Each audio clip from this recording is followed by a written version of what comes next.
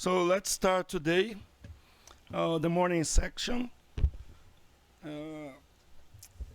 Now we are going to hear Professor Dalber from Federal University of Fluminense Federal University from Rio de Janeiro. He's going to talk about the contribution of musball spectroscopy to the study of the magnetic property of some oxyborite. Dalber, please. Good morning, everybody. First of all, I want to thank to Edson and the LACAME committee to give me the opportunity to show some of our work we are developing at the Instituto de Física da Universidade Federal Fluminense. My presentation is in English, but I will talk in Spanish, just to not delay the schedule. In fact, there are many students here who speak Spanish, and here we will present mainly the many results about the musball spectroscopy results without going into details of the calculation. Just to show the importance of the musball spectroscopy in giving relevant information about the physical phenomena to understand the physical properties of these oxyborates. Okay?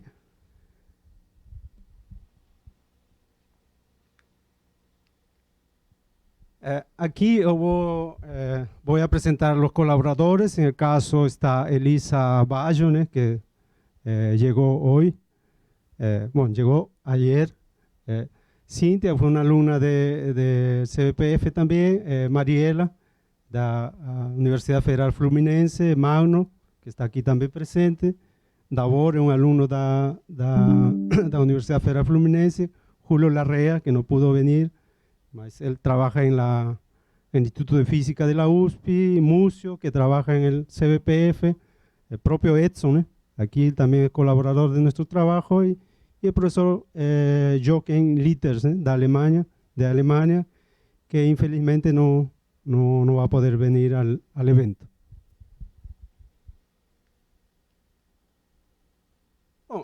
Aquí voy a dar una rápida presentación sobre una breve introducción sobre los oxiboratos. Una motivación, la parte experimental, y vamos a hablar un poco sobre los oxiboratos llamados de ludwigitas y ulcitas.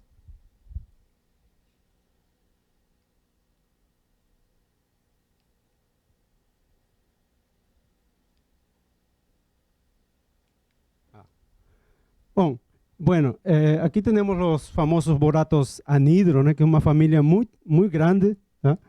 Dentro de ellos nosotros escogimos los oxiboratos. La mayoría de estos compuestos se encuentran en forma natural. Son pocos los compuestos que son sintetizados en el laboratorio. En el caso, nosotros vamos a estudiar básicamente las ludwigitas y las ulcitas. Son solamente esos dos compuestos.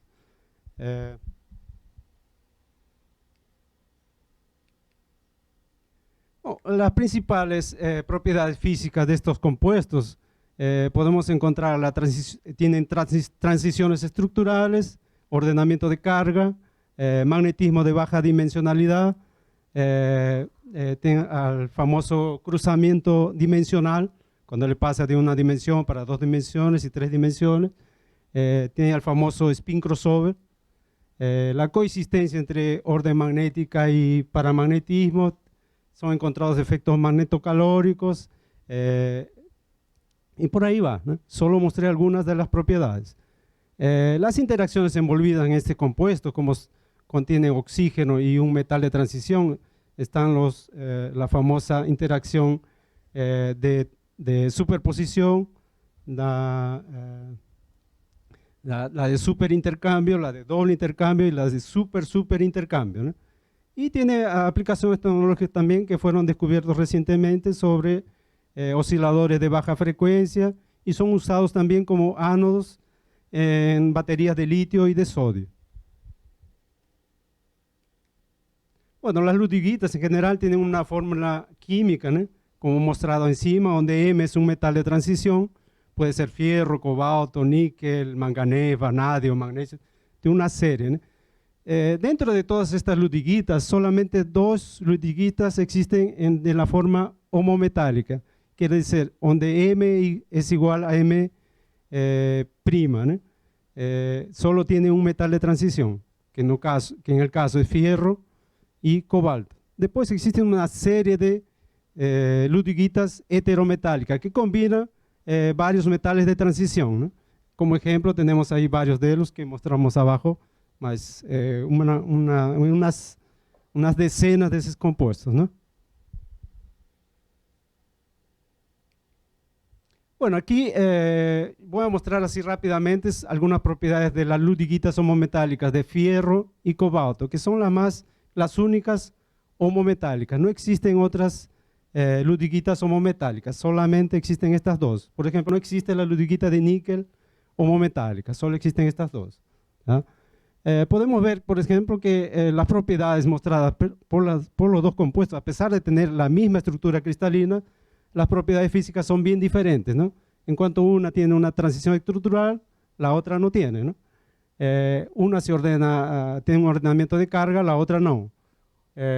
Una tiene un cruzamiento de spin, la otra no, ¿tá? Y por ahí, una tiene varias transiciones magnéticas, en cuanto que la otra solo tiene una, ¿no? Y por ahí van, ¿no? Unas tienen spin, tienen un estado de alto spin, otras tienen un estado de bajo spin. Y los ejes de magnetización también son diferentes. Entonces, siempre hubo ese problema de intentar explicar por qué que las propiedades físicas de estos dos compuestos, todo bien, el spin de los compuestos son diferentes, las distancias intratómicas son ligeramente diferentes, más la estructura cristalina es exactamente la misma, más las propiedades físicas son completamente diferentes.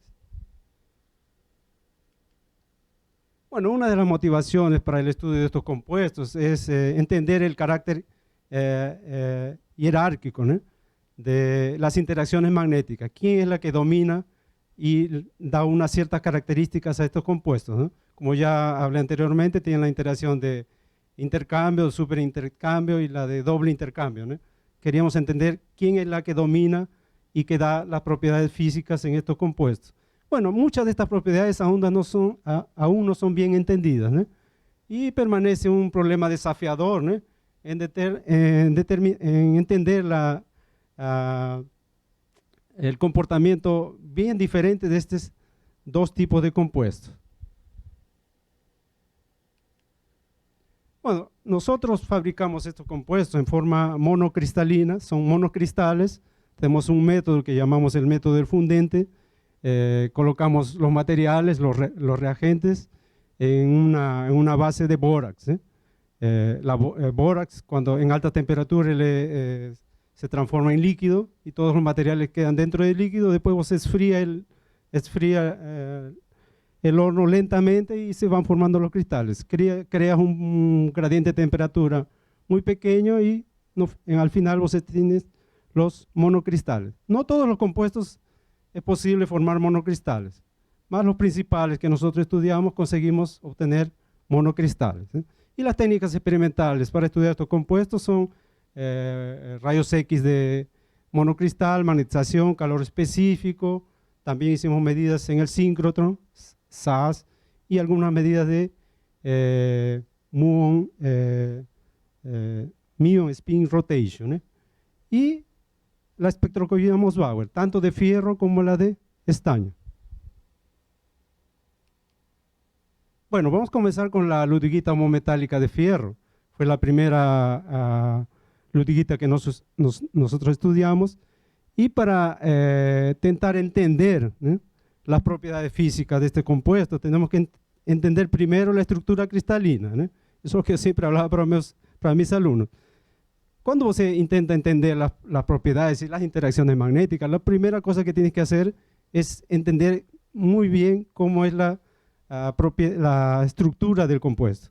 Bueno, en el caso del fierro, la estructura es la que está mostrada arriba, es un sistema tetragonal. El fierro está octahedralmente coordenado por átomos de oxígeno.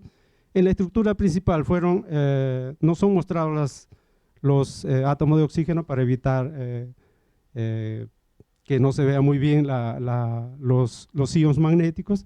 Bueno, aquí nosotros podemos ver que tenemos tanto fierro 2 más cuanto fierro 3 más, ¿no? Y todos los fierros están en un estado de alto spin. Bueno, este compuesto puede ser visto como formado por 2 subestructuras magnéticas. Y justamente Moosbauer es que permitió esta visión de este compuesto de esta forma, como compuesto por 2 subestructuras magnéticas. Una subestructura magnética es formada por los sitios 4, 2, 4, ¿eh? Donde tenemos fierro 2 y fierro 3 más, ¿eh? Y la otra subestructura es formada por los átomos que están en los sitios 3, 1, y en ese caso todos los fierros son fierro 2 más. Y ellos forman la famosa llamada escalera de 3 piernas, ¿eh? De 4, 2, 4 y 3, 1, 3. Vamos a explicar un poco mejor eso aquí. Entonces, los átomos en los sitios 4, 2, 4 están en este arreglo cuadrado, ¿no? Forman lo que son llamadas escaleras de 3 piernas, ¿no? En el caso de esta subestructura que nosotros llamamos 4, 2, 4, está compuesta por átomos de fierro 3 más y fierro 2 más. Y la otra subestructura está formada por los átomos en los sitios 3, 1 y 3, ¿no? Y en este caso todos los fierros son fierro 2 más. Bueno, mirando las 2 estructuras, podemos ver que ellas son formadas por escaleras, ¿no? ¿Ah? De 3 piernas. En el caso la subestructura 3, 1, 3, la distancia entre los ions magnéticos de 3.4, y en el caso de la escalera 4, 2, 4, la distancia interatómica entre los ions magnéticos es 2.8, mucho menor que en el caso de la otra subestructura. Entonces, se espera que las interacciones magnéticas más fuertes sucedan en la escalera 4, 2, 4. Y en este caso, como tenemos el oxígeno intermediando 2 ions magnéticos, podemos tener la interacción de intercambio directa, de superintercambio, de doble intercambio y la superintercambio, ¿no? Entonces esperamos que las interacciones magnéticas más fuertes sucedan en la 4, 2, 4. Bueno, aquí es una transición estructural abajo de más o menos la temperatura ambiente. Los átomos forman un arreglo un poco diferente. 2 átomos se juntan y se separan de la otra y ocurre una transición estructural. Bueno, en relación a Moosbauer, ¿no? Aquí nosotros mostramos un espectro en función de la temperatura, en este caso arriba de la temperatura ambiente y un poquito abajo, ¿no? Podemos ver claramente que los parámetros hiperfinos de los dobletos aquí están cambiando en función de la temperatura. Y como nosotros ya sabemos que los parámetros hiperfinos como deslocamiento isomérico y desdoblamiento cuadrupolar son muy sensibles a la transición entre estados ordenados de carga y estados desordenados de cargas. Bueno, aquí están graficados los parámetros hiperfinos. Podemos ver que arriba de la temperatura ambiente nosotros tenemos sitios bien definidos. Abajo de temperatura ambiente hay un desdoblamiento del fierro 2 más, ¿no? Hay un ordenamiento de carga bien claro en más o menos 290 Kelvin, ¿no? Y Moosbauer muestra claramente que hay un ordenamiento de carga, ¿no? Una técnica que sirve y da una señal bien clara sobre el ordenamiento magnético. Y eso se refleja también en el desdoblamiento cuadrupolar, ¿no? En este caso, esto de aquí sucede en la escalera 4, 2, 4, que son llamados de triadas, ¿eh? Y esto puede ser visto como formado por 3 átomos de fierro que están compartiendo un electrón abajo de la temperatura ambiente. Entonces el electrón se localiza en uno de los átomos. Entonces, tenemos una variación de los parámetros hiperfinos. Bueno, en relación al magnetismo, ¿no? Cuando bajamos abajo de 112 Kelvin, ¿no? Ya tenemos un espectro magnético. En 80 Kelvin, por ejemplo, nosotros tenemos que todavía está sobrando un dobleto paramagnético, junto con varios sextetos magnéticos, ¿no? Esto muestra de que ciertas regiones del compuesto están ordenadas y otras están desordenadas. En el caso, el espectro magnético corresponde a la escalera 424, donde las interacciones magnéticas son más fuertes, ¿no? Y el dobleto paramagnético a regiones donde la separación entre ellos es mayor y no hay orden magnética todavía. Entonces, abajo de 80 Kelvin, ¿no? Hay una coexistencia de un estado antiferromagnético y paramagnético, ¿no? Entonces, las ludiguitas, en este caso Mossbauer mostró que estas ludiguitas está formado por subsistemas, ¿no? Cada subsistema se ordena magnéticamente en diferentes temperaturas. Bueno, bajando más la temperatura, ¿no? Ya podemos ver que todo el compuesto se ordena magnéticamente, ¿no? Abajo de 72 Kelvin más o menos, todos los espines se ordenan magnéticamente. Él pasa de un sistema paramagnético para un antiferromagnético, después pasa para un weak ferromagnetismo y finalmente vuelven para un estado antiferromagnético. Bueno, en general, Mossbauer no nos dice si el sistema es ferro o antiferro, ¿no? Mas estas conclusiones nosotros las tiramos desde de las medidas de magnetización. Entonces, hay una consistencia entre 112 y 74 Kelvin entre estados ordenados magnéticamente y superparamagnéticos. Hay un ferromagnetismo fraco, débil, y una transición para un estado antiferromagnético tridimensional. Entonces, después se hicieron medidas más detalladas de calor específico y se mostró claramente las dos transiciones de este compuesto. En 112 Kelvin tenemos solamente un ordenamiento magnético del subsistema 424. Abajo de 74 Kelvin ya todo el compuesto se ordena magnéticamente. Todo eso aquí fue visto por Mossbauer. Inclusive ese ordenamiento magnético en 112 Kelvin inicialmente no fue visto por medidas de magnetización de bulk, ¿no? Solo Mossbauer que mostraba eso. Después ya con medidas más precisas, ¿no? Ya se pudo observar esa primera transición en 112 Kelvin. Entonces el sistema pasa de un sistema casi unidimensional para un sistema finalmente tridimensional, ¿no?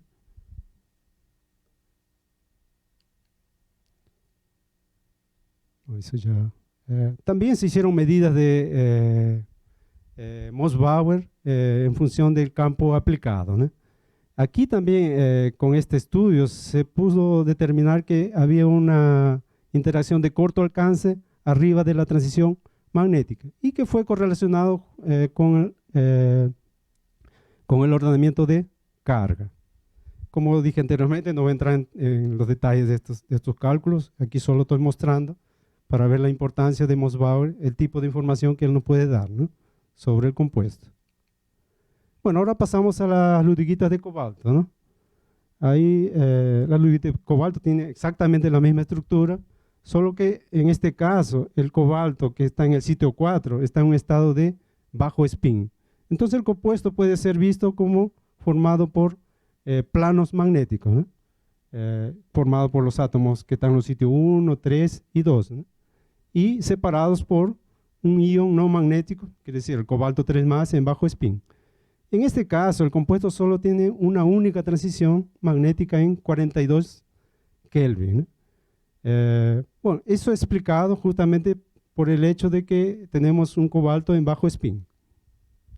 Y entonces la naturaleza de este compuesto es bidimensional, ¿no? Ahora, ¿dónde que entra Mossbauer aquí, ¿no? Lo que nosotros hicimos fue dopar este compuesto con estaño, ¿no? esperando que el estaño, siendo un ion no magnético, debilitase las interacciones magnéticas y que la temperatura de transición magnética disminuyese. Más sucedió todo lo contrario, ¿no? ¿Tá? En este caso, el estaño entra en el sitio 4 ocupando un ion 3 más, ¿no? Ahora, cuando él pasa a ocupar el sitio 4, los iones de cobalto que quedaron ahí pasan a tener un estado de 2 más, ¿no? Y esto va a cambiar completamente las propiedades magnéticas de este compuesto. Ahora, cuando nosotros dopamos con estaño, la temperatura de transición magnética pasa de 42 Kelvin para 82 Kelvin. Quiere decir, cuando nosotros dopamos el sistema con un ion no magnético, las interacciones magnéticas son fortalecidas, ¿no? Totalmente inesperado, ¿no? Más después, cuando comenzamos a hacer los estudios de Mossbauer, nos dimos cuenta que realmente se justifica la alta temperatura de transición magnética. Bueno, hicimos Mossbauer del estaño, ¿no? Mostró un único sitio para el estaño. Él entra en un único sitio dentro del compuesto, ocupando solamente el sitio 4.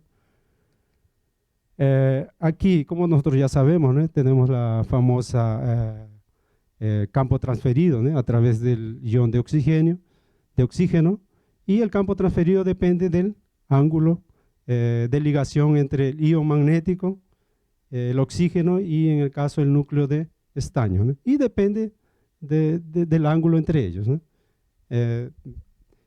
Solo tomando el ángulo, la interacción será más fuerte cuando el ángulo es 180 grados. Bueno, hicimos Mossbauer en baja temperatura y vimos que la transición magnética, ¿no? En 82 Kelvin, él se ordena magnéticamente, y en baja temperatura nosotros conseguimos 2 subespectros magnéticos. Uno que corresponde al estaño en el sitio 4, donde se espera que esté, ¿tá? Y otro, una fracción muy pequeña que puede estar en el sitio 4 o en el sitio 2, ¿no? ¿Tá? Aquí a baja temperatura, abajo de 60 Kelvin, el ángulo entre el gradiente de campo eléctrico y el campo magnético es 0 grados, son paralelos, ¿eh? Bueno, aquí intentamos hacer un ajuste de la curva de magnetización con la función de Brillouin. Él no ajustó bien, indicando que este compuesto no es un ferromagneto clásico, ¿no? Un campo transferido en 4 Kelvin fue de aproximadamente 9 Tesla, ¿eh? Bueno, nosotros sabemos que el estaño entra en el sitio 4 aleatoriamente, ¿no? Entonces era de esperar que nosotros observásemos varios sitios para el estaño, pero observamos solamente uno, ¿no?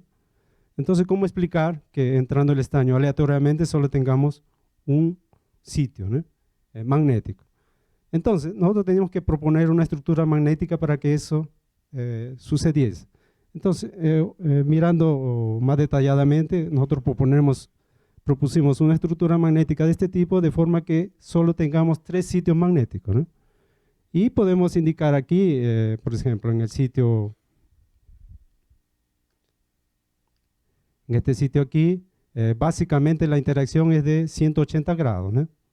¿Tá? Aquí tiene contribuciones de 180 y de 90, ¿no? La misma cosa que ese de aquí, tiene 180 y 90. Las interacciones de 90 grados en general son bien débiles, ¿no? Entonces las más fuertes son las de 180 grados. Si nosotros conseguimos un valor de más o menos de una interacción de 180 de 4.5 Tesla. Bueno, en este caso, ¿cómo se explica la alta temperatura de transición magnética? En este caso, como el estaño entra en el sitio 4, los cobaltos remanentes en este sitio adoptan el estado de 2 más, el estado, en estado de alto spin. Entonces, esos iones en los sitios 4 acoplan las camadas magnéticas, aumentando, fortaleciendo la interacción magnética y aumentando la temperatura de transición magnética.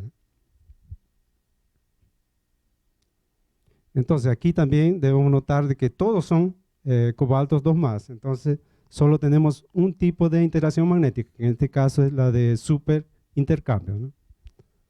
No es como el caso del fierro, que teníamos superintercambio y doble intercambio, ¿no? Porque teníamos dos iones magnéticos, fierro 3 más y 2 más. Aquí solo tenemos 2 más.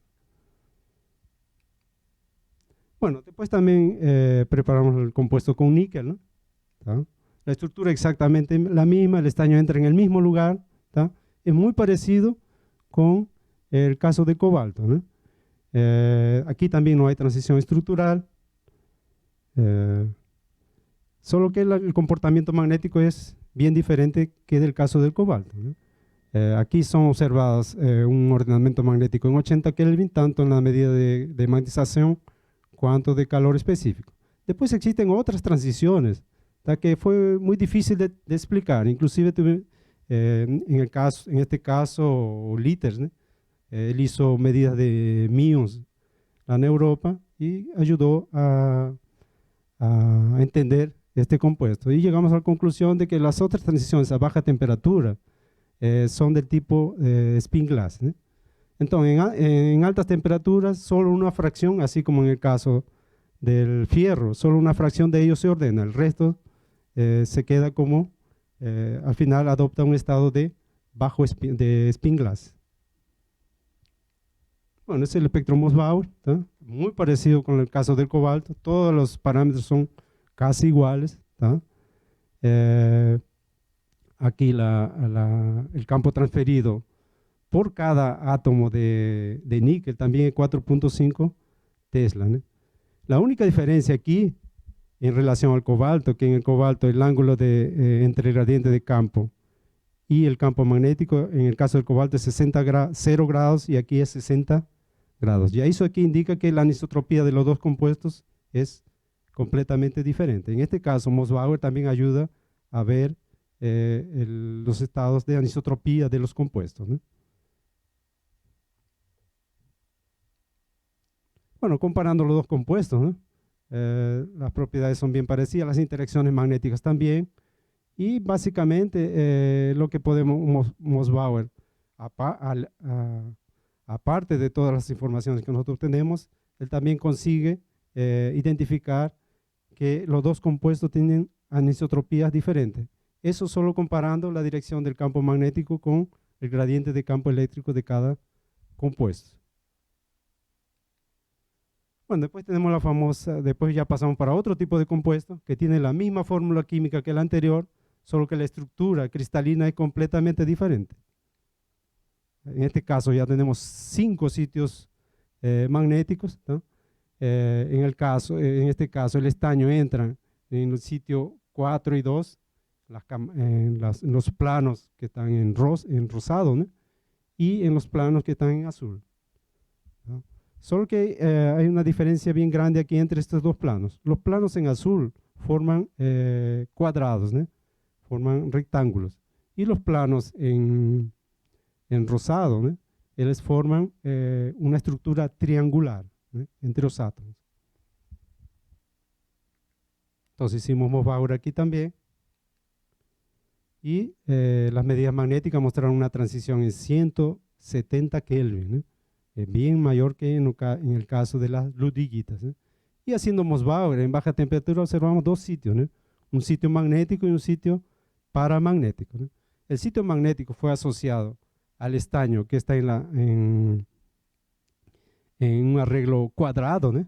De los compuestos, donde hay una interacción, un ordenamiento ferromagnético. Y en este caso podemos observar aquí que el campo transferido es casi el doble que en el caso de las ludwiguitas, ¿no? Es el doble, ¿no? Entonces, pero viendo la estructura del compuesto, en el caso de la ulcita, ¿no? En este caso el estaño, él está rodeado por 4 iones de níquel, ¿no? Que contribuye, cada uno de ellos contribuye con aproximadamente 4.5 Tesla. En el caso de la ludwiguita, solo tenía 2 vecinos magnéticos, ¿no? Entonces era la mitad, ¿no? Entonces, la interacción aquí, en este caso, es mucho más fuerte, ¿no? Y por eso que la temperatura de transición de esa camada es bien mayor, ¿no? En el caso de la ludwiguita era 80 Kelvin, aquí es casi el doble, ¿no? La interacción magnética es el doble y la transición el campo transferido es el doble y la transición magnética que es casi el doble también. Y para bajas temperaturas, no se ve un nuevo ordenamiento magnético. ¿Ah? Entonces teníamos que explicar por qué que había un dobleto en baja temperatura. No, esa de 180 era una parte del compuesto que se estaba ordenando y la otra parte permanecía paramagnética, ¿no? ¿Ah? Por ejemplo, viendo la estructura, ¿no? En el caso de la estructura triangular, aquí los níquel, parte de los níquel son sustituidos por estaño, pero mismo así formaban estructuras que llevaban a una frustración magnética. En este caso podemos ver aquí la famosa estructura de Kagome, ¿no? Entonces hay frustración magnética y los íonos no se ordenan magnéticamente. Entonces no vemos un campo transferido. Ya en el caso de la otra subestructura, ¿no? La forma un arreglo cuadrado y hay un ordenamiento magnético. Que era difícil cuando você estudia este compuesto solo utilizando medida de magnetización bulk, você no consigue diferenciar esos dos estados, ¿no? Bueno, en este estudio nos pudimos ver que la técnica Moss-Bauer es una técnica muy poderosa, ¿no? Para este tipo de compuestos, ¿no? Él nos da información sobre el tipo de orden magnética y cuál es la interacción dominante, ¿no? Y es una técnica muy poderosa en este caso, ¿no? Solo mostré los resultados más relevantes. Nosotros estudiamos otros tipos de compuestos también, ¿tá? En este caso no se aplica a Moss-Bauer porque no hay el ion Moss-Bauer, pero estos compuestos siguen mostrando nuevas propiedades magnéticas. Cuando más usted tenta sintetizar otros compuestos, siempre vienen con nuevas propiedades magnéticas. Obrigado. Aquí es el laboratorio que nosotros tenemos allá en el Instituto de Física de la UFI en Río de Janeiro, ¿no? Un laboratorio Moss-Bauer. El Instituto de Física queda en la ciudad de Niterói, ¿no? El predio del edificio de la física está aquí mostrado en la figura y queda al lado del Museo de Arte Moderna que está en Niterói también. Okay, Dalber, thank you very much for your nice talk. So we have time for a question. Juan, please.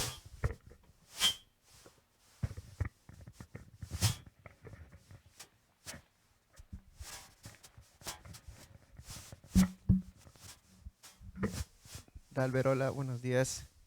Quería preguntarte sobre las medidas de calor específico. ¿Ellas son derivadas a través de una fórmula matemática con alguna medida magnética o son realizadas directamente experimentalmente? Si puedes explicarnos un poco cómo se hacen esas medidas. Gracias. Bueno, las medidas de calor específico.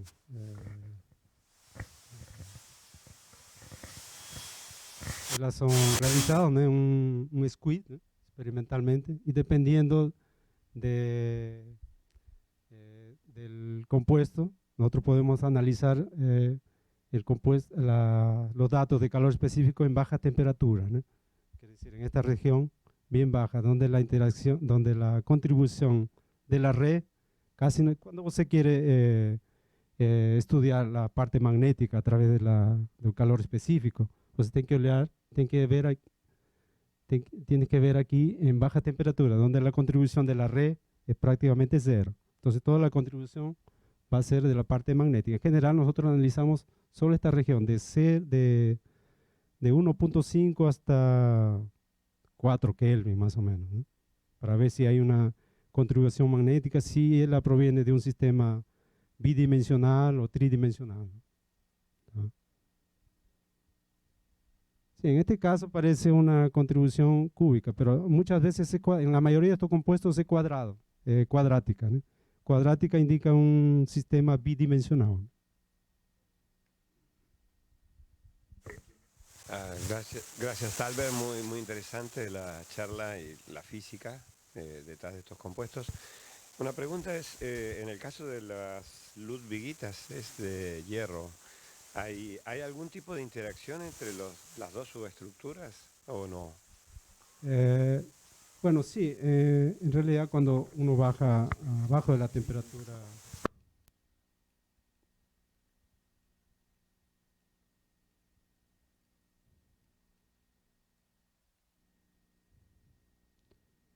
eh,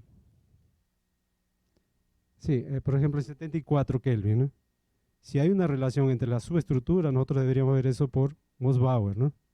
Porque hay una interacción entre las dos subestructuras. Y en realidad eso es visto, ¿no? Aquí en 74 Kelvin.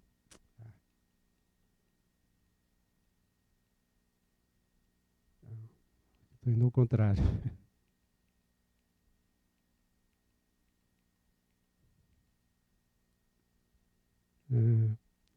Bueno, aquí hay unos parámetros hiperfinos en 74 Kelvin, el isomer shift comienza a cambiar un poco, ¿no? Y en la parte magnética, también en 74 Kelvin hay una especie de saturación, ¿no? Él pasa de los sitios, ellos se descomponen en dos y después nuevamente se juntan aquí, ¿no? Ujú. Sí, no. Sí, son desacoplados arriba de 74 Kelvin, ¿no?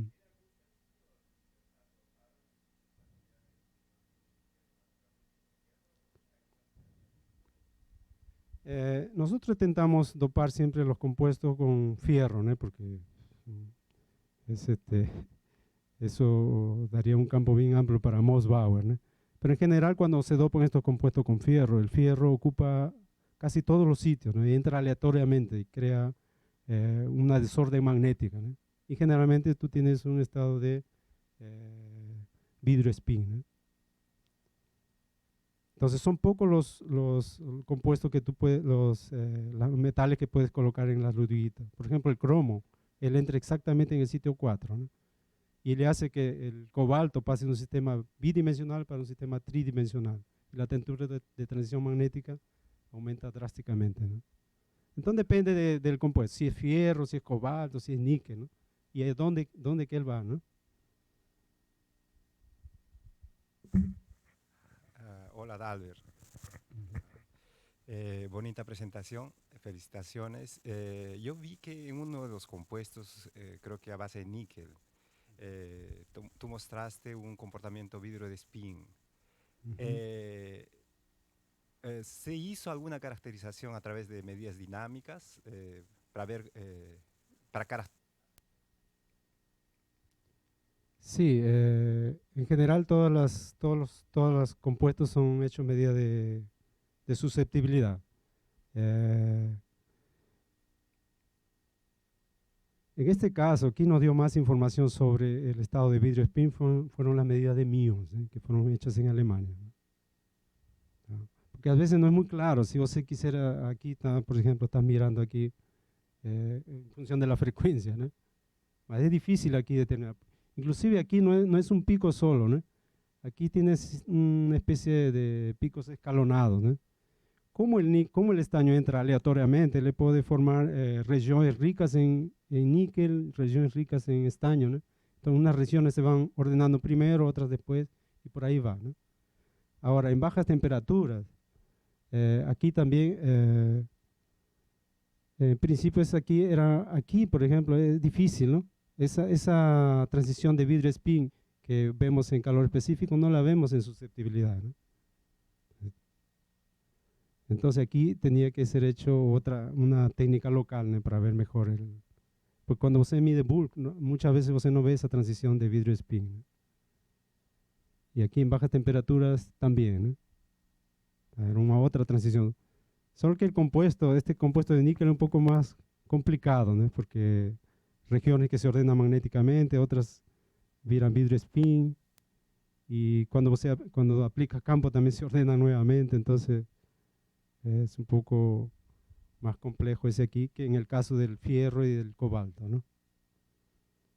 Pero eso sí se aplicaron la técnica de Mions, ¿eh? Para ver ese problema de vidrio spin, ¿no?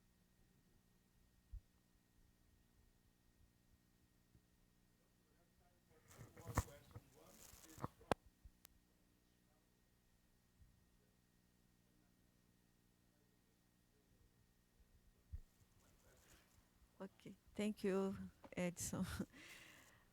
Dalber, parabéns pela apresentação.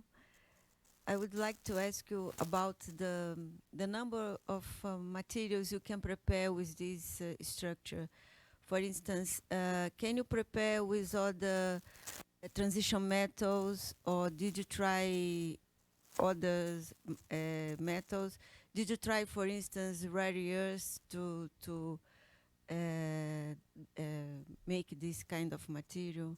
For instance, cerium, maybe europium, or this kind of materials. Yeah, we tried to put rare earth but we don't get the structure. It's not possible to place rare earths in this compound.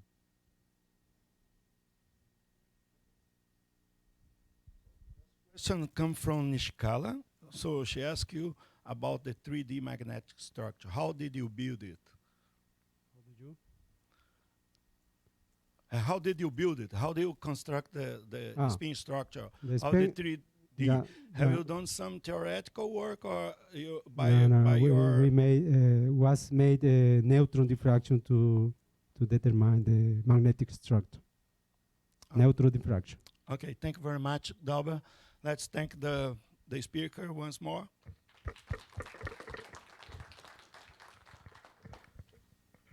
Okay, let's go to the next one.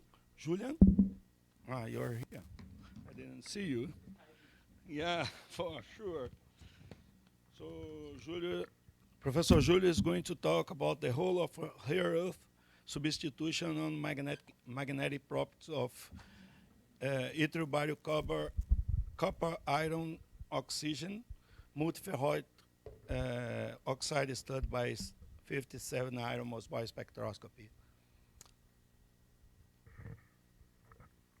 Good morning, everyone.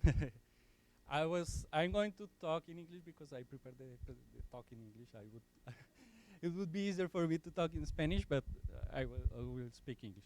So the work that I'm going to present today is part of a collaboration that I have with some colleagues in Brazil and Colombia, and this is part of the work of the master's thesis of Indri Saavedra. I was co-supervisor of her master's work, and some of the things that she did I'm going to present here. So the main motivation of this work was the understanding of multiferroic materials. I don't know if this is, are you hearing me? Is this okay? Okay. Multiferroic materials, which are materials where, let me see how this works.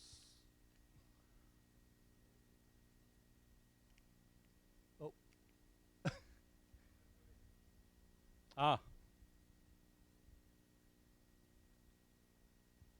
Okay. So let's wait until they fix that.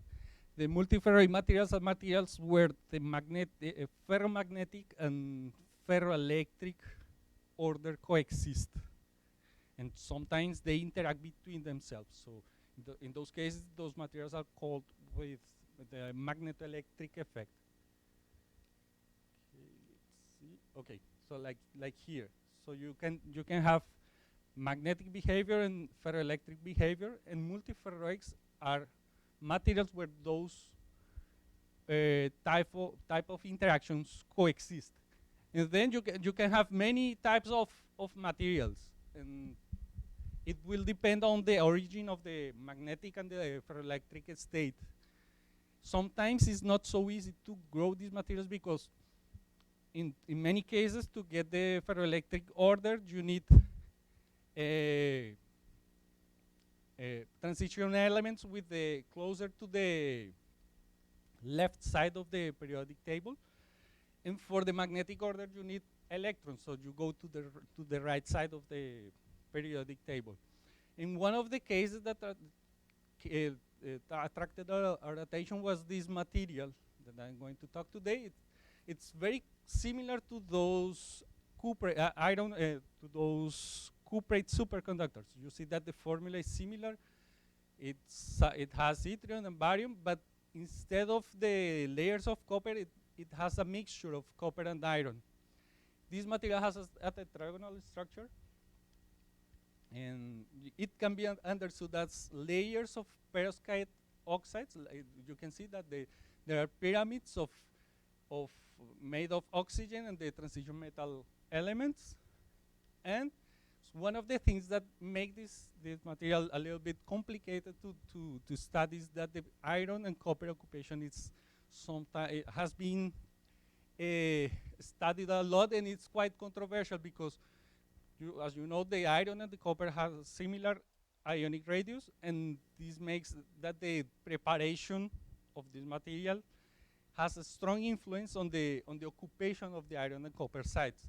So there are many different approaches, and there are even many different proposals of the crystal structure and the group symmetry regarding this occupation, and this may lead to different approaches to this problem from the structural point of view. And this occupation, it's crucial to the magnetic properties, as I'm going to say in the next slide. So you can, as you can see in this sketch of the structure, you can have, ideally what you would have, it's pairs of iron and copper pyramids binded in this way, but depending on the way that the material is constructed, it can happen that pairs of iron atoms leads to this structure, and then you have in these parts like an enhanced interactions, magnetic interactions, and on the other side you would have this kind of copper pairs, and this will decrease the magnetic interactions at this part of the material. So this occupation has, as I said, a strong influence on the magnetic properties, because as you can see here, if you increase the cooling rate of these materials, if you prepare them by solid state reaction, it will change dramatically the two magnetic transitions. This material has two magnetic transitions, one that is antiferromagnetic at high temperatures, some above 400 Kelvin, and then at lower temperatures it enters into a spiral state. So as you can see here, if you increase the cooling rate, it will change the magnetic properties. A similar behavior can be obtained if you replace the yttrium by some rare earth elements. So in this work, they made a systematic study between dysprosium and lutetium, and also if you substitute at the barium side by strontium, you can get also a nice increase. And you can see here that those transitions get closer between them and closer to 400 Kelvin. And this means that this material will have a spiral state above room temperature. Why is this interesting? Because this material in this spiral state, it's claimed that it has this ferroelectric behavior that I said in the beginning. And this will have this will have the potential to have applications, technological applications, by if you can demonstrate or guarantee that there is a coupling between this magnetic and ferroelectric state. So this is a work where they actually measure the electric polarization on one of these materials, and you see here for a material that is somewhere in this region, you see that there is a net polarization. So this is somehow controversial also. It depends on the materials preparation. So what I'm going to what was the approach that this student Indri did in her work? What she did was trying to make some systematic studies, substituting at the yttrium side and at the barium side, and she tried to get the structure and the magnetic properties. And now we are working on the Mossbauer spectra to try to correlate these results with all that she did. So she grew these materials with solid state reaction. What I'm going to present here is only the results for yttrium and gadolinium. She made a lot of samples. It would take too much time to keep talking about that here. And she did the X-ray diffraction analysis, and she got as the technique as far as the technique can allow.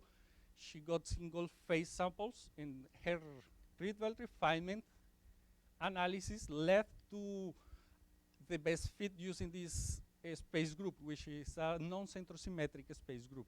That means that this structure would allow the presence of a net polarization in the macroscopic response of this material. Then we proceed to measure magnetization for the yttrium sample, for the pure sample. She obtained this broad peak, which is increasing as she substitutes barium by strontium, which is what was actually reported before. So it really close that this transformation can be reproduced elsewhere in the laboratory. And she went as high as to 445 Kelvin. But then when she replaced the yttrium by the gadolinium, she obtained this paramagnetic response, and this was quite puzzling. And the question was, are these samples really paramagnetic? And the answer is no. So these are the most varied spectra at room temperature for the yttrium sample and the gadolinium sample. And you see that, well, for the yttrium sample, it was expected that it was magnetic.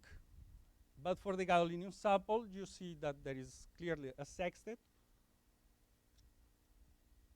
And there is also a doublet here. So it took us a lot of time and effort to try to understand, and we are still understanding these materials and these spectra. It's not so easy to fit them. And we tried several approaches to fit these spectra. The most natural one is try to fit many sextets with many crystalline sites. But it wasn't possible to achieve a successful fit. So then the next step was try to use a distribution, but even using a distribution, using the histogram method, it didn't allow a satisfactory fit, because sometimes the fit just was simply not good enough, and sometimes in the magnetic field distribution, you got some oscillations in the magnetic field distribution, which is, we thought is unrealistic. So we tried another alternative, which is the maximum entropy method, which is another type of approach to get distributions of hyperfine fields. In the grade, we are still trying to get into this model and trying to understand this, but one of the main advantages of this method is that you can get reliably sharp distributions of hyperfine fields. So that was what we got, which the approach that we got the best fit. So our aim was trying to get the best fit and then try to understand what happened. I used this software, which is a little bit hard to use, but it worked well for these purposes. So before I go further in the discussion of the magnetic properties from the most power spectra, I want to remind you that if you look at this sketch, you would expect that at least above or close to at room temperature, you would get some regions where magnetic interactions would be strong, and some other regions where magnetic interactions would be weak. And there may be another complication, and you see that despite the iron has a single crystallographic site, the neighbors for each iron site would change a little bit. So it may induce some changes in the other hyperfine parameters. We found that a little bit hard to include in the model, so we just avoided it and kept working on the magnetic properties, and this is the distributions we got. So you see here some clear, sharp peaks that would correspond to some regions in the crystal structure where you have a larger or a smaller hyperfine fields. It's staying with this iron, barium, copper, iron oxide. We got the hyperfine parameters, and we compared to what was published before, and it is reasonably good. It's reasonably closer to what was published before. When we calculate the hyperfine field average and the standard deviation, it's a little bit broader. And now we have to just really try to understand what is, how can we interpret this distribution.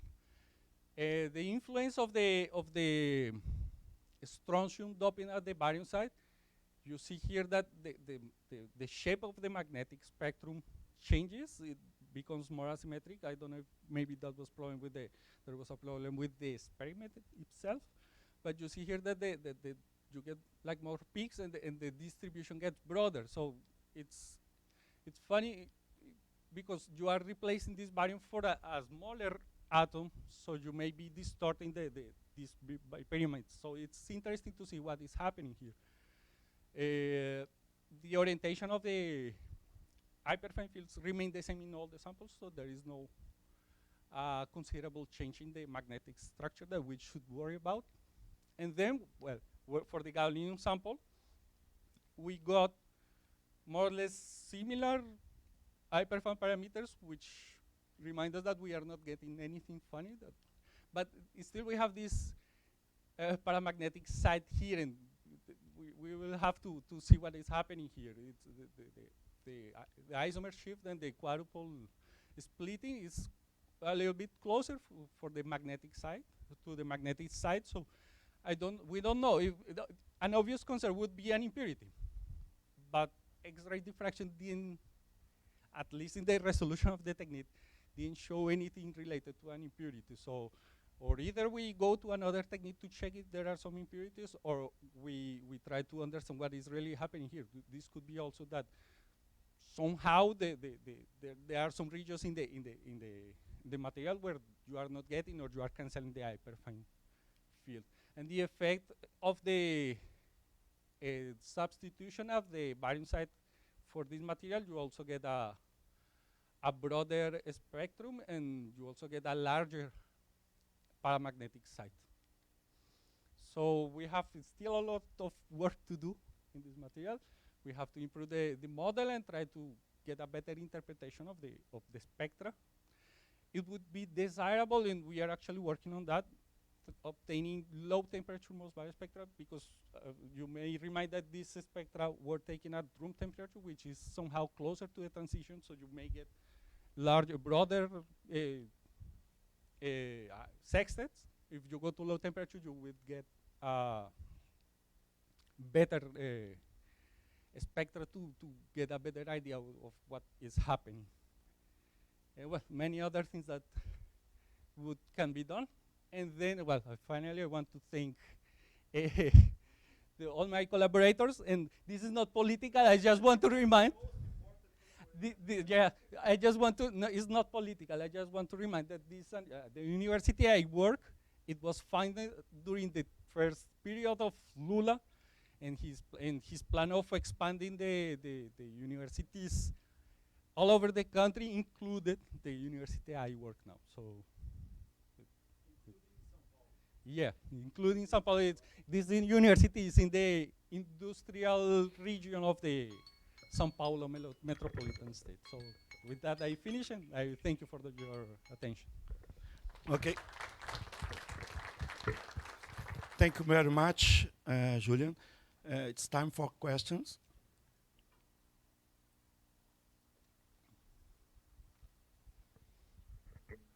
Julian. You have a distribution in all of your compounds, yes. Right? Why this distribution? Why is it that the attribution? This distribution, your iron is the distribution of the iron is homogeneous, or you can have agglomerates of iron. I will come here to this slide. No, I think I have something here. Let me see. Yes, this one. You see here that this is some. This is from that other paper. This is in our work, and you see here that if you change the cooling rate, you change also the occupation, and this has a strong influence also on the magnetic properties.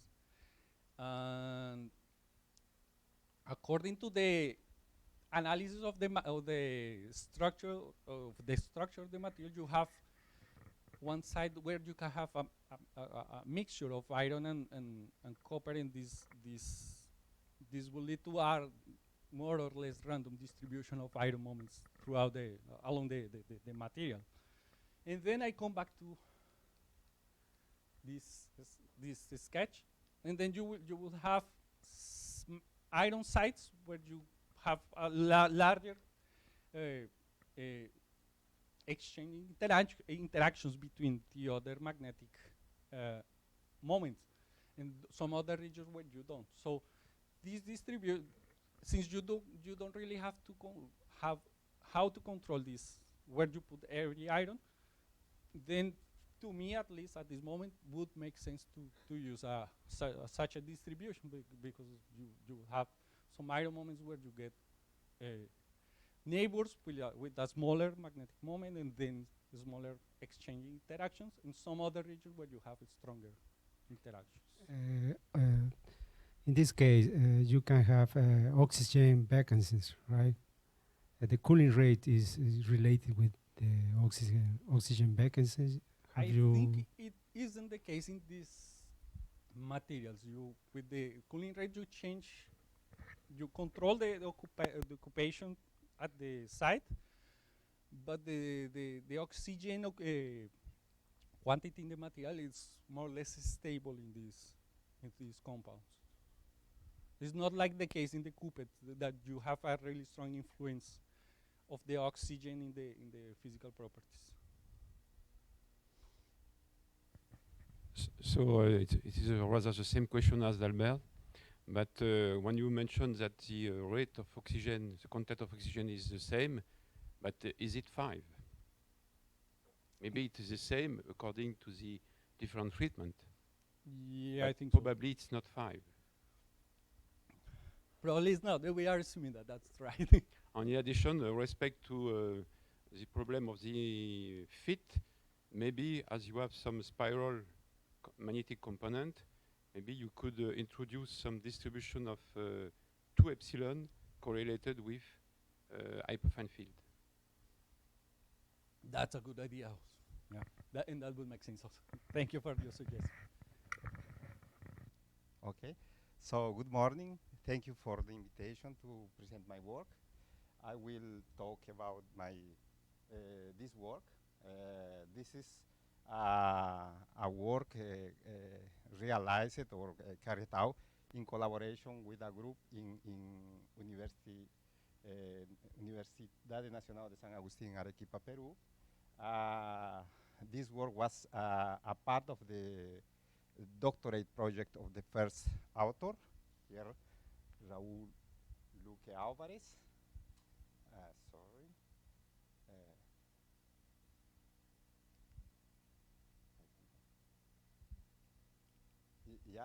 Raúl Luque Álvarez.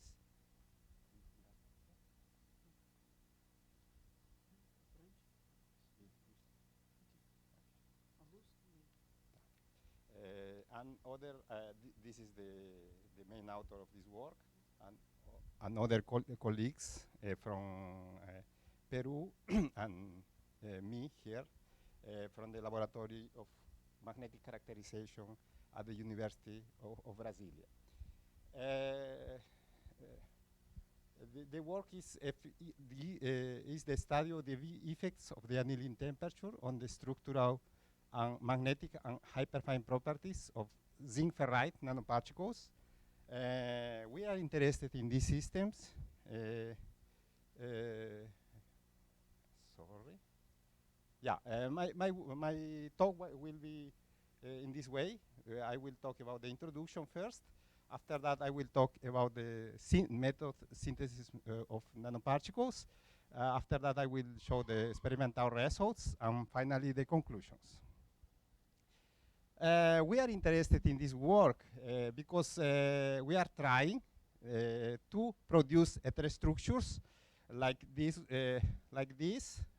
Sorry, I'm not used to this.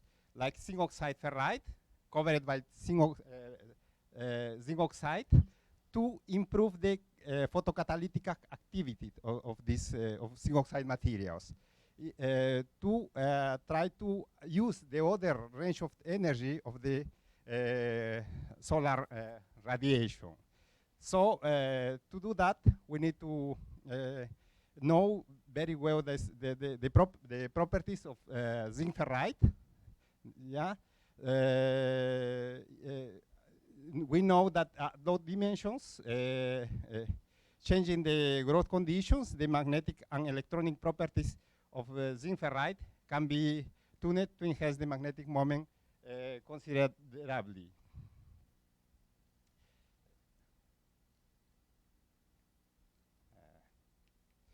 Okay, let's review the properties of zinc ferrite.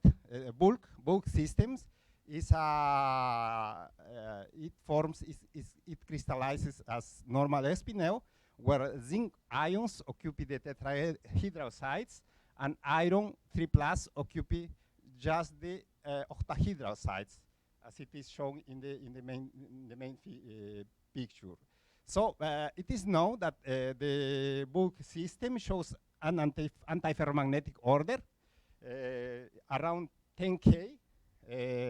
This is traditionally known, but nowadays we have some controversies about this behavior. But okay, this is the main characteristics known about the bulk systems. And this antiferromagnetic is the result of weak superexchange interactions between the iron ions occupying just the B sites. And in nano-sized systems, no equilibrium cation distribution among these A and B sites, tetrahedral and octahedral sites, can happen without the long-range magnetic order. Then it's necessary, it changes drastically the magnetic response. So we are proposing this distribution of cations. Here we have iron leaving the B sites, going to A sites, and this inversion of cations will be represented by X in our work. First of all, the nanoparticles was synthesized using the soil process. This part of the work was carried out by the students, so I'm not the best guy to walk about the synthesis, but I can mention that it was used zinc and iron nitride as a precursors to produce the aqueous medium, and after that, the soil-to-gel transition process was carried out using gelatin at 1700 degrees Celsius during 6 hours. After that, an aging process was applied, drying during 24 hours. Yeah, and to crystallize these materials, an additional drying at high temperatures was carried out from 400 to 800 degrees Celsius. And let's see what we get after that. So here, the structural characterization we are showing here was done for all the samples, from the sample at 400 degrees Celsius until the 800 degrees Celsius. As it is observed, we have just the spinel structure. The peaks are related just with the spinel structures, and we didn't see any extra peaks. So we are assuming that these samples are single phase, at least within the resolution of the technique. right?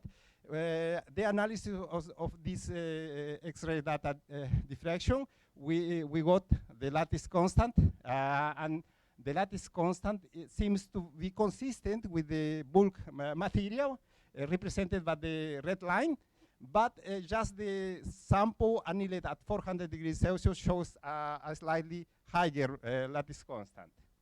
Other feature that we got here is we compared the intensity of the 220 peak with respect to the 222 peak, and we see that the intensity ratio increased with the annealing temperature.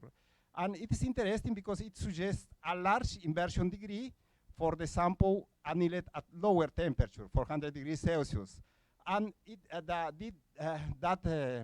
inversion degree decreases with the annealing temperature.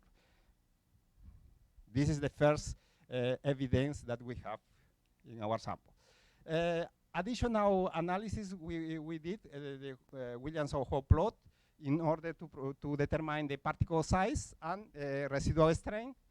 Here we have the plots, and we observed that the mean crystallite size grows with the temperature. For the sample with annealed at 400 degrees Celsius shows around 9 nanometer, and it increased to 90 nanometer for the sample annealed at 800 degrees Celsius. And this, also the residual strain is decreasing with the temperature, and the larger residual strain we observed for the sample annealed at 400 degrees Celsius. We can help to explain the larger lattice constant for this sample. Those crystallite size was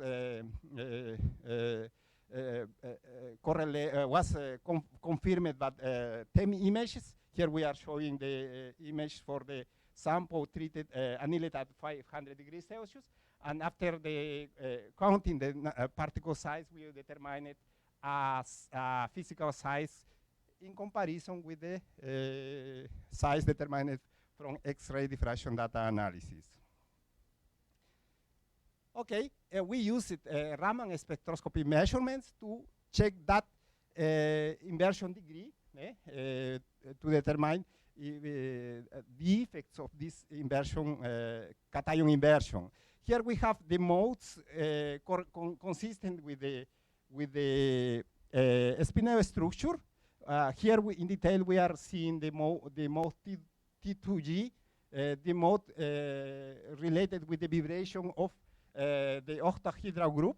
If we have a normal spinel, we will have a sharp peak here around 350 centimeters minus 1 wave number. And if we have zinc in the structure, we will have the position of this peak in lower wave number. So we are observing a broadening due to the presence of a shoulder at around 320 centimeters minus 1. And this, the strengthening of this shoulder is in agreement with the exchange of iron 3+ by heavier zinc ions in the structure. Also the other peak, A1G mode, which corresponds to the tetrahedral sites. If we have normal spinel, we will have only zinc in these sites, but we have another peak corresponding to iron in these sites, and this the intensity of these peaks depends on the annealing temperature, as it is shown in this picture. Yeah, the intensity of zinc oxide. I think this is inverted. Yeah, this is inverted. And we have the increasing of the intensity because of the presence of iron in the tetrahedral sites. Okay, so we have evidence for the cation distribution in these two sites in this spinel structure. Mossbauer. So we have here we use the Mossbauer at room temperature. The spectra are easier compared with the spectra that my colleague shows recently. We have just doublets here. The fit of this spectra was obtained just fitting with 2 doublets. Yeah, and we assume that these 2 doublets correspond D1, the main doublet, irons in the octahedral sites, and D2, 2 irons in the tetrahedral site. This is a model. Okay, so let's see what we get with this from this analysis. Here we have the table of the hyperfine parameters. The values are consistent with iron 3 plus ions. No evidence for iron 2 plus, so at least we have this information from Moosbauer spectroscopy. And we use the spectral area of these 2 components to estimate the inversion degree. Here we are showing in the upper picture the tendency. The inversion degree decreases as the annealing temperature increases. This is in consistency with the X-ray diffraction data analysis, more or less. And here I am plotting the average value of these 2 results as a function of the temperature. So we have clearly a decrease in tendency of this inversion degree. And we compare that with results from the literature for bulk systems. So we have an opposite tendency for this cation distribution in these nanoparticulated systems. And our results are consistent with results reported in the literature for other nanoparticles. Okay, let's see. Magnetic measurements can help us to determine which is the effect of this cation distribution. At room temp at 300 degrees Celsius, we have just the main feature. We have some ferromagnetic-like response for the low for the annealing sample at 400 degrees Celsius for the smaller nanoparticles.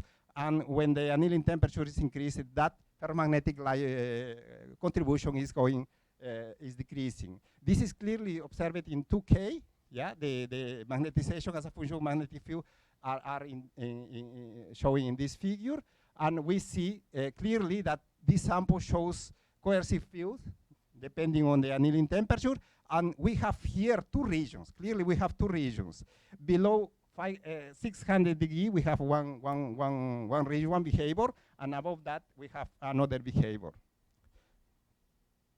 And the coercive fields are relatively large. We use the law approach to saturation to determine the saturation magnetization. Here is the relation we use. And here the results. Clearly, we observed the ferromagnetic contribution decreases as the annealing temperature is increasing. So, but we have a change of behavior above 600 degrees Celsius. We have in 600 degrees, around that we have a change of behavior in this system, nanoparticulated systems. Okay, so we try to explain this behavior, calculating the magnetic moment per formula unit as a function of the degree of inversion.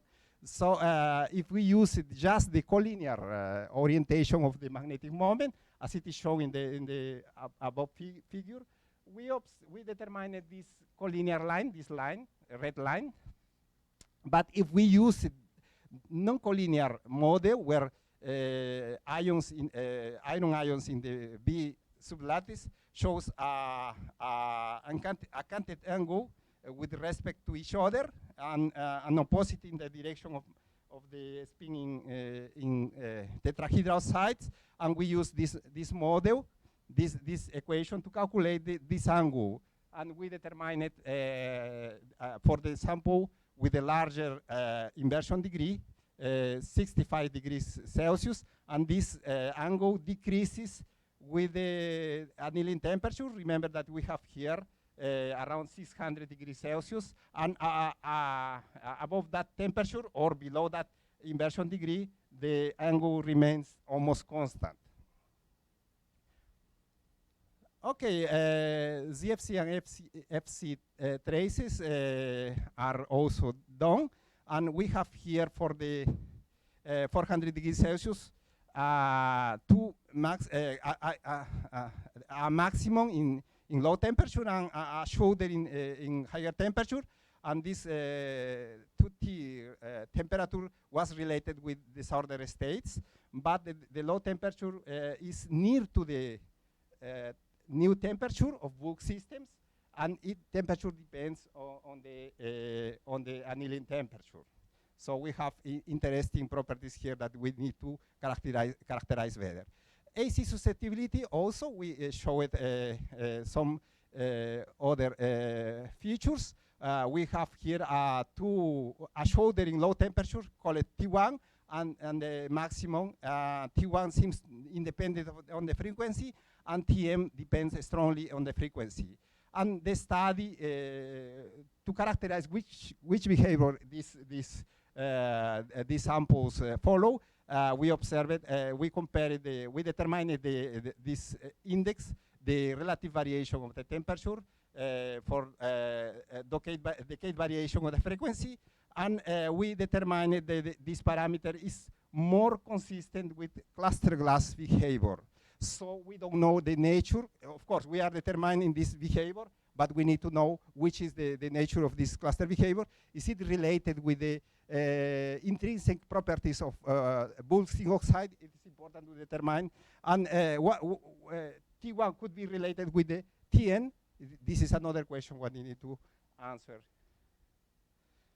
Okay, finally, zinc oxide nanoparticles with spin structure were successfully synthesized by Soldier method. The particles grows with the annealing temperature from 10 to 90 degrees Celsius. X-ray and Mossbauer spectroscopy indicate a strong cation inversion in the smaller nanoparticles, which decreases as the particle size increases.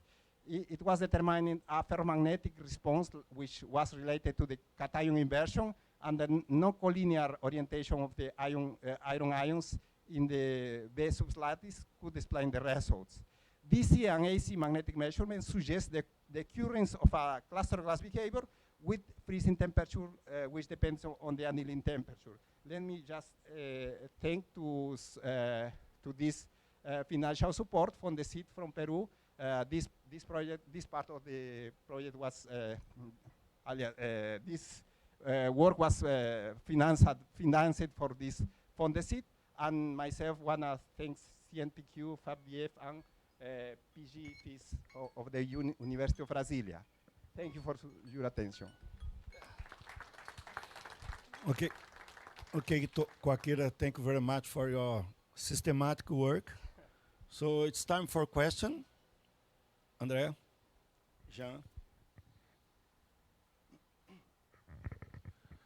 Thank you very much for your nice talk, Dr. Coaquira. My question is, could you effectively disregard the presence of vacancies in your samples? Because vacancies very often appear in nanostructure samples. And my question is it possible that they explain the origin of your results instead of the inversion you have proposed?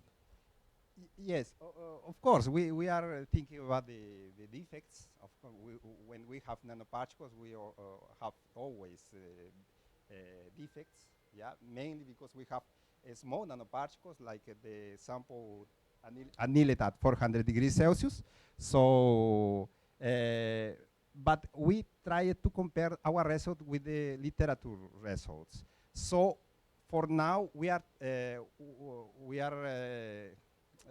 defending that we have mainly the effect of inversion degree, but we need to check that. Yeah, we need to consider vacancies. Remember that vacancies creates help to produce ferromagnetic behavior, but just in the low temperature, in the small nanoparticles. But as we have more or less the same behavior for the larger nanoparticles, mainly for the peak, maximum peak related with clustered glass, we are trying to associate that with intrinsic properties of zinc ferrite. Remember, zinc ferrite has anti-ferromagnetic interactions due to the first neighbor. But nowadays it is known that the contribution of other neighbors, third neighbor, second neighbor, can produce some effects here. So we have very much transition. I don't know. Let's show here. It is. Yeah. Here we are trying to get this. Yeah, but we need to check the results. This is the reason I didn't present yet. I need to check that. But here we have the not just the interaction of the first neighbor, but we have the other neighbors. That it is known that it could be ferromagnetic interaction, and this one could be anti-ferromagnetic, and it depends on the temperature, because these one are weak comparing with this one. So maybe we can explain that behavior that we determined in the inverse of the susceptibility as a function of the temperature. That it is common, even in the bulk system. It has a from paramagnetic to ferromagnetic transition. But we need to check this. This is the reason I didn't present yet this result. Okay, thank you very much.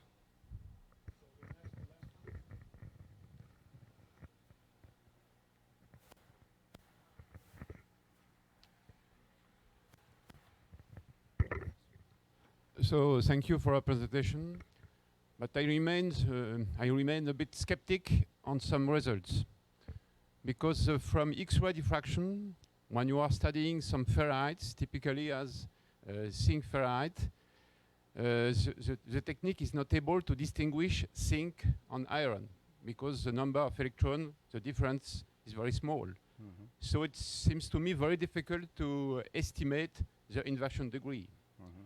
In addition, when you are considering your doublets at room temperature, so the fit is a bit skeptical also, in the sense that when you show the hyperfine parameter, it's difficult to recognize typical isomer shift values for tetra and octa. Mm-hmm. Of course. No, but I think I will discuss this point this afternoon. Yeah. So you have to be very careful. Uh-huh. And the last point is, what about the power of your laser when you were performing Raman scattering? Mm-hmm. Do you remember the power? The power, let me remember. I think it was 2 or 3 milliwatts. 2 or 3 milliwatts. Yeah, because if the power is too important, you can modify in situ the structure. Uh-huh. Yeah, you are right. Even the wavelength. Yeah, even the wavelength you can see. And coming back to the evolution with, for example, the Scherer law, the Vegard law, you have to be very careful, because it is possible to have such a description in the case of bulk system, but when you have nano particles, so what about the contribution of the surface? Mm-hmm. Mm-hmm. So probably this linear relation with lattice parameter is totally modified. Mm-hmm. And there is many examples on different systems which demonstrate the opposite. So please be careful. Yes, yes. We agree with you, with your comment. Yeah. Okay, we will continue with the session. The next invited speaker is Dr. Jair Carlos Checon de Freitas from the Laboratory of Carbon and Ceramic Materials from Federal University of Espírito Santo. The title of his work is Porous Carbon-Based Magnetic Nanocomposite Synthesis and Application in Catalysis, Absorption, and Electrochemical Device. You are welcome, Jair. Okay, thanks, Dalber, for the introduction. I'd like to also thank the organizers for the invitation to give this talk. So the idea of this work is to discuss about the synthesis and some applications of porous carbon based magnetic nanocomposites, with emphasis in applications in catalysis, adsorption, and electrochemistry. I put here a brief outline of my talk. I will start by giving some background information on carbon materials, nanocomposites, with emphasis on the Iron 57 Mossbauer studies, and also some nuclear magnetic resonance characterization. Then I'll move to discuss a bit about the structure of carbon materials, especially of porous carbons. And then I will detail some of our recent investigations in these fields. So these carbon-based nanocomposites find applications in different fields. I included some of these important fields here. I will emphasize here the applications in catalysis and adsorption, but there are many other possible applications. Some of these types of applications have been the subject of other talks even in this conference. A common feature of all these carbon-based nanomaterials, or most of them at least, is the presence of some type of protective layer around the magnetic particles. In this case, it's iron phosphide particles, but we can also have some metallic iron or iron oxide or other types of metal-containing particles, cobalt, nickel oxide, and others. And in all these cases, we have this protective effect. So this is one of the advantages of using carbon materials as support for these particles. So these graphenic layers, we can say that, they give some protection against oxidation, against agglomeration of the particles, and also allow the achievement of a material with a large surface area. So this is an important issue for applications, especially in catalysis and adsorption. I put here some examples of recent investigations found in the literature about involving these carbon-based nanocomposites. In this case, they used carbon-encapsulated iron nanoparticles as contrast agents in magnetic resonance imaging. So you can see here the formation of the iron-rich particles surrounded by the graphenic layers. These materials have been characterized in this case using Raman spectroscopy and X-ray diffraction, among other techniques. The Raman spectrum showed the bands expected for carbon, so this confirms the chemical nature of the carbon support. And here you can identify the presence of iron carbide and the metallic iron as the magnetic phases. These phases, these magnetic phases, allow the use of these materials as contrast agents. So we use these magnetic nanoparticles to enhance the relaxation rates of protonuclei in magnetic resonance imaging applications.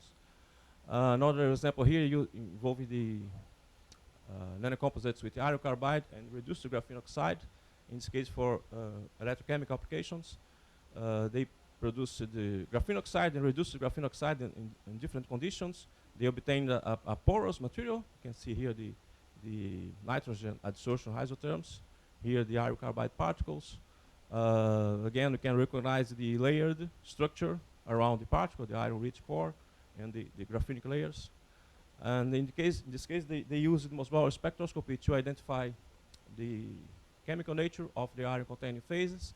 Iron carbide was the major phase in this case, with some contribution also from metallic iron, alpha iron. And the presence of this phase, especially of iron carbide, allowed the achievement of a large supercapacitance. In this, this was the outstanding property of these materials. There are many examples of investigation involving iron-carbon nanocomposites in catalysis. I show here an example, a recent example, involving the oxygen reduction reaction. These are encapsulated iron-based catalysts. Again, iron carbide and metallic iron are the dominant phases. We see, again, the layered structure around the iron-containing phases. And in this case, they were able to establish a good correlation between the amount of iron carbide determined from the fitting of the Mossbauer spectra, and the magnitude of the current detected during the oxygen reduction reaction. So you can see here that the sample with the largest value of the current density corresponds to this one, which is this sample here, which is the largest amount of iron carbide. So there is a good correlation between the iron carbide content determined from Mossbauer spectroscopy and the magnitude of the current during the ORR process. In this field of electrocatalysis, there are, in recent years, there have been appeared some interesting examples of use of Mossbauer spectroscopy along with other methods for in situ operando experiments. This is a promising approach that probably will grow in the next years. We can combine Mossbauer spectroscopy, thanks to the sensitivity of the method, with some electrochemical or catalytic studies to detect the changes occurring during the evolution of the reaction or the electrochemical assay. Put here some examples. Again, this is, in this case, it's a lithium-ion battery. We can see the change in the oxidation state of iron during the charge, the discharge cycles. It's clearly observed here the appearance of this doublet associated with iron 2 and the reverse reaction during the charge. The same approach can be used for oxygen evolution reaction. Here is a design of the cell. Essentially, the electrode, the work electrode, is put here, and we have a transparent window for the detection of the gamma rays. And so we can combine the recording of cyclic voltammograms, for example, with the recording of the Mossbauer spectra. In this case, they used the samples containing nickel and iron. And the best performance was obtained for this sample here, this nickel iron catalyst. And then they showed that during this process, during the increase in the current associated with the oxygen reduction reaction, a signal was detected here, which was attributed to iron 4 oxidation state. And this signal appears during the increase in the potential, and then it progressively disappears in the reverse process. So this is a type of approach that can be quite useful for the application of carbon magnetic nanocomposites in catalysis and in electrochemical devices. Another field where iron carbon composites have been studied a lot is in Fenton-like processes. The Fenton reaction involved the production of highly reactive radicals, such as hydroxyl radical, by the reaction of hydrogen peroxide with some metallic species, such as iron. So the change in the oxidation state of iron is accompanied by the production of these highly reactive radicals. And these radicals can then be used for the oxidation of organic compounds. There are many steps in this process, but the two most important ones are the ones that I have highlighted here. So the oxidation of organic compounds in aqueous medium is a promising method for purification of water. So the removal of phenols, of dyes, and other types of organic contaminants.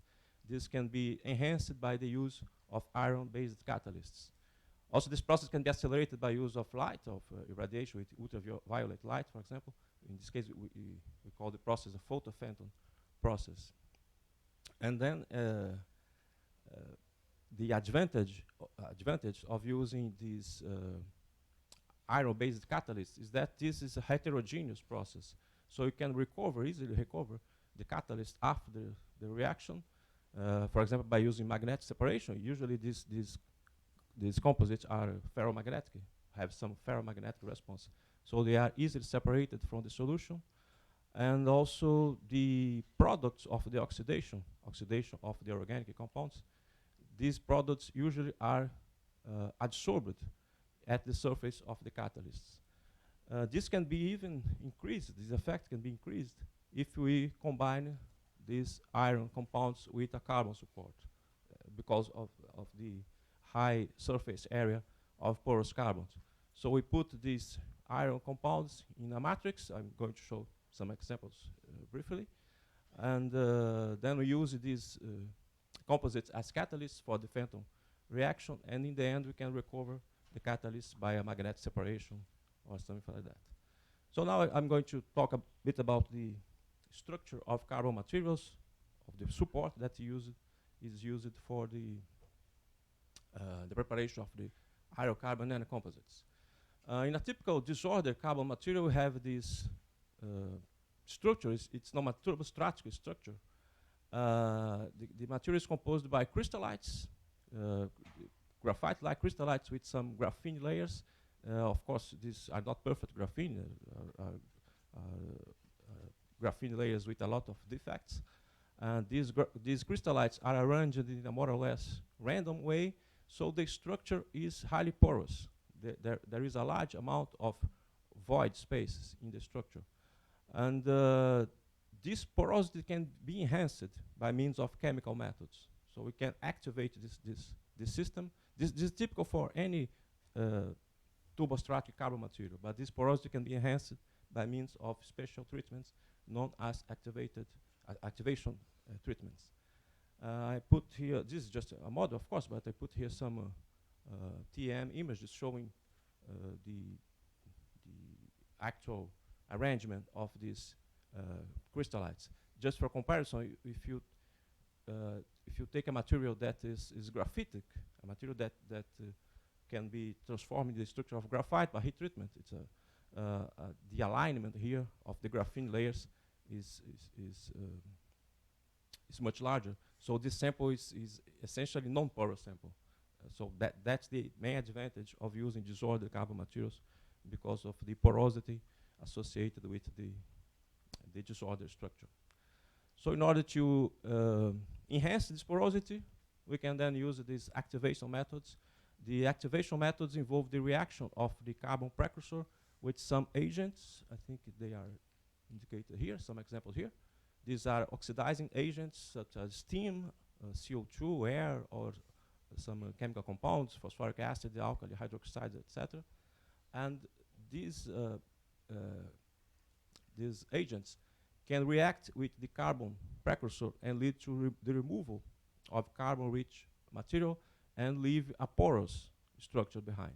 So in this way, the porosity of the material is enhanced, and then we can take advantage of this porous structure for use of the material, for example, as adsorbent, to absorb, to remove some contaminants from aqueous solution. Or you can anchor some inorganic particles here for the production of nanocomposites. The material has a wide pore size distribution. Usually, micropores represent the major fraction of the porous space, with some mesoporosity depending on the precursor and the route of preparation. So you can obtain these activated carbons from different type of precursors, depending on the type of precursor and the method of preparation. We can also have, besides the porous structure, we have a large amount of functional groups. I'm not sure if you can see here, but these are, they are indicated here, the oxygen-containing functional groups that are produced during the activation process.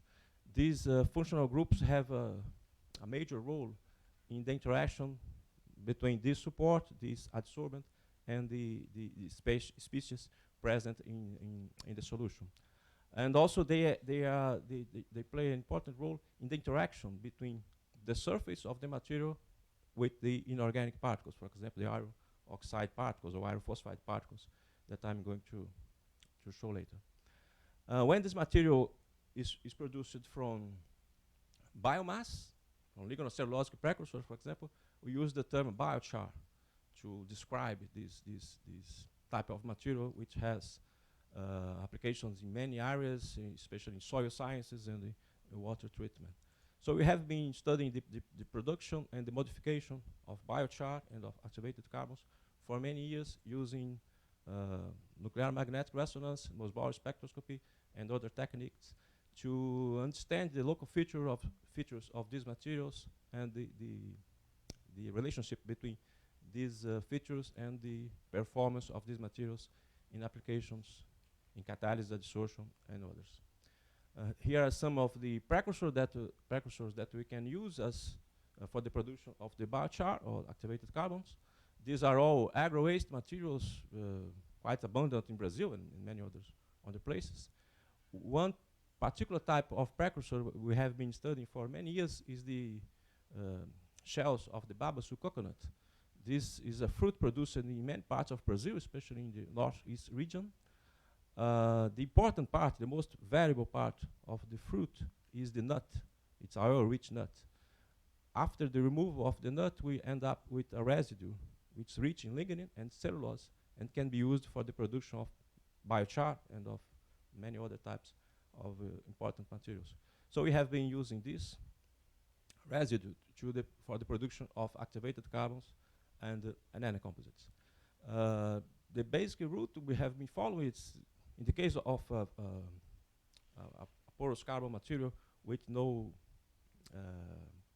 added chemical component, we simply take the lignocellulosic precursor, submit the material to some heat treatment. It can be in inert atmosphere, just to carbonize the material, or you can add some oxidizing gases such as steam in order to enhance the porosity and obtain an activated carbon material.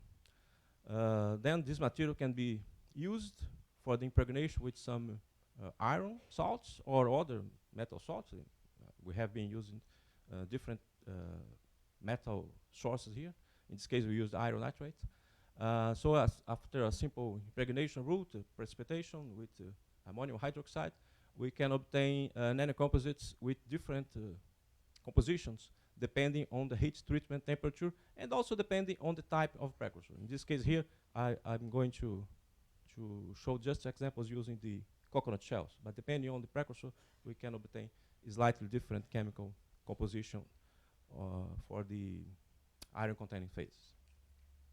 Here is an example of a study carried out a few years ago involving the preparation of nanocomposites starting from the babaçu coconut shells. So this is the most balanced spectrum of the as-prepared material. We can recognize here the presence of a doublet associated with iron 3 oxides, probably in the superparamagnetic state. And after heat treatments, we see the conversion of these superparamagnetic oxides into magnetically orderly sextets associated in this case with magnetite. And if we continue to increase the heat treatment temperature, we have the reduction of these oxides and production of metallic iron. We have here alpha iron and some gamma iron as well. The presence of the carbon support, in this case, leads to the stabilization of the gamma phase. So this phase can be, the sample can be left in air, and the gamma phase is still there after many months or even years. So this material is a typical carbon composite containing metallic iron, alpha phase, gamma phase, and some iron carbide as well, mixed in a highly porous carbon material. This is just the results of the fitting. I'm going to skip this. The XRD patterns show the formation of the same crystalline phases. It's interesting to note that some of these phases are give rise to quite broad peaks. So these are clearly nanostructured phases. And we see here in the SEM images the distribution of these different chemically different phases. This material, this precursor has a lot of silicon oxide is present, naturally present in this precursor. So we have large silica particles that can be recognized here, and we have the distribution of iron and carbon in a more or less homogeneous way throughout the material. After heat treatment at high temperatures, when we see here the formation of the metallic iron phase, then we can see in the SEM images the presence of these large particles in the micrometer size range associated with this metallic iron. So this is a typical material that can be used and has been used, in fact, in the phantom process as catalyst to accelerate the decomposition of organic matter in aqueous medium. We can also modify a little bit the route, and in the activation process we can add some chemical compounds such as phosphoric acid in order to enhance the porosity to obtain material with even larger specific surface area. And of course the use of this chemical agent, phosphoric acid, will also lead to the production of material rich in phosphorus. And then when we produce the nanocomposite, we will have a different type of phases formed as a consequence of the reaction between the phosphate species and the iron salts. So here's the route for the preparation of the activated carbon using phosphoric acid. The surface area of the material is quite high. It's up in the range of 2,000 square meters per gram. This is typical of this chemical activation process. When we activate the material with phosphoric acid or with alkyl hydroxides, we obtain these quite high values of specific surface area. We see the material is essentially microporous with some mesoporosity here detected as well. We follow this conversion of the lignocellulosic precursor into the char by using solid state NMR. In this case, these are carbon-13 NMR spectra. For the precursor, we see the typical signals expected for lignin, cellulose, and other carbohydrates. And with increasing the heat treatment temperature, we see the conversion of these components, especially the aliphatic groups, into a highly aromatic carbon. This is the typical spectrum expected for carbon material, an activated carbon material, or a biochar, with some small contributions here due to the oxygen-containing functional groups. In this case, we can also use the solid-state phosphorus 31 NMR in order to look at what is happening with the phosphorus-containing species. The most significant signal here is due to phosphoric acid. So here we have the contribution to phosphate due to phosphate groups. And with the increase in the heat treatment temperature, we see the formation of some phosphate chains and some phosphorus-carbon bonds. Again, the presence of silicon in the material leads to the formation of some silicon pyrophosphate in this case. We can deconvolute these signals and quantify the amount. We have done this in previous works. We can quantify the amounts of each phosphorus-containing group. And by using more sophisticated NMR methods, I'm not going to describe them in detail here, we can even detect different dynamics for these phosphate groups. So we detect, in this case, at least two contributions due to mobile and to rigid components. So these are essentially phosphoric acid molecules interacting with water molecules in the pore space of the biochar. This gives rise to this NIRO signal here, mobile groups. And we have some rigid components involving the stronger interaction between phosphate groups and the functional groups in the graphene-like layers, giving rise to this broad signal here associated with rigid groups. Okay, so these groups, especially the mobile ones, are the ones that can react more easily with the iron species or with other metal species in order to form a nanocomposite. So we use this material produced from activation with phosphoric acid for the production of a new nanocomposite. In this case, again, using iron nitrate, but in this case, it's an iron phosphor carbon nanocomposite. We have the three elements as the dominant elements in the material, apart from oxygen, of course. So we prepare these nanocomposites, again, by varying the heat treatment temperature. We can change the phases, the chemical composition of the material, and the relative amounts of each phase. Even after the impregnation with iron, we still have a large surface area. Remember, this value was about 2,000. Now it's 1,600 square meters per gram, so it's still, there is a high amount of pore space in the material. Again, we have a material that is mostly microporous.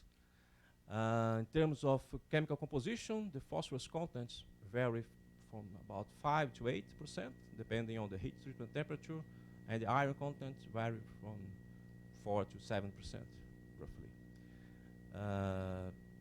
Apart from these elements, of course, oxygen is present in high amounts, especially in the as-prepared sample, and this oxygen content is significantly reduced, especially after heat treatment at 1,000 degrees, when there is a reduction process, which was evidenced in the most ball spectra I'm going to show later. These are the XRD patterns. We see that most samples are nanostructured materials. We have some Bragg peaks here associated with silicon pyrophosphate. The other iron and phosphorus containing species do not give rise to any well-defined peaks. Only after heat treatment at 1,000 degrees, we see the set of peaks expected for the iron phosphide, iron 2 phosphorus. So when you study the same samples using Mossbauer spectroscopy, we see in the as-prepared sample again the typical signature of iron 3 oxides in this super paramagnetic doublet. After heat treatment at intermediate temperatures from 700 to 900 degrees, we have a distribution of phosphates. So we have 2 iron phosphates were identified in these samples. And then after heat treatment at 1,000 degrees, we have the conversion of these phosphates and of the remaining oxides into these iron phosphides. In this case, we simply fit the spectrum using 2 sites, as expected for the iron 2 phosphorus compound. But I'm going to show later that this sample has a more heterogeneous distribution of iron phosphides, not just one phase. Here's the results of the fitting. As I said, this sample here was fitted using just these 2 doublets due to iron 2 phosphorus. Here are the SEM images. Again, we can see here homogeneous distribution of carbon, oxygen, silica particles concentrated in these voids here. You can see clear here the presence of silica particles. And the iron phosphides, in this case, that's the sample heat treated at 1,000 degrees. The iron phosphides correspond to these regions which were enhanced in the iron and the phosphorus elemental maps. These are, of course, images obtained with EDX. I'm not going to discuss applications of these other materials here, but just to mention it's possible to adapt the route and use essentially the same methods to prepare other types of nanocomposites. For example, we can prepare cobalt, phosphorus, carbon nanocomposites just by changing the salt, the metal salt. Or you can prepare nickel, phosphorus, carbon nanocomposites. These materials have a large interest, especially the nickel phosphide samples, have a large interest for applications as electrocatalysts in that oxygen evolution reaction that I mentioned in the beginning of the presentation. So we have been studying applications of these materials in these electrocatalysis studies as well. So now I'm going to show some examples of applications that we studied with these materials. I'll start by showing application of these phosphorus iron carbon nanocomposites in the photodegradation of organic dyes. In this case, we studied the degradation of methylene blue, which is a dye commonly used in the textile industry. These are the same samples. I'm not going to repeat this. Just I'd like to call your attention to the high values of the specific surface area of all materials prepared at different temperature. There are some change here, of course, because of the heat treatments, but all materials are quite microporous. So the micropore fraction here, it's quite high for all of these materials. We can see the same here in the pore size distributions. Okay, so this is the Mossbauer spectra. I have already discussed this. And then these materials were used for the photodegradation of methylene blue. For different samples, we obtained different profiles for the reduction of the methylene blue concentration as a function of reaction time. And the best performance was obtained for this sample here. That's the sample heat treated at 700 degrees Celsius. Similar result was obtained for the sample prepared at 800 degrees Celsius. And when we turn on the light radiation, in this case we use the solar light, artificial solar light, we see that the degradation is enhanced. So this is typical behavior of a photocatalyst. So by looking at the Mossbauer spectra that I have discussed before, we can identify that the active phase, the most important phase for this behavior was these iron phosphates. We have a combination, a distribution of iron phosphates in these materials, but clearly the presence of these iron phosphates that are formed at these intermediate temperatures, the presence of these phases is the key factor here for the enhanced photocatalytic activity of these materials in the degradation of methylene blue. We have also used similar materials, it's not the same batch of samples, it's a different batch, but we have used them in phantom process for the removal of other types of dyes. The difference in this case is that we added some other phosphorus source during the impregnation. So you have the same activated carbon, but now we added some ammonium hydrogen dihydrogen phosphate in order to increase the phosphorus content of the material. The chemical composition is here. We see that now we have a much larger phosphorus content. We have also used a larger amount of iron.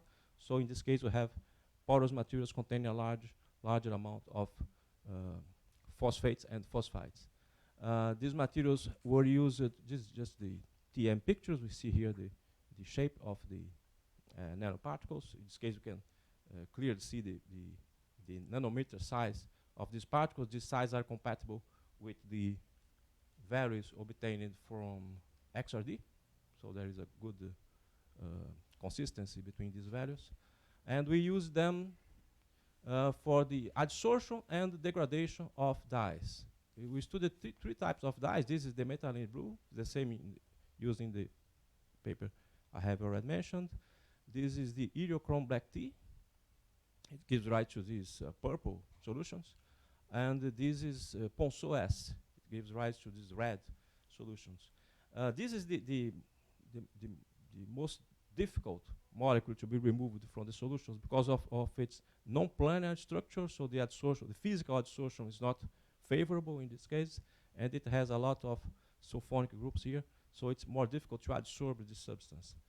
So in this case, the phantom reaction was decisive for the removal of the dye. This star here marks the end of the adsorption process, so we left the system up to equilibrium of the adsorbed phase. So after a large number of hours, we stopped the adsorption process and added hydrogen peroxide to the system to start the phantom reaction. And after some time, of course, the process is slow in the beginning, then it accelerates. We can achieve a high removal rate when using the material produced at 1000 degrees, the material which is richer in iron phosphites. The iron phosphates, in this case, are not so efficient from the point of view of the catalysis of the phantom reaction. I move to the last example because I see that Dalber is looking at me. In this case, we use the same nanocomposites to study the production of supercapacitor electrodes. These are the same samples using the photodegradation studies. So we were able to produce electrodes that could be used in electrochemical tests. These are cyclic voltammograms that can be performed up to a relatively high potential window. And with this high potential window, we obtain high values of the capacitance of the materials. And it's interesting, again, to correlate the electrochemical response with the composition identified by Mossbauer spectroscopy and other techniques. So the best behavior in this case, the best performance, was obtained for the samples treated at 900 degrees and 1000 degrees. You can see here that capacitance values are higher for these two samples, and even, especially for this sample here, even at the high current density, we still have a large capacitance. This effect was attributed to the formation of these iron phosphides. Of course, when we increase the heat treatment temperature, the electrical conductivity of the material also increases.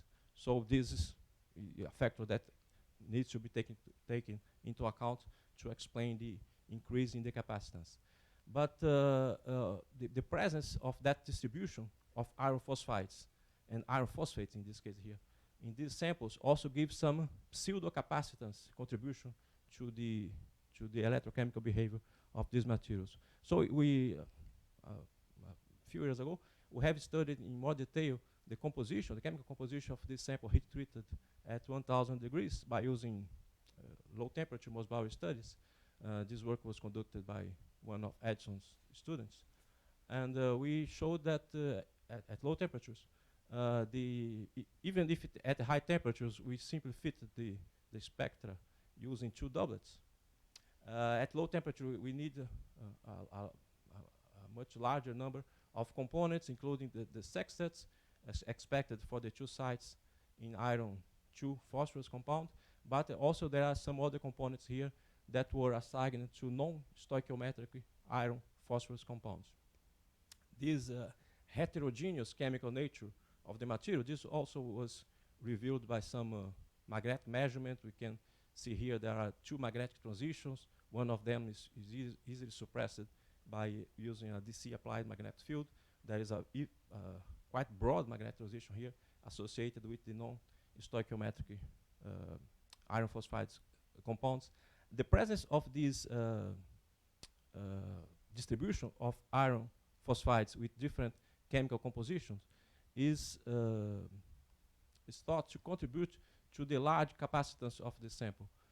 Because the capacitance here is expected to have contributions from the carbon support, which has a large specific surface area, but it also has some contributions due to the redox reactions that occur with the iron-containing species, especially with the iron phosphides. So we have in a table here, let me show where here. I'm not sure if you can see the numbers here. These are the calculated values considering just the specific surface area of the carbon support.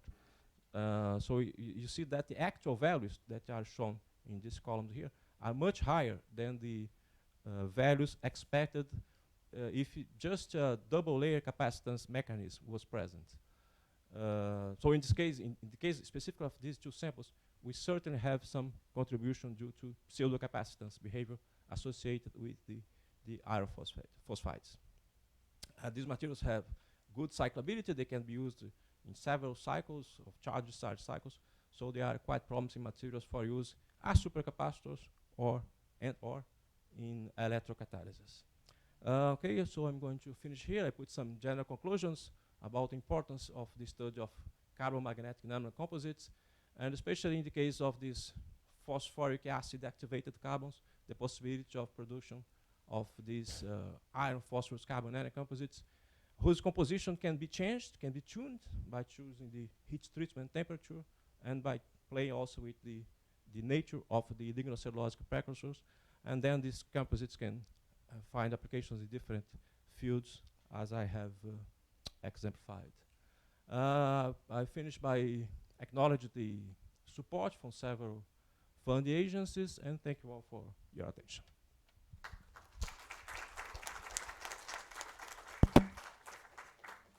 Any question? Juan?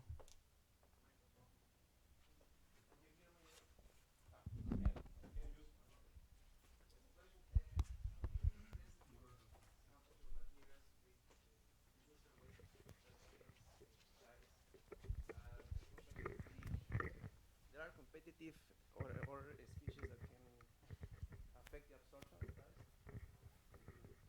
You mean in the solution? Mixing different dyes in the solution? Yeah, in real waters, for example. No, we have not done that yet. But of course, this is interesting because we have some competing effects between the dyes and the. Mix the dyes in one solution and to see that these dyes are competitive each other? Yeah, what we have done in a different type of work with some people from the environmental engineering people here is to add some organic matter content, because usually real water bodies have a lot of organic matter. So in this case, we studied the competing effects. We could see some competing effect between the organic particles and the dyes. This is true. Thank you. Some other question? Tosh, first.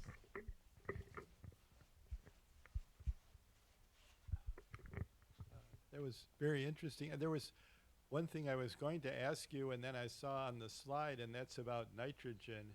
So is that a factor in anything? Is there nitrogen? I mean, the lignocellulite, whatever material, I can't say it, even in English. That in principle should have no nitrogen, but it probably still does. And so does the nitrogen content do anything? And if you could just comment on nitrogen, I suppose. Yeah, nitrogen contents are not particularly high in this sample. I think they are put here in some table.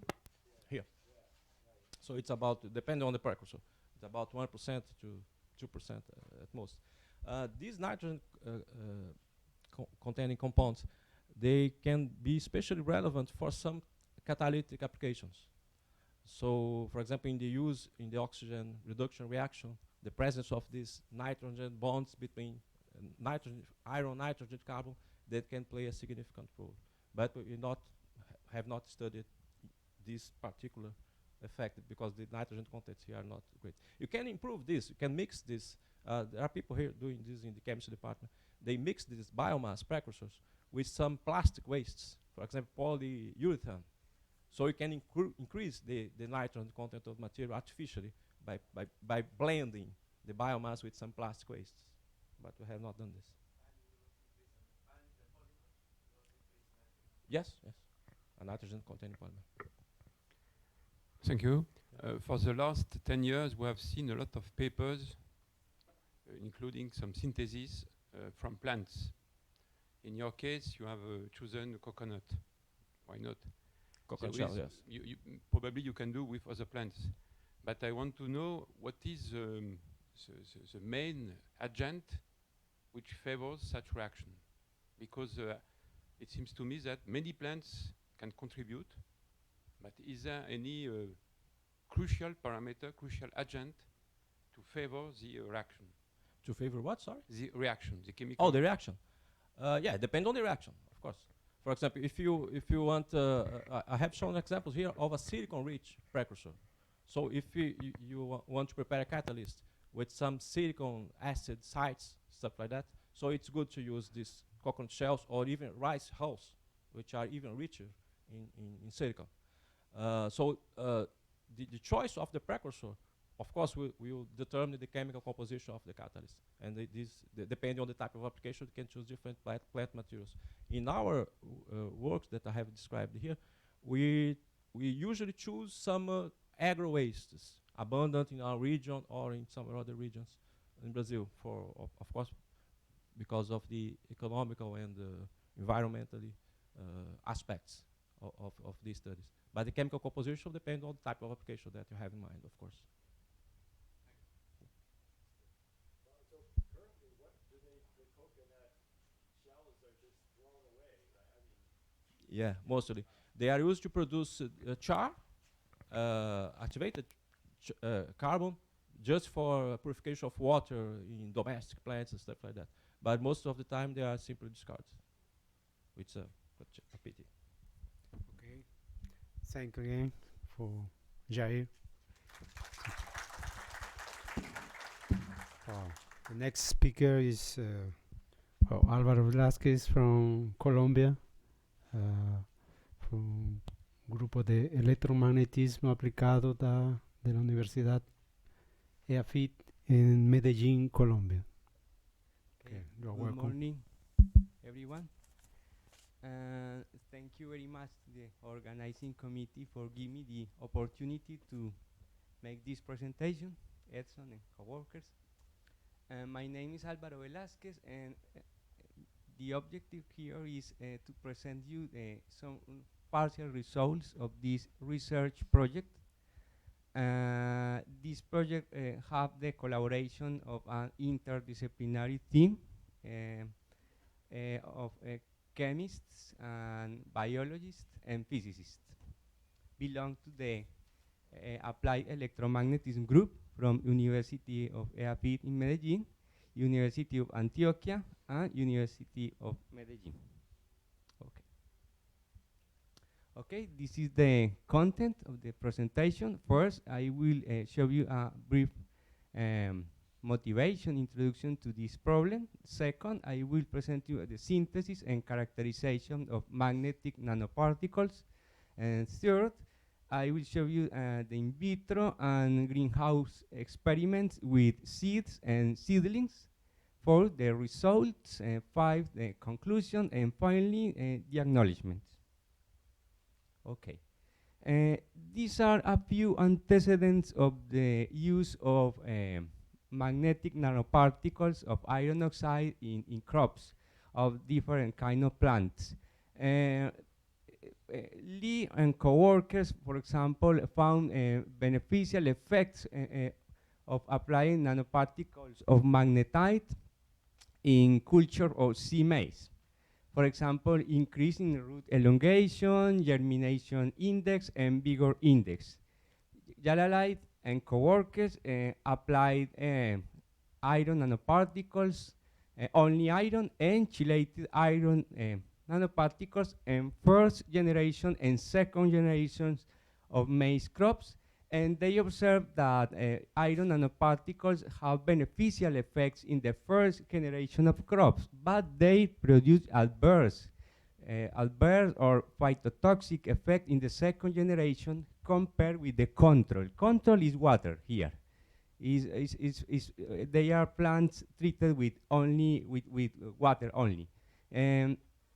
However, the application of chelated iron produced beneficial effects in first and second generation crops. Pariona and co-workers found an increase in germination index, growth, dry biomass, and chlorophyll concentration in crops of oak treated with magnetite nanoparticles coated with citrate. And Rakusiu and co-workers observed beneficial effects as well phytotoxic effects in maize crops treated with ferrofluids of iron oxide nanoparticles stabilized with citric acid in presence of magnetic fields generated by permanent magnets. So this is a controversial problem. It's not only result confirming or rejecting the effect of this nanostructure in culture. Then this subject deserve more researching. Okay, why we selected maize? Maize is an strategic plant for us because this is the most consumed cereal in the world. Around 1.2 billion tons per year are consumed in all the world. For example, we consume cornflakes, corn tortillas, and many animal foods use maize as raw material. This plot shows the actual situation of Colombia. But this history is from 1970. This is the plot of the production against consumption of yellow maize in Colombia.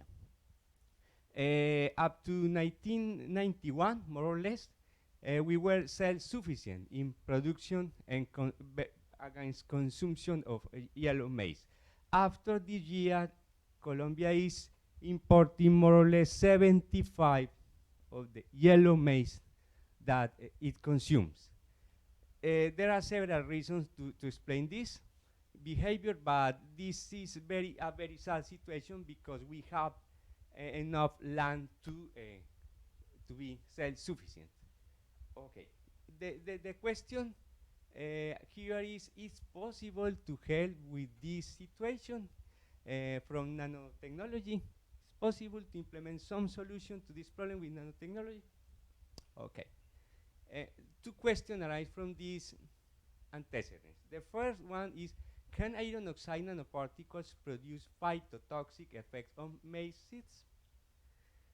If they are not phytotoxic, then, as the second question is, it's possible to supply micro and macronutrients to maize crops through iron oxide nanoparticles, obtaining some competitive effect compared with commercial fertilizers. With these questions in our mind, we propose this objective: to evaluate the effect of the application of aqueous suspension of iron oxide spinel magnetic nanoparticles functionalized with quaternized chitosan and phosphates on the morphological parameters of yellow maize seeds. We propose the synthesis, characterization, and application of these core shell nanostructures. These nanostructures are composed by a iron core and a chitosan shell, and some macronutrients like phosphorus.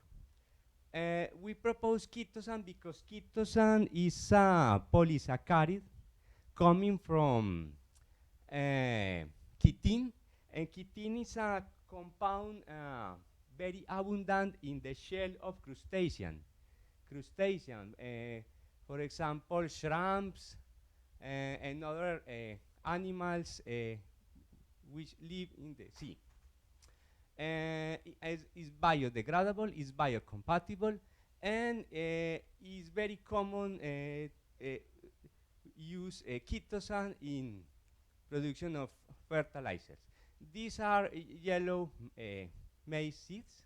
This is our target seed. Okay, for this purpose, we prepare nanoparticles. This is the chitosan, and due to the chitosan is not soluble at alkaline pH, we have to do a quaternization. Quaternization consists in to bind the amino quaternary ammonium groups to the chitosan. Ammonium groups, quaternary ammonium groups were taken from glycidyl trimethyl ammonium, and these quaternary ammoniums bind to the chitosan through the amino group. This process, quaternization, increases the solubility of physiological pH. In our case, we need a high solubility of chitosan at pH equal to 10, because the coprecipitation method requires alkaline condition to obtain spinel nanoparticles. Okay, after quaternization of chitosan, we bind to the chitosan phosphate groups. These phosphate groups bind to the quaternized chitosan through this nitrogen positive orbital. Okay, and after having the quaternization of chitosan, we proceed with the synthesis of the nanoparticles. We prepare an aqueous solution with iron 3 plus and iron 2 plus precursors, and we have here the aqueous solution of quaternized chitosan with phosphates.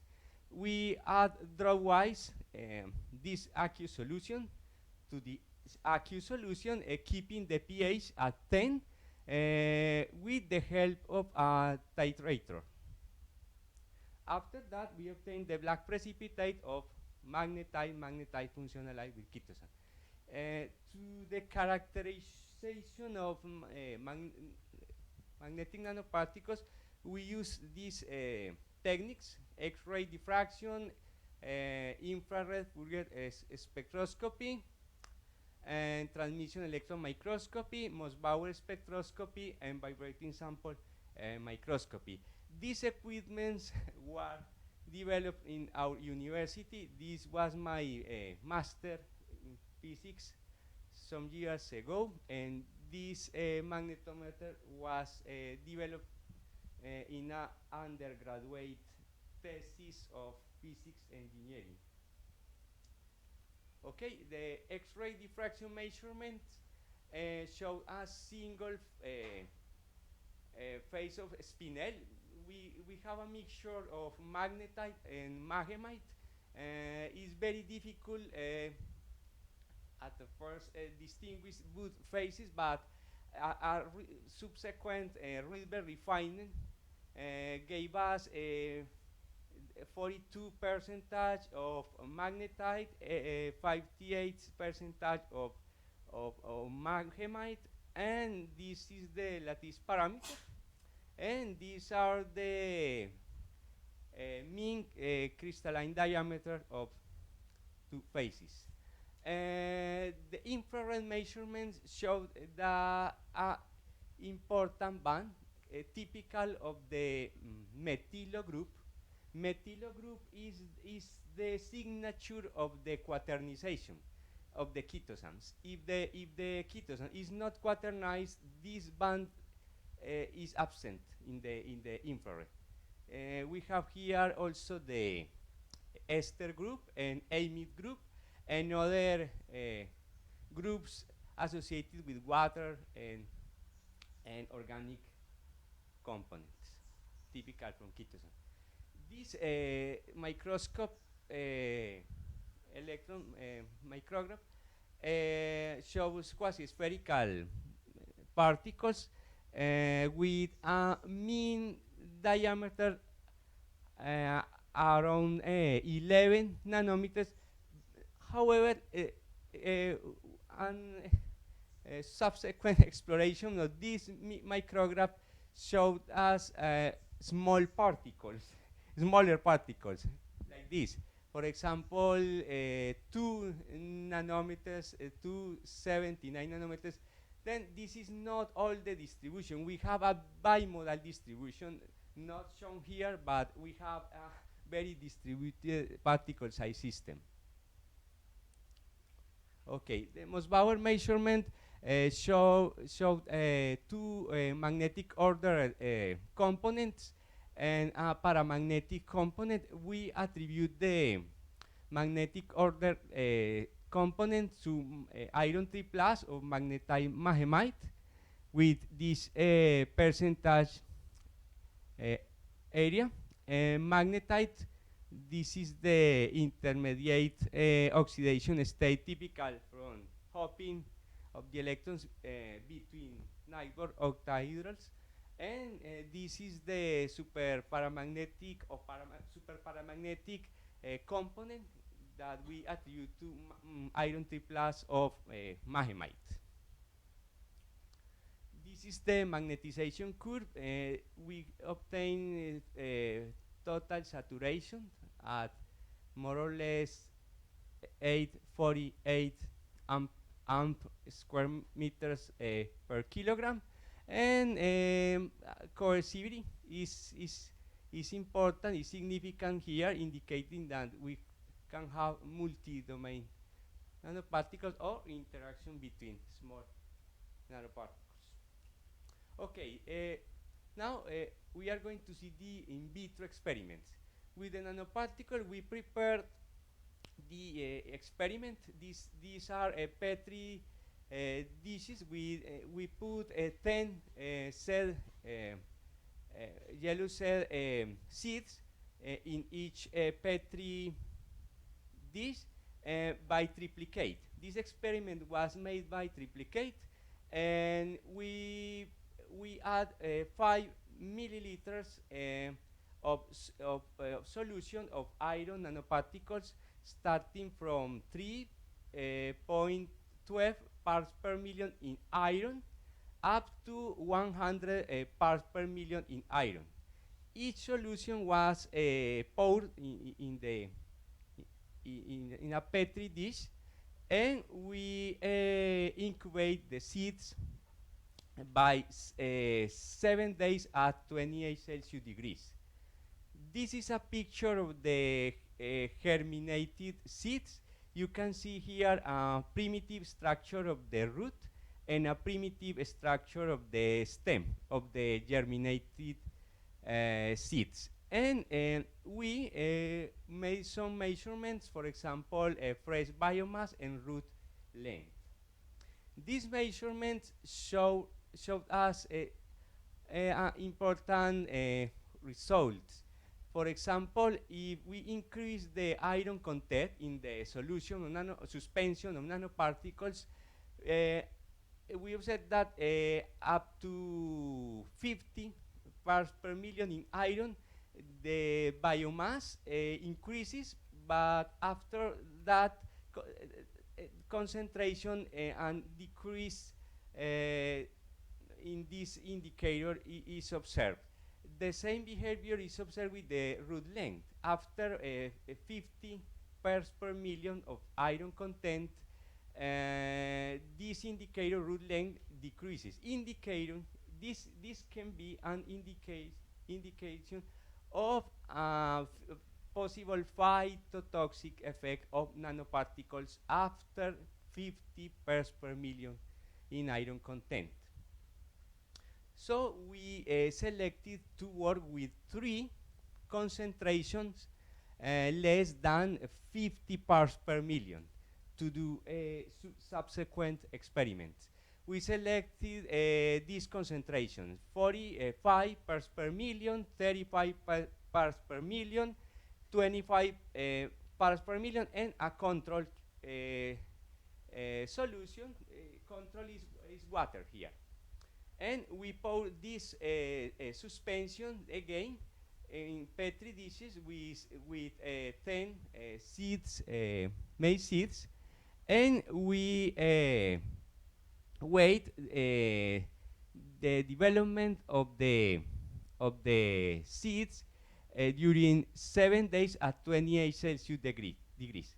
This is a view of the germinated seeds after this time. The germination percentage was higher than 60%. In agronomy, germination index above 60% indicates no phytotoxicity.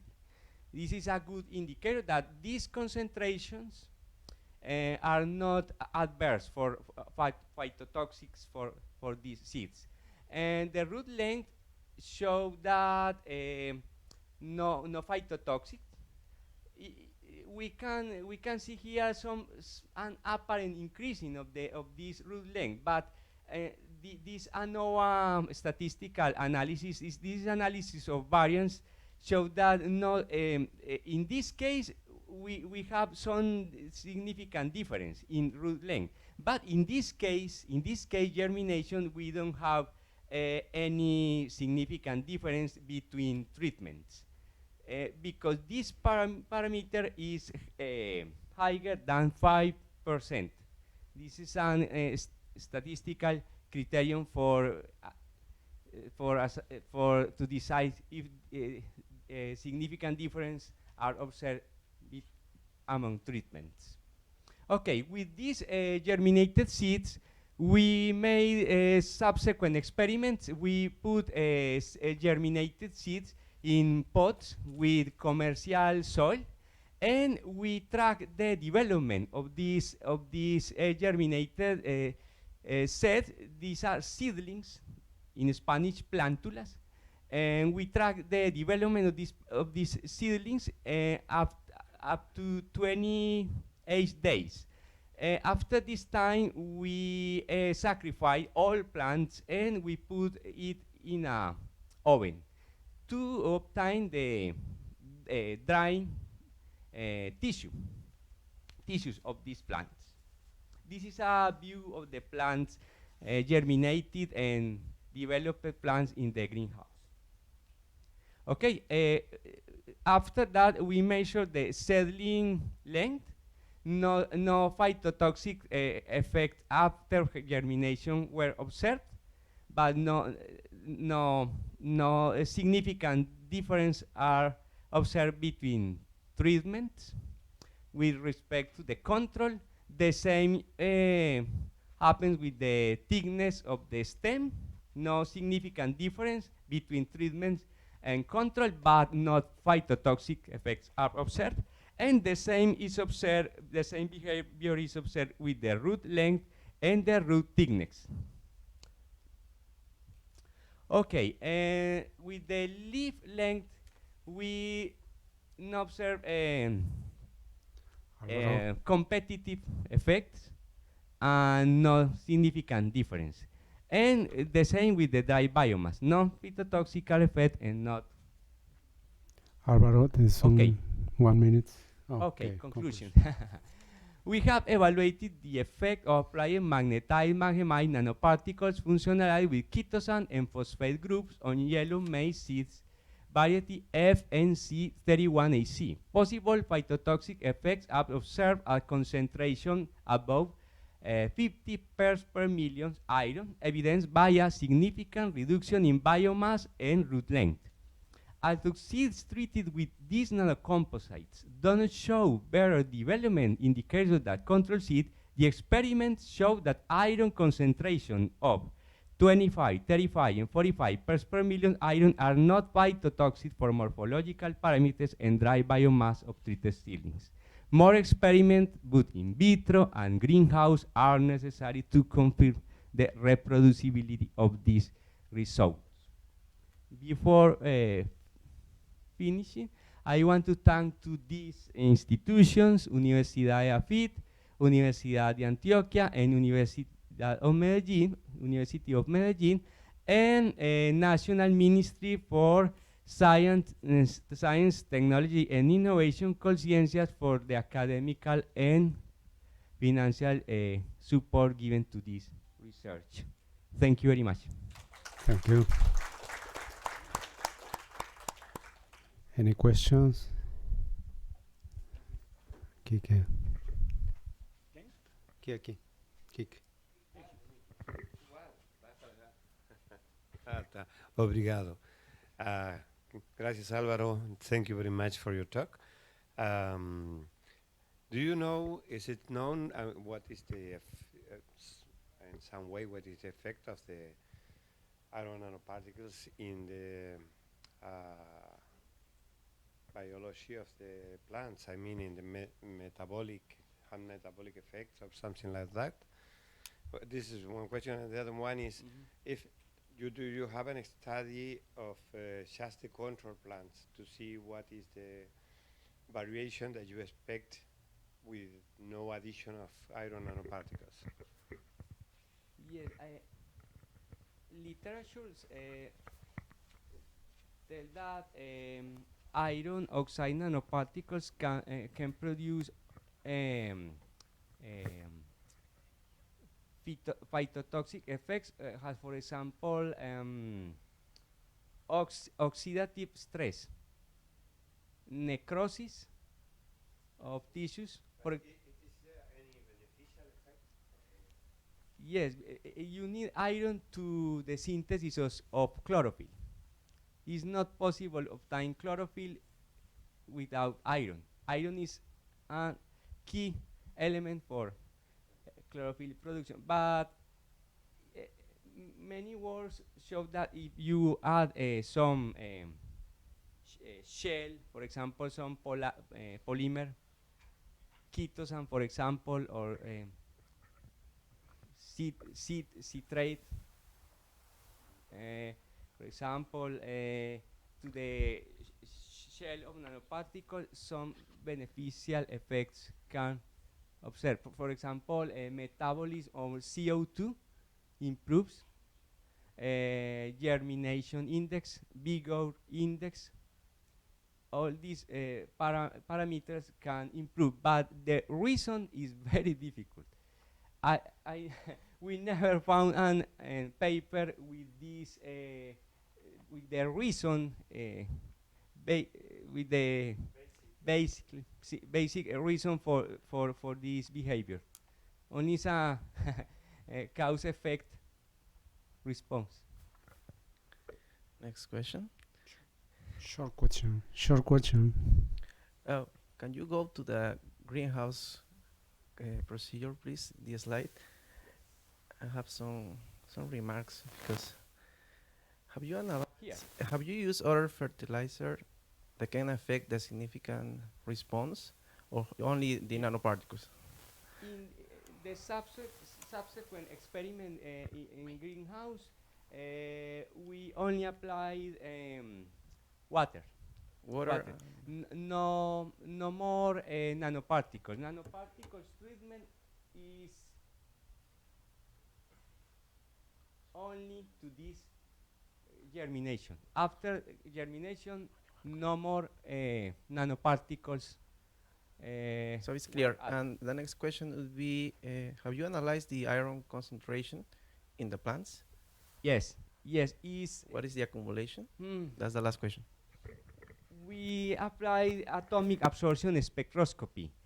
I didn't show this result here, but more or less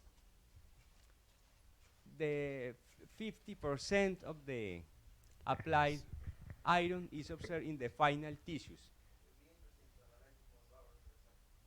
Yes, we tried to do Mossbauer analysis, but with the tissues, but is not enough iron to obtain a good absorption in the Mossbauer spectrum. Okay, last question. Yeah, I just want to be clear on something. So the treatment, these are these modified iron nanoparticles that you're using for everything with the, all these experiments are with the chitosan modified nanoparticles. Yeah? Someone, ¿puedes traducir, Francisco? ¿Me puedes I don't know if I heard the correct question.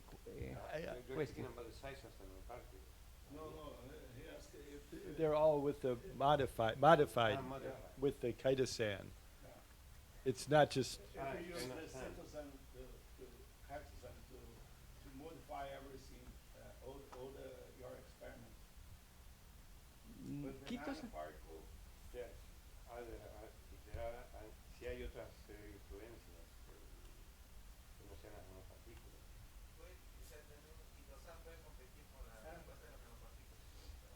It's possible in the magnetic response because it's a diamagnetic polymer. But in the magnetic response, chitosan is very important because, for example, in hyperthermia experiments, it prevents the self-immune response. It masks the nanoparticles to prevent its recognition by the self-immune. But the idea is still to provide iron to the plants. Yeah. We use control with only nanoparticles in a all experiment.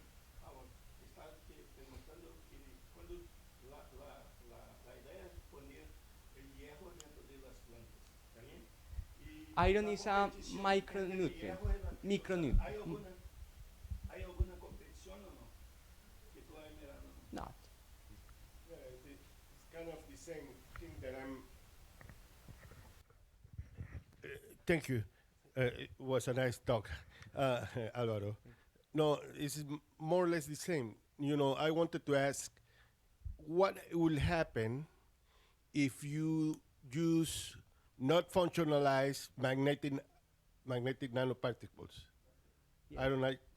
What would happen? Yes. That would be a very best control. We did these experiments before, and we didn't find any significant change in the effect in the plants, applying only magnetic nanoparticles. But if you increase very much concentrations, you observe, for example, brown spots in the leaves and necrosis. We observe only with magnetic nanoparticles. With these products, we didn't observe any adverse effect. Okay. Okay. Thank we you. don't have any competitive or any advantage in these concentrations. Juan, Álvaro, so maybe we can talk later during the lunchtime because we still have one talk. Yes. And we have to take, otherwise it's already 1 o'clock, almost 1 o'clock. That's okay? Thank you very much. Thank you. More time for Álvaro. Well, the next speaker is Nishkala from MIT. The title of your presentation is Effect of Substitution on the Structural and Chemical Properties of Barium Hexaferrite via Mossbauer Spectroscopy. You are welcome, Dr. Nishkala. Thank you, sir. Good morning, everybody. Myself, Nishkala K, a research scholar in the Department of Physics, MIT, Manipal, from India. And I am here to talk on effect of lanthanum substitution on the structural and chemical properties of barium hexaferrite via Mossbauer spectroscopy. The contents are here I am going through. There's introduction and the motivation to take up this study and experimental methods I have used to get the phase and results and discussions, and then conclusions and acknowledgements. Coming to the introduction, ferrites are basically a mixture of ferric oxide and metal oxides. They are generally classified into hard ferrite and soft ferrites. Hard ferrites are permanent magnets with high coercivity. The hysteresis loop of hard and soft ferrites are illustrated in figure 1. And hard ferrites are not easy to demagnetize, and they are used in refrigerator magnets, loudspeakers, etc. Whereas soft ferrite has low coercivity and easy to magnetize and demagnetize, and they are used as magnetic cores of transformers. Ferrites are generally classified into 3 categories: spinels, garnets, and hexaferrites. There are different types. Hexaferrites are also known as hexagonal ferrites because they crystallizes in hexagonal symmetry. That's why. There are different types of hexaferrites, namely M type, W type, X type, Y type, Z type, and U type, and their chemical formulas are given. M-type hexaferrites are the very famous as well as simple among all the hexaferrites.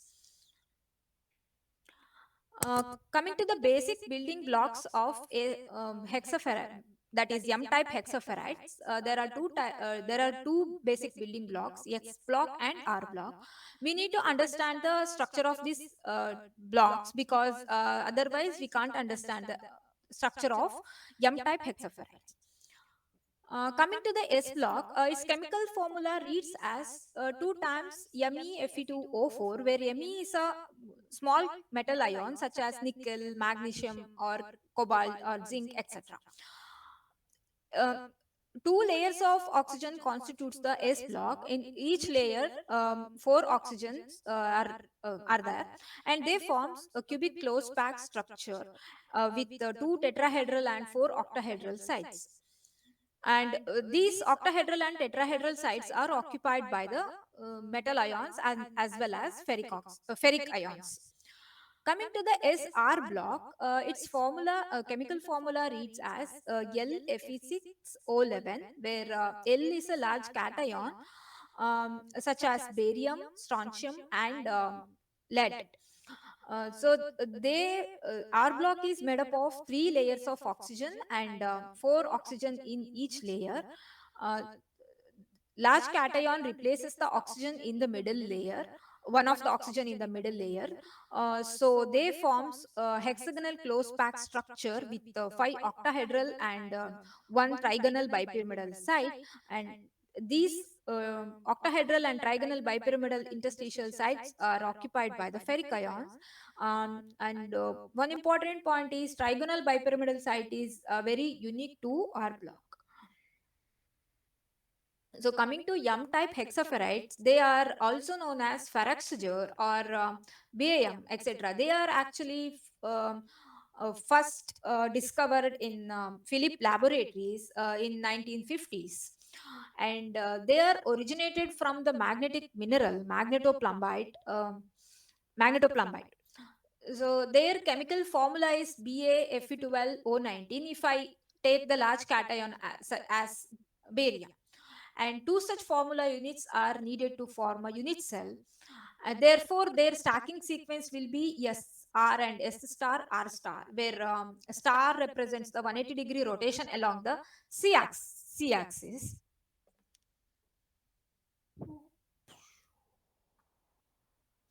So they form a hexagonal crystal structure, and they belongs to P63 bar MMC space group. With these S and R blocks, they form five different crystallographic sites, namely 12K, 4F1, 4F2, 2A, and 2B. 12K is a octahedral site in the S and R block, that is the interspace between the S and R block. And 4F1 is a tetrahedral site at S, and 2A is the octahedral site at S, and 4F2 is an octahedral site at R, and 2B is five-fold um, trigonal bipyramidal site at R. So out of 12 Fe ions, 6 ions resides in 12K, and 2 ions each in 4F1 and 4F2, and 1 each in 2A and 2B. So uh, in upward or parallel spin is in 12K and 2A and 2B, whereas 4F1, 4F2 are in anti-parallel spin. So they in total they will give a 20 mu b of magnetic moment. This is because of Fe3 plus ions which is residing in these sites, five different crystallographic sites. So what is the motivation to take up this study and this material? Because of the attractive properties of barium hexaferrite, that is BAM, and they show very high TC, and because of their high magnetic moment, they show very high saturation magnetization, around 70 EMU per gram, and they show very good chemical stability as well as corrosion resistance, and they show very high electrical resistance, etc.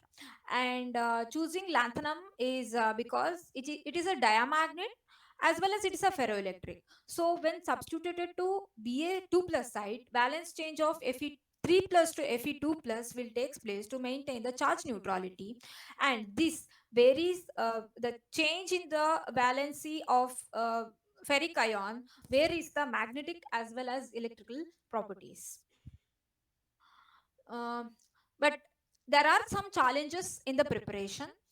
Um, S. Ocknard and others prepared lanthanum doped barium hexaferrite, where lanthanum content is from 0 to 0.20, that is 0 to 20%, from citrate combustion method, and they got a single phase.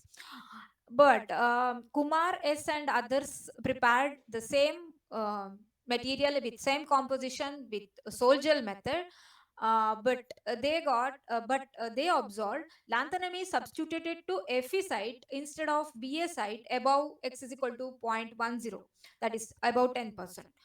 Verma and others again synthesize the same compound with same composition with solid state reaction method, but they observe the secondary phase above x is equal x greater than 0, that is other than pristine. All the lanthanum substituted samples were given the secondary phase, such as alpha Fe2O3 or some monoferrites like barium ferrite, like kind of secondary phases. Whereas Liu and other co-workers, they synthesized lanthanum substituted strontium ferrite up to 0 to 0.40 concentration, and they got single phase only up to 0.30 concentration. And they also studied MOSFET spectroscopy, and they find out Fe3 plus is changing to Fe2 plus to maintain the uh, charge neutrality of the system. So from all this, we can conclude, we can observe that only in barium system only 0 to 0.2 concentrations are prepared, not the above concentration like 0.25 or zero point 0 or above 0.20 concentration. And but still they are, some are getting single phase or some are getting not single phase or secondary phase, so which shows the system is not understood completely. And hence we thought to take up this system above 0.20 system, 0.20 concentration, so that we can understand how this system works, or how how its structural and chemical properties varies, and how to get the single phase. And coming to the synthesis method, lanthanum substituted barium hexaferrite with x is equal to 0.25 and 0.30 concentrations were prepared using ball milling followed by solid state reaction method. Barium carbonate and ferric oxide and preheated lanthanum oxides were considered were taken as precursors, and stoichiometric amount of precursors were weighed and mixed carefully using mixed carefully using Ajit mortar and pestle, and stoichiometric calculation were done using equation 1. And these mixed powders were ground about 3 hours, and then they were ball mill about 8 hours using a planetary ball mill using a rest PM 100 model, and where ball to powder mass ratio was kept at 8:1 in an acetone media, and at a speed of 250 rpm. And as milled powders were dried and pressed into pellets using hydraulic press, and they were sintered at 1150 degrees Celsius initially for 5 hours. And then such sintered pellets were crushed and ground to make a fine powder, and again they were pressed into pellets using hydraulic press. While pressing, 1% PVA is used, and then in the second sintering stage it was sintered at 1300 degrees Celsius for 5 hours. And such prepared samples were characterized using XRD as well as MOSFET spectroscopic techniques. XRD was X-ray diffraction measurements were done using Bruker D2 phaser with copper K alpha source, and 2 theta is ranges from 20 to 80 degree with a step size of 0.02 with a scan rate 2 degree per minute. And MOSFET spectroscopic studies were carried out to understand the chemical properties as well as the magnetic structure. Um, Here transmission geometry is used with a constant acceleration mode, and velocity ranges were taken from minus 12 mm per second to plus 12 mm per second. The MOSFET spectrometer were calibrated using a FE foil, and the source was used is FE57. So coming to the results and discussions, X-ray diffraction measurement patterns were shown in the figure. They were indexed with JCPDF card, and we can observe from the figure that there is no unindexed peak. For in both the samples, so that there is a single phase formation of single phase magnetoplumby structure of barium hexaferrite for both the samples, and they belongs to P63 bar MMC space group, and they crystallizes in hexagonal symmetry. Lattice parameters and cell volume is calculated, and they were tabulated in table 2. If we observe lattice parameters and cell volume, they decreases as lanthanum concentration increases, that is 4.30 than 0.25. The variation is very slight. That might be because of the smaller radii of La3 plus ion than the barium 2 plus ion. And C by A ratio is calculated, and which is very important in considering the MCA properties, that is magnetocrystalline anisotropy properties, for both the samples. The C by A ratio is very slightly varying, or it is almost constant. And average crystallized size is calculated using the Scherer formula. We can observe from the table that average crystallized size is increased for x is equal to 30 sample. Coming to the results and discussions of MOSFET spectroscopy. MOSFET spectroscopic data is plotted in the figure 4 as velocity versus transmission intensity, and the data is observed data is fitted using MOSA-A software using a least square fit method. Here 6 sets are used to fit the data. These 6 sets are corresponds to the 5 different sublattices, namely 12K, 4F1, 4F2, 2A and 2B respectively. And so these 6 sets are going to fit the data completely. So we can conclude there is a magnetic phase of barium hexaferrite is achieved in this sample. Using the fitting, we have calculated the area ratios as well as isomer shift, quadrupole splitting and BHF values, and they are tabulated in the table 3. Area ratios should for the 12K, 4F1, 4F2 and 2A and 2B should be 50%, 17% and 17% and 8% for each for 2A and 2B. But the calculated area ratios were varying slightly. That might be due to the inefficiency in the fitting of intensity. Coming to the isomer shift values, we can observe isomer shift values were varied between 0.1 to 0.34. So these values lies in between the ferric +3 state of ferric ion. So from the isomer shift, there is no signature of Fe2 plus ions. If it is there, that value should come in between 0.6 to 1.7 millimeter per second. And also, if we consider the MOSFET spectroscopic data, there should be a shoulder peak in between around 6 mm per second in both the sides, but there is no such evidence from the MOSFET graph. And also from if we observe the quadrupole splitting, there should be a dramatic change in any of there is not a dramatic change in any of the values. So we if Fe2 plus is present, it should show some dramatical changes. So from all these, we can conclude there is no formation of Fe2 plus ion from the Fe3 plus ion. But if we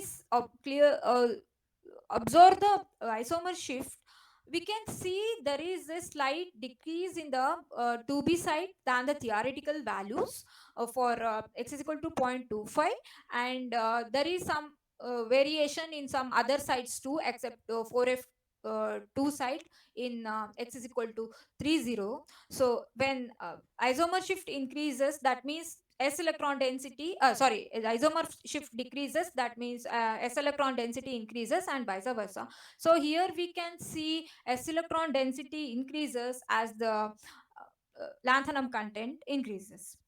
And coming to the quadrupole splitting values, we can the values lie between 0 to zero point 0.1 for for all other crystallographic site except 2b. So this shows except 2b, all other site has a symmetric charge or spherical charge distribution in the system. The dramatic or the high value for 2b site is due quadrupole splitting value is due to the nature of, that is asymmetric nature of bipyramidal trigonal bipyramidal site. So it is so it is expected in the context of barium hexaferrite. And if we observe the BHF values, they are slightly varies for 12K and 4F1, but for all the other sites, BHF values are matching with the theoretical values. Coming to the conclusions from X-ray diffraction measurements that reveals the formation of single phase magnetoplumbi structure for both LA content, that is LA concentration X is equal to 0.25 and 0.30, and volume decreases slightly for X is equal to, as the X increases, that is because of the smaller radii of lanthanum than the barium. And from the MOSFER spectroscopic study, we can conclude there is no formation of Fe2 plus ion when even though the lanthanum contents are high as 25% and 30%, but at this electron density increases as the lanthanum content increases, and spherical charge distribution is observed except at 2b site. And I am very thankful to Manipal Academy of Higher Education, Manipal, for TMA Pi Fellowship, and Dr. Sudhindra Roy Prol sir, UGCDI CSR Mumbai Center for X-ray Diffraction Measurements, and Dr. VR Reddy, UGCDI CSR Indore Center for MOSFER Spectroscopic Measurements, and LACAME 2022 organizers for registration fee waiver, and Dr. Edson Pasamani for his immense support, that is online arrangements and moral support to attend the conference. These are my references. Thank you. Thank you for your Nishkala. attention.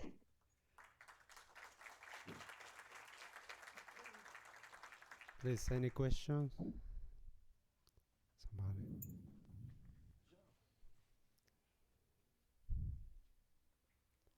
Are you hearing? Nishkala? Yes, sir. Can you hear me? Yes, sir. Okay. So thank you for your presentation. Thank my you. question is related to the fitting procedure. Why did you consider, or at least you show us result, assuming that the content of for F1 equal to for F2 as well as for 2A, but did you try without any constraint? Yes. I have used the constraints to fit the data. Yeah, but did you try without any constraint to check if there was a significant difference? No, I haven't checked it. It should be interesting to see. Okay, sir. Thank you for your suggestion. Because it could be considered with constraint, but why?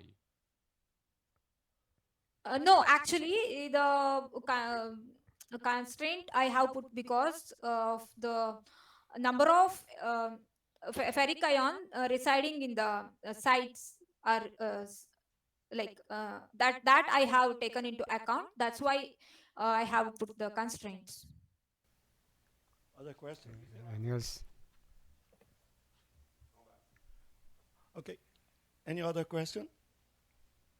So just to conclude, have you done some fixing the line width or not?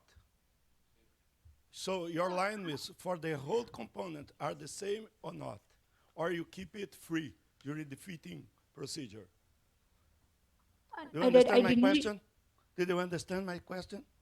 No, sir. Sorry. No, I would like to know if you keep fixed or not the line width of your subspectra?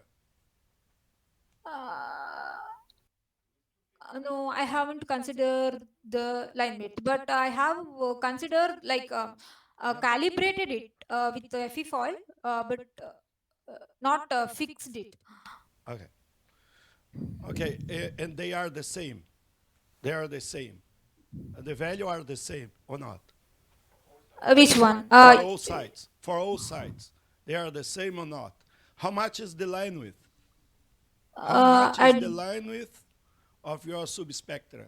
The line width. I didn't remember it, sir. Okay, no problem. Okay. Okay. Okay, Nishkala, thank you very much again for your nice talk. And okay, thank you, sir. Thank the speaker again. Okay. So we are going to listen Professor Juan Jaén from Panama University. He's going to speak about the title is already in the screen. So it's on the screen. So Professor Juan, please take your time. Thank you for being here today, and thank you to the organizers, particularly to Edson, who invited us to deliver this talk. It's going to be a very short talk for several reasons.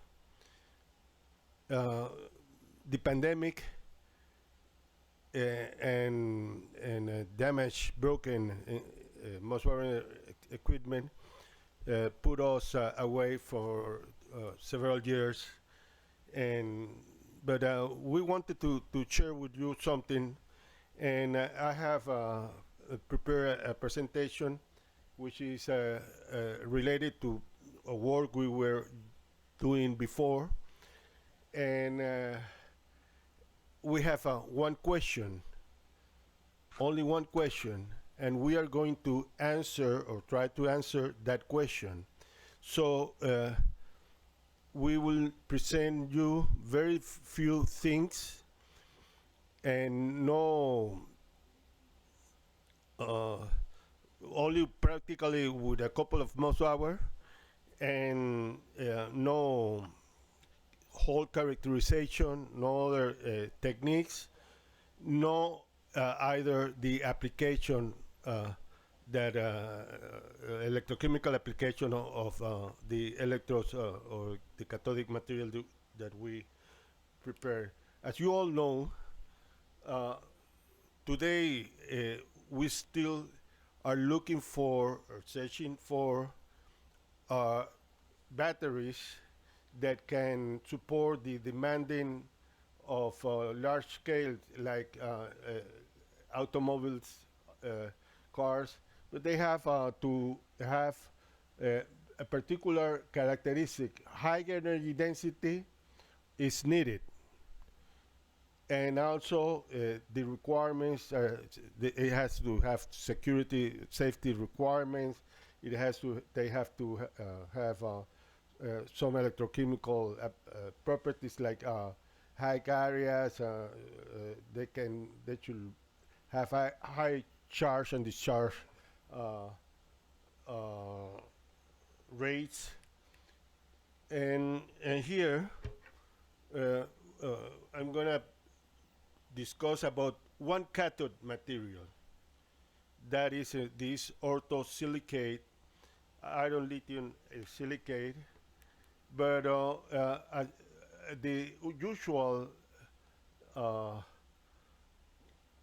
battery cathode material that we use is this lithium cobalt metal oxide, but it's not useful for high demanding applications. We have moved a little bit in time to these spinel batteries, cathode materials, but they have the problem that they have a rapid fading, so they are not useful for after a very short time, no?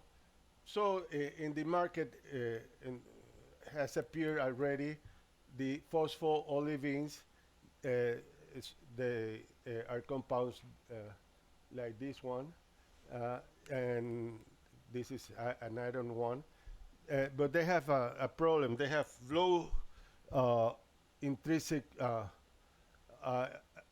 ionic conductivity, and also the electronic conductivity is also very bad.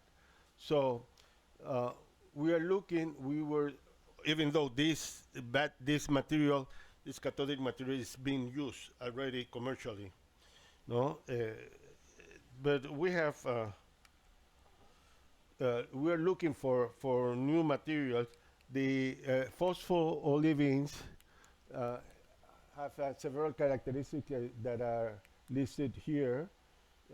They were firstly introduced some 25 years ago.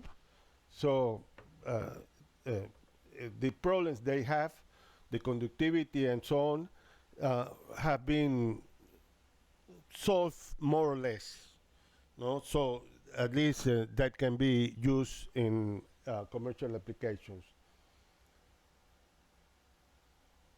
But the people in the industry is not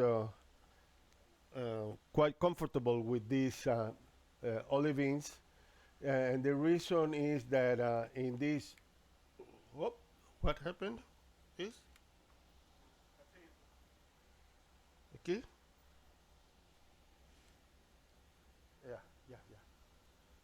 The reason is that in this curve, they don't like this flat behavior because doesn't tell the consumers or the people when they need to when they have to charge again the battery. So they prefer behavior like this one that has some slope, no?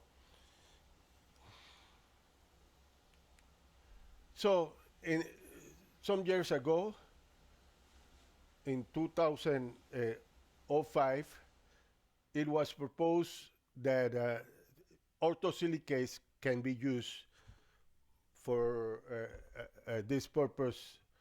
There are several types of orthosilicase. They are very good as cathodes for several reasons. They have somehow a structure similar to the phospholivins. They have a very chemical and thermal stability, and they can be prepared from more abundant resources, so it's very easy to get the precursor materials for this. It's very important. They have a very low cost. The raw materials that have a very, very low cost.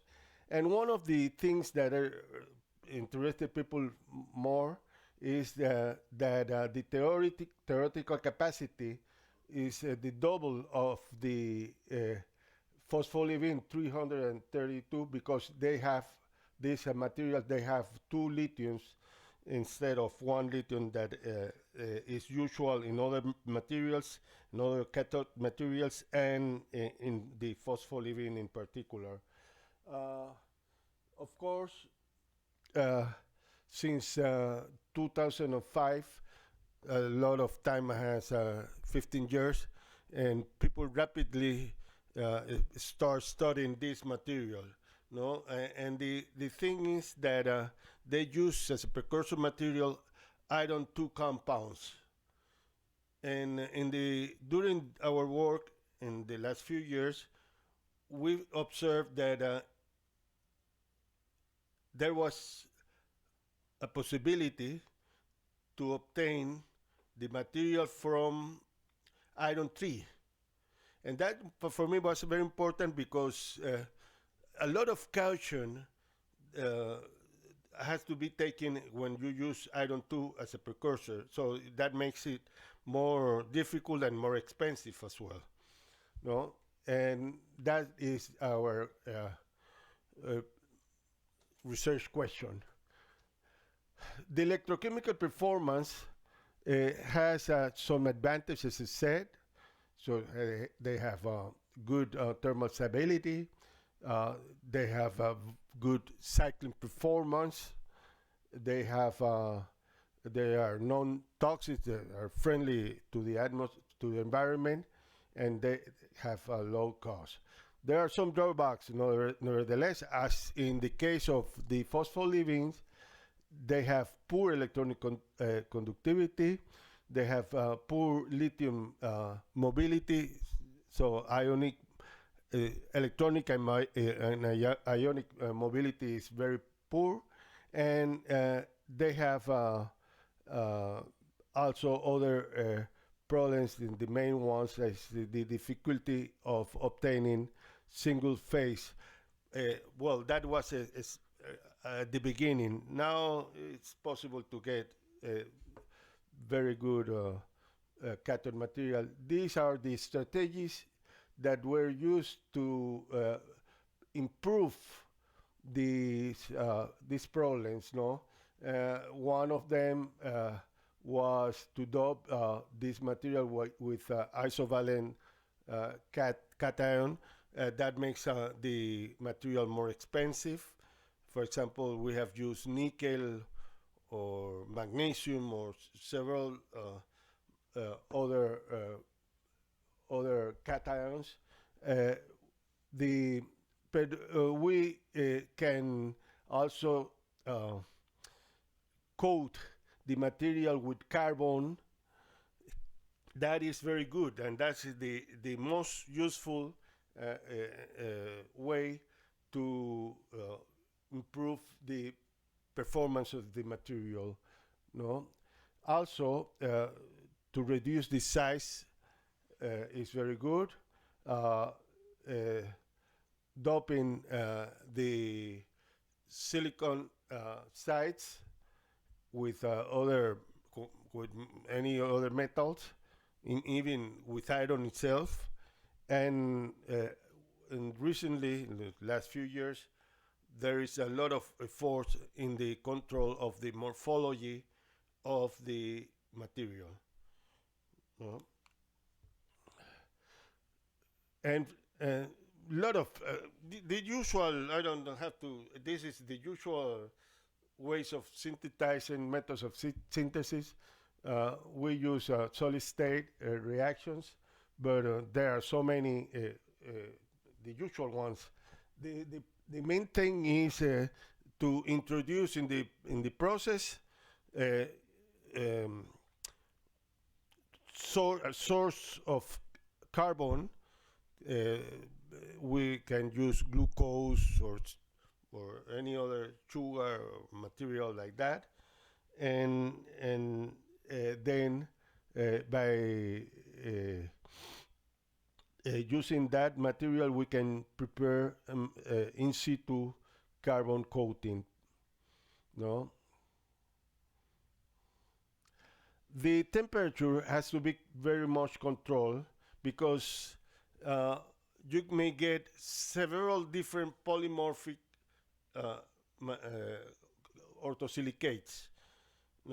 And indeed, there are several, and as I said before, we want to use and that is our question, to prepare a material, the orthosilicate, lithium iron silicate, based on the use of iron 3 source as a pristine or raw material for the synthesis.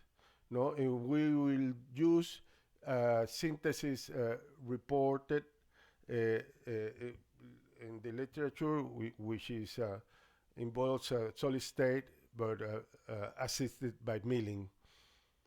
And we are looking, and that's our motivation, we are looking for an easy and low cost synthesis of the material.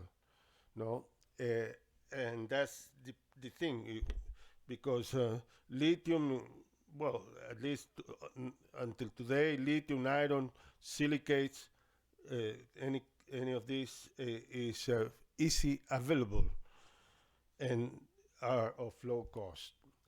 These are the polymorphs, the usual polymorphs that we have. Two orthorhombic faces, and this one is monoclinic. They differ by the way the tetrahedral get together, not on the edges or on the corners, and so you get one of these, and these are thermally sensitive. So meaning you can prepare one of them according to the temperature. No, at low temperature you get one structure, orthorhombic. At 700 degrees Celsius, 750, we get the monoclinic phase, and higher temperatures like 800, 900, you get another phase. And they are easily distinguished by most power spectroscopy. That's why I don't have to really, to answer my question, go to other techniques, even though we have done that. They are easily distinguished. They are all doublets, but this doublet has different isomer shift and different quadruple splitting. These values are part of the literature, but we have used them as a reference.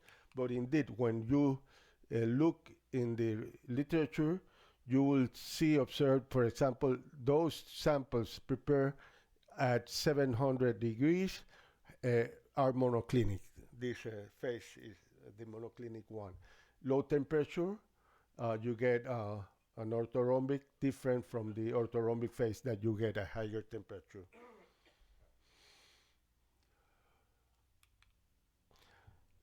Well, we have done this before. Once I presented this in a LACAME in Mexico, I guess.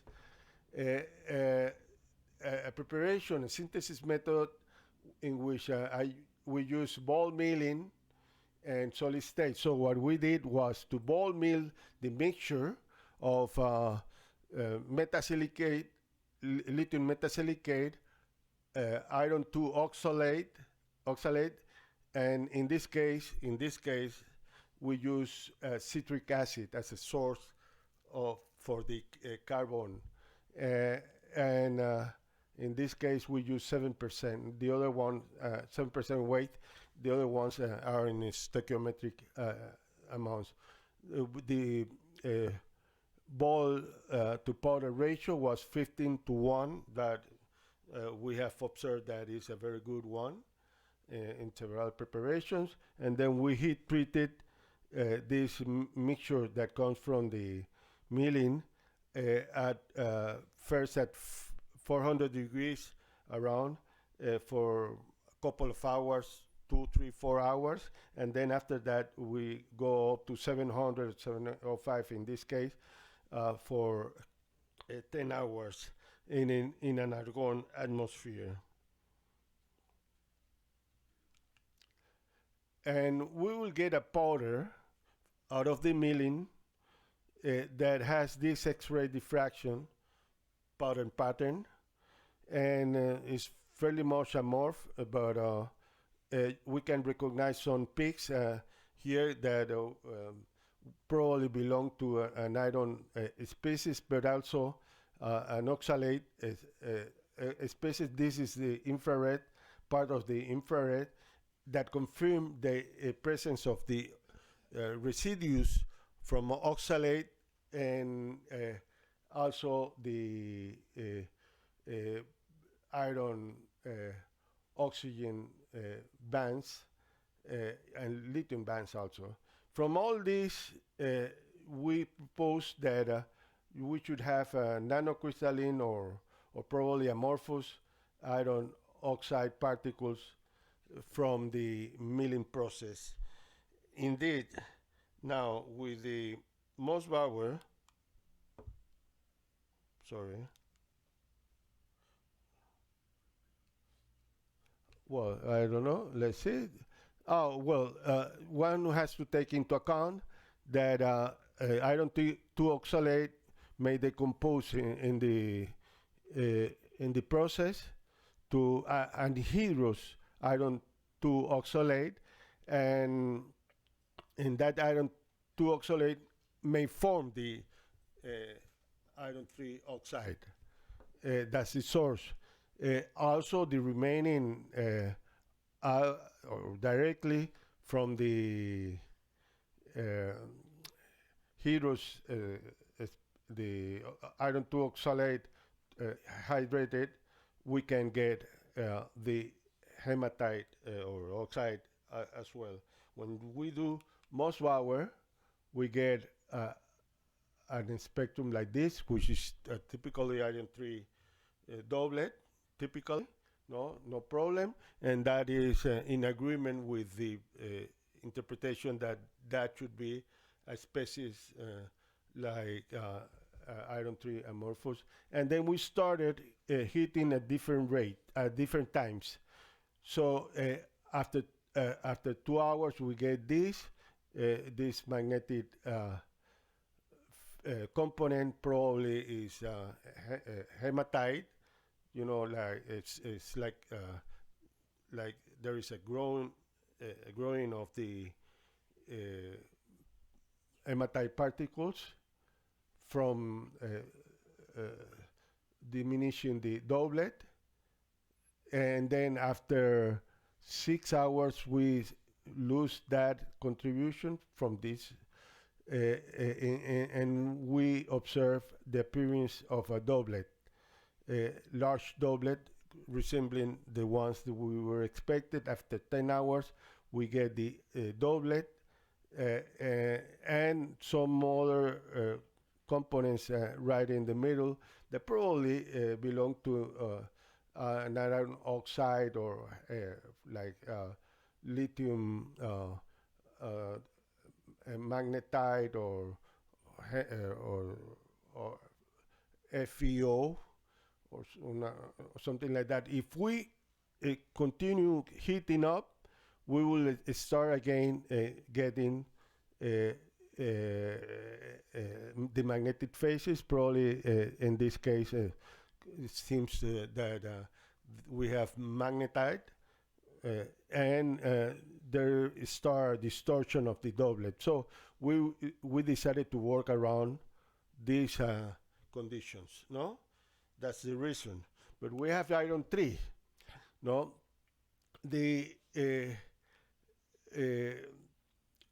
oxides that we could see there may come from the heating procedure that decomposes the oxalate anhydrous in different oxides like FeO, wustite, magnetite, in different ways, and also some gases around. So we have to do a work. I have to mention this. The possibility of formation of metallic iron is there, and is frequently observed after the heat treatment. That comes from the decomposition of these species. And when I say that, I have to mention that because in the literature, a lot of people had metallic iron in the final product, but they didn't discuss that. They didn't even mention that.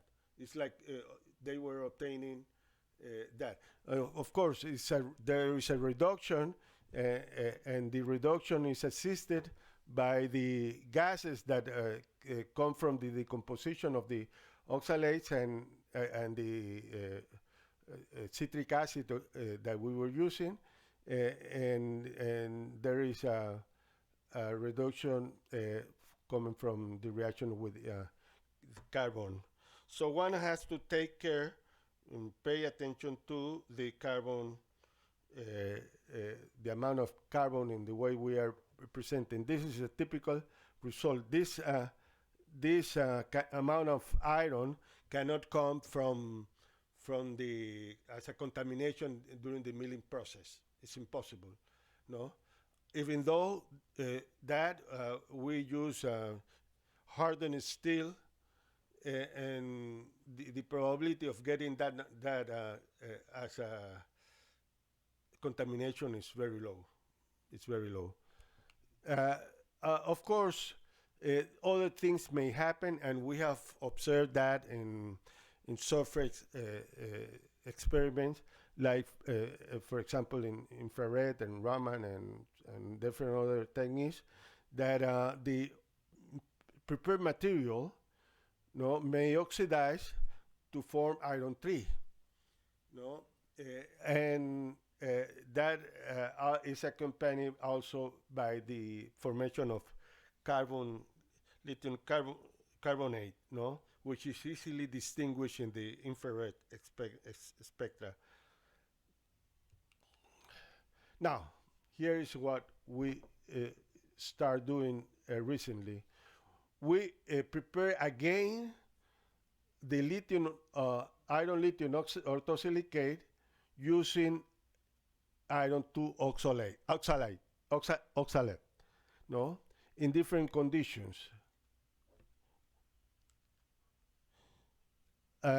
One condition was the one here. You see the one here, which is my vision is not that good, but I read 36 hours at 300 revolutions per minute, so it's very low energy, and that's one thing that we wanted to try. The same conditions, some methanol in the jars, in the mixture. So, and here are the conditions: 4 hours heating up at 400 degrees, at 700 degrees for 10 hours, and we will get this doublet, which has the parameters of typical of the orthosilicate in the monoclinic phase, and also has a very small doublet here that we interpreted as an iron 3 species that, looking in the literature, it can be associated to deleted, so meaning losing one or partly deleted species, So if we decrease the revolutions, the energy of the milling, we use 250, we still get a very nice doublet, but still with this component, which is also is in the range of the iron 3 species that I mentioned before. And also we use 750 degrees, and also we get very nice doublet, but also with the iron 3 species.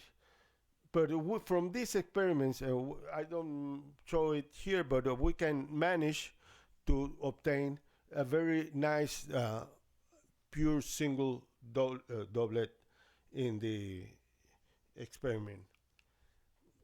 So what happens is that there are difficulties in this method when we do it assisted by milling. There are a lot of impurities may form, iron oxides, metallic iron. We didn't obtain it because we were cautious on the amount of citric acid we use, but also we can form also some lithium silicates. The problem, one problem is that we obtain large particle size in the final products. And what is even the more important, there is a lot of agglomeration, as could be seen in SEM and TEM. No?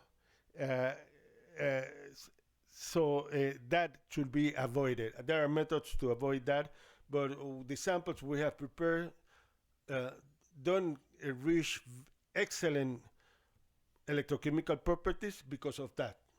That's the main reason. So that has to be avoided. No.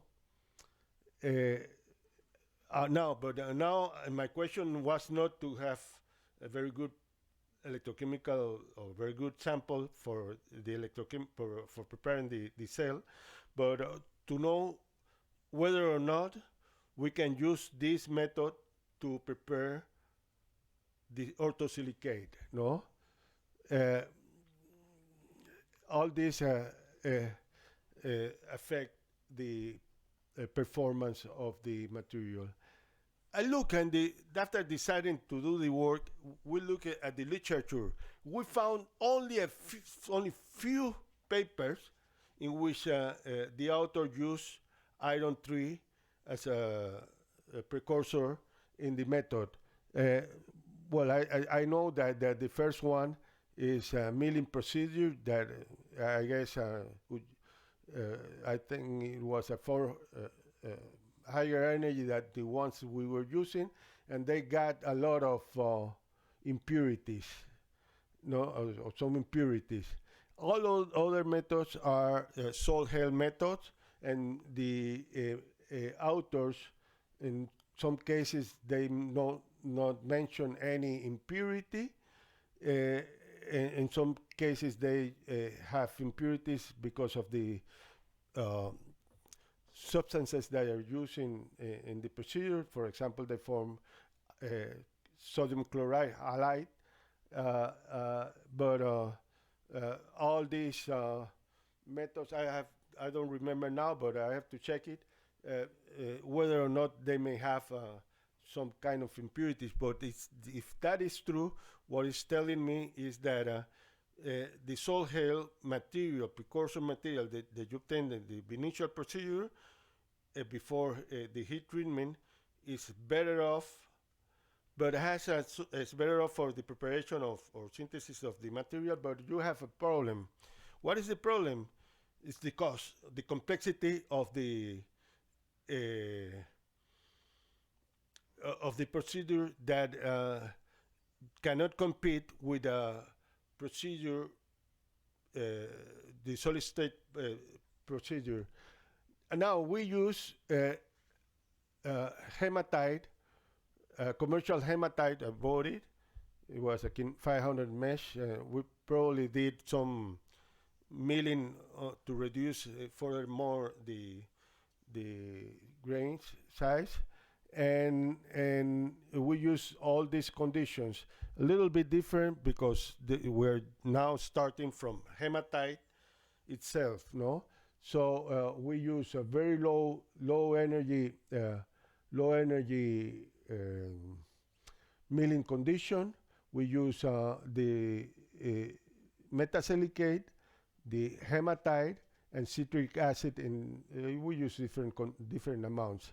Now, after this, we heat it up for 4 hours, 400 degrees, and after that, for 10 hours at 750 degrees to obtain this. I'm sorry. This one was I didn't mill. We didn't mill. This one belongs to the mixture that were ground, and that's because one author said that you can get the orthosilicate directly from the mixture. So what we did that, and indeed we can obtain this doublet that belongs to the orthosilicate, but we get some other doublets, iron 2 and iron 3 components in that. Now we move to the sample prepared by milling.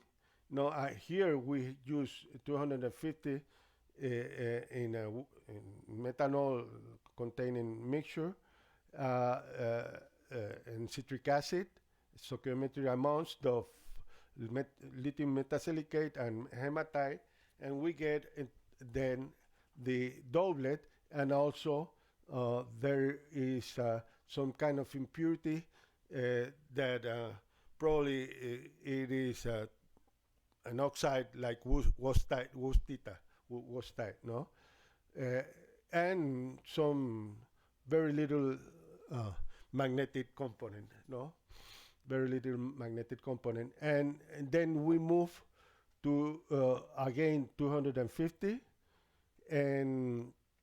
but this time, in the same conditions, but this time we use, instead of 22 weight percent of citric acid, we use 15% of citric acid, and also, what is more important in this case, the high temperature for that we use for the heat treatment was 750, and we get a nice spectrum of the orthosilicate, and this species that is probably the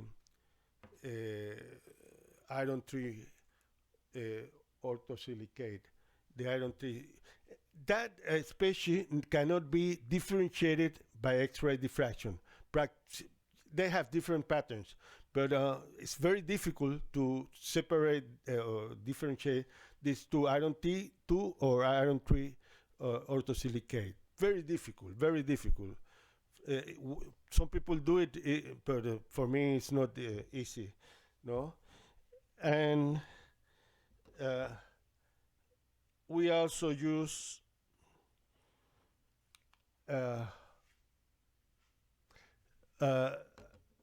another type of, just to check, another type of hematite that this has not been fully characterized, but it's hematite, we know it by Mossbauer, and we obtain more or less the same result when you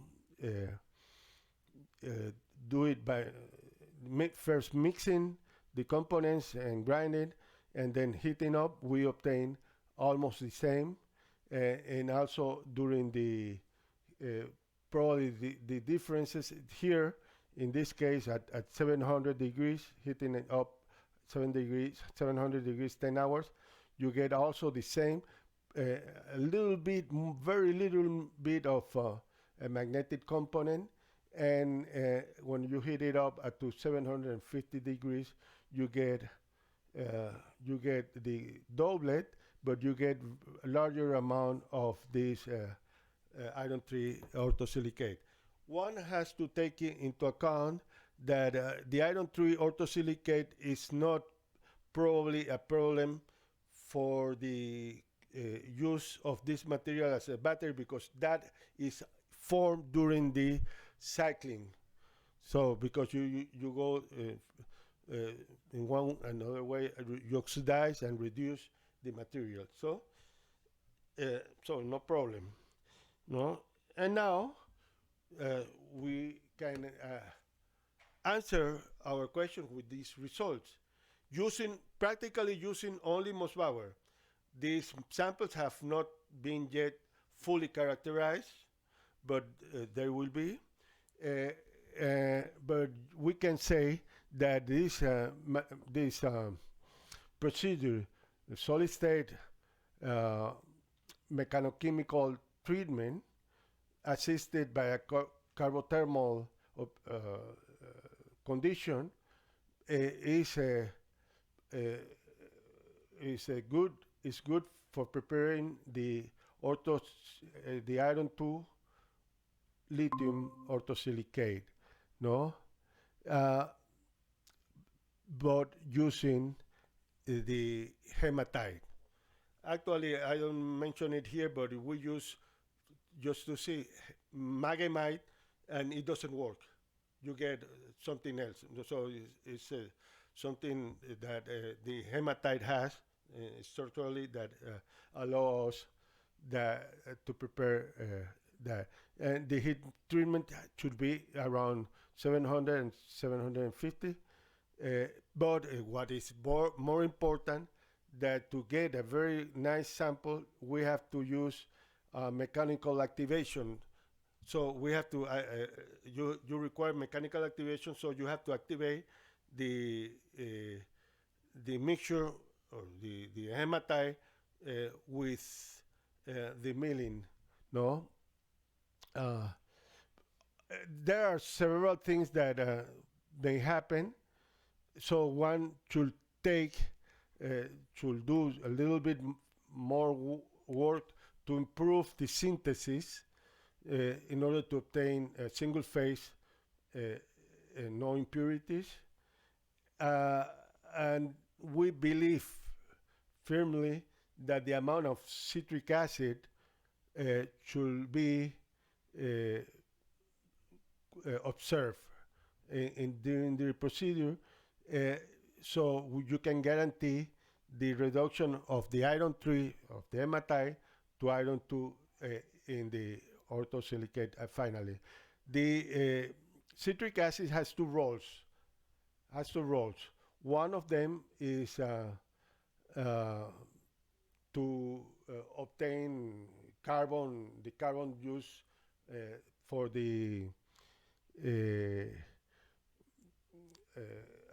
capping carbon for the structure to improve the conductivity, but also then, as I said, acts as a reducing agent. It's known the citric acid is a good reductor. No. Now we are, with these samples that we have prepared, we are going to do characterization, and we will do some electrochemical measurements and we will prepare a cell, a coin cell probably, and we will do all the measurements, the electrochemical measurements. So we came to the conclusion that this procedure, the carothermal assisted synthesis, solid state synthesis, produce the material, but by the way of very low cost, and all the materials are innocuous to the atmosphere. So we not only are using low cost hematite, but also we are using procedures that are convenient to the environment, and they are ecologically friendly, and that's very important. And we will present, we'll complete the work, but we answer our question, our research question, using only Mossbauer. Only Mossbauer. We can prepare the orthosilicate. And with that, obrigado. That's nice. Thank you. Okay, time is open for question. Yep.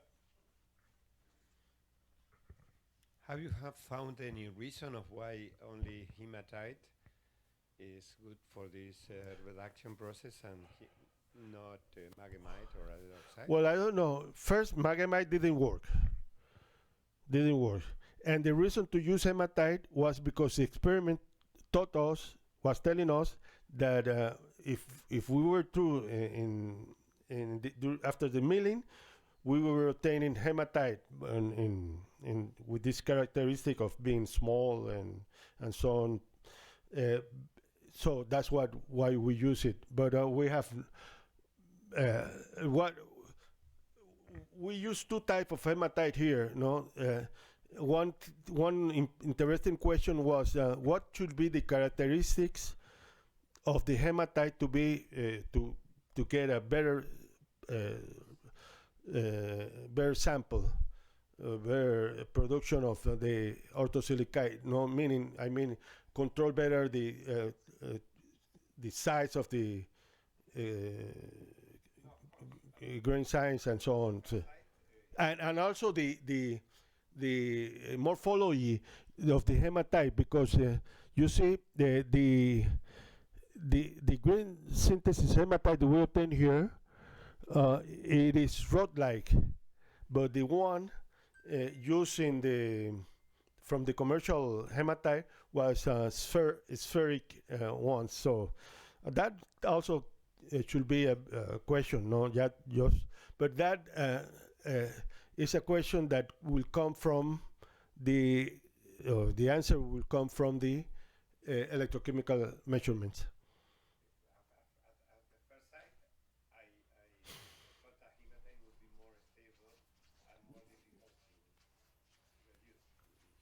Yeah, but it's reduced. Yeah, but it's reduced. Professor Juan, very interesting presentation. I have a question. Is the citric acid kept after the thermal treatment? Have you make some tests about it? Pardon? The citric acid molecule is kept after the thermal treatment. Have you made some infrared tests? No. After the heat treatment, there is no citric acid remaining.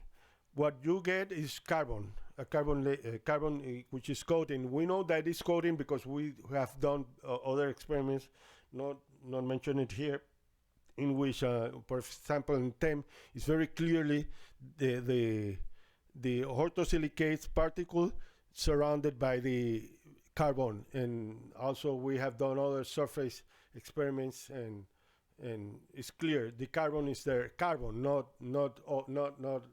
any organic part, only carbon. Some other question? If not, I have one. Yeah. So can you tell us a little bit about your sample preparation when you use milling? So what kind of atmosphere have you been done? Okay. And the second one, so as you shown, so you have a time dependence of milling. So you have a very small particles, which is in the paramagnetic state in 0 hours of milling, and then suddenly you have some magnetic spectrum. That means you increase the size of particles or something like that. And finally you mixture, and then we return to the segregation. So my point is, how did you prepare it, and how you control the contamination from the milling tools? Well, actually, that's part of the answer is that that's what we wanted to do, to use an easy way of preparing, because we have done it that also, but with oxalate, in air or in an inner atmosphere during the milling. But now with this, you don't have to take care of the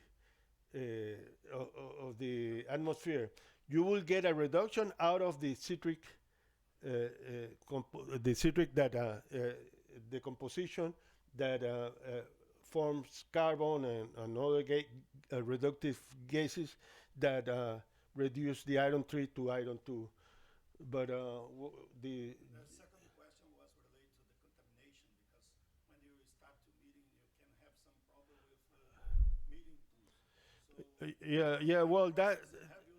Yeah, well, one. Okay. One is we are using hardened steel. Second, we are using low energy milling conditions. That's very important. That idea came from work that I did with someone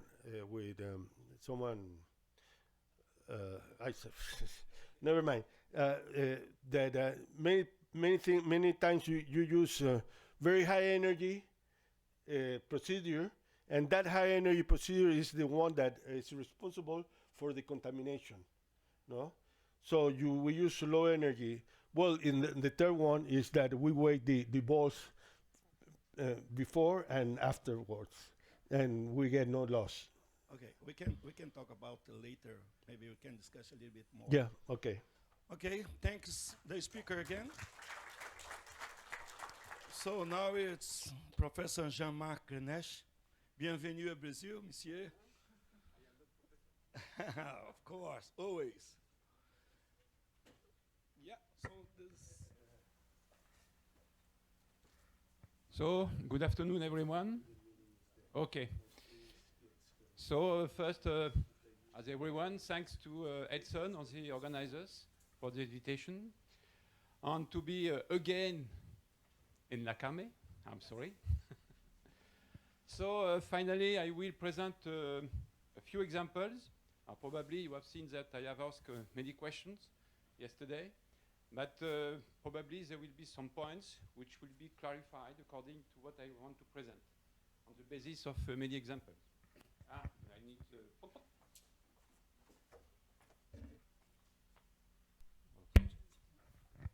Better?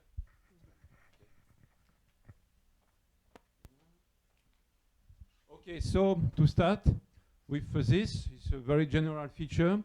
So probably some of you have seen such a slide. So I want to present the basis to describe some magnetic materials. I am speaking only on magnetic materials. So you can recognize different points, and I will not discuss a long time on this. So of course, now if we go with a small size, so with a confinement, so we have, I would say, a naive description of a nanoparticle, which corresponds to an assembly of atoms, and of course the surface will be very important and will be severely different from the inner one, because you have a symmetry breaking. And what happens at the surface? Many questions, much more questions than replies, because it could be very complex. And from the magnetic point of view, of course, the dominant interaction is with first neighbors. So because there is a loss of first neighbors at the surface, so finally, probably the external magnetic surface, I am speaking surface as one atomic thickness, one magnetic atomic thickness will be disturbed, or maybe not disturbed. It will be reduced, the magnetic moment. Or maybe sometimes with some particles, they have no magnetism in the bulk state, and suddenly it appears a magnetic moment. So that means it's a very large zoology. Everything can happen. So it's not possible to see, I have seen this in this paper, I will do the same. Maybe the results will be different. That makes the situation quite complex. And of course, in the case that the external layer, magnetic layer, is disturbed, probably the second one will be disturbed also. So finally, the picture of core shell, it seems to me, maybe I did not catch everything with Andreas yesterday, so it might exist, but it's a kind of description, it's a progressive change from the surface to the inner core. Okay? So it's difficult to, for example, Juan was speaking a core shell with this lithium iron orthosilicate with a layer of carbon. So you have two different things. But in this case, it is very progressive. And of course, it is highly dependent on the state of the surface. Because here I put a surface which is rather wavy, but sometimes you have some facets. So the physics is totally different. So after nanoparticles, you have nanostructures. Nanostructures correspond to a packing of nanograins. But of course, if you have some grains, nanograins, they have some shapes on how to assemble them. So in between, you will have some grain boundaries. And of course, the smaller the grains, the larger the contribution of grain boundaries. And sometimes we could be very surprised because there is much more grain boundaries than grains. And the problem is to understand from a magnetic point of view, first, where are located the magnetic moments, grains, grain boundaries, and after how you can establish some interaction between grains, because you have a kind of wall in between. So the problem is to understand what about the composition of the grain boundary. And finally, I will not discuss on it today, but you have also multi-layers. And in the case of multi-layers, you have really interfaces. But of course, when you do on the paper, everything is perfect. But what about the sample?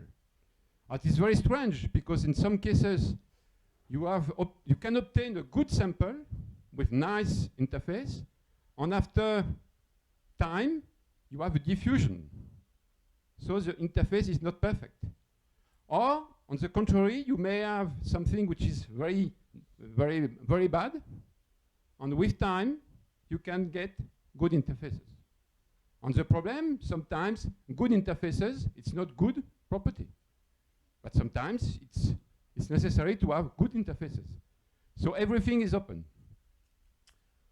So now, when we are speaking on magnetic nanomaterials, so there is no new concepts. And they have been also presented yesterday by Andreas and others. So of course, the main one corresponds to the surface anisotropy, the interface anisotropy. What about the magnetic situation at the surface? And of course, the problem of relaxation. And in addition, when you are coupled different grains, what about the interaction? When you have nanoparticles, you have the inner magnetism, but what about the environment?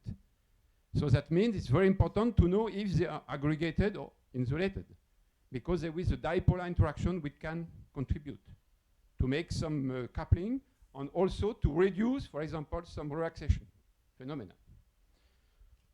Okay, so I don't want to discuss on Mossbauer, only the aspect of in-field Mossbauer spectroscopy, because we will see that it's very important to use such a technique.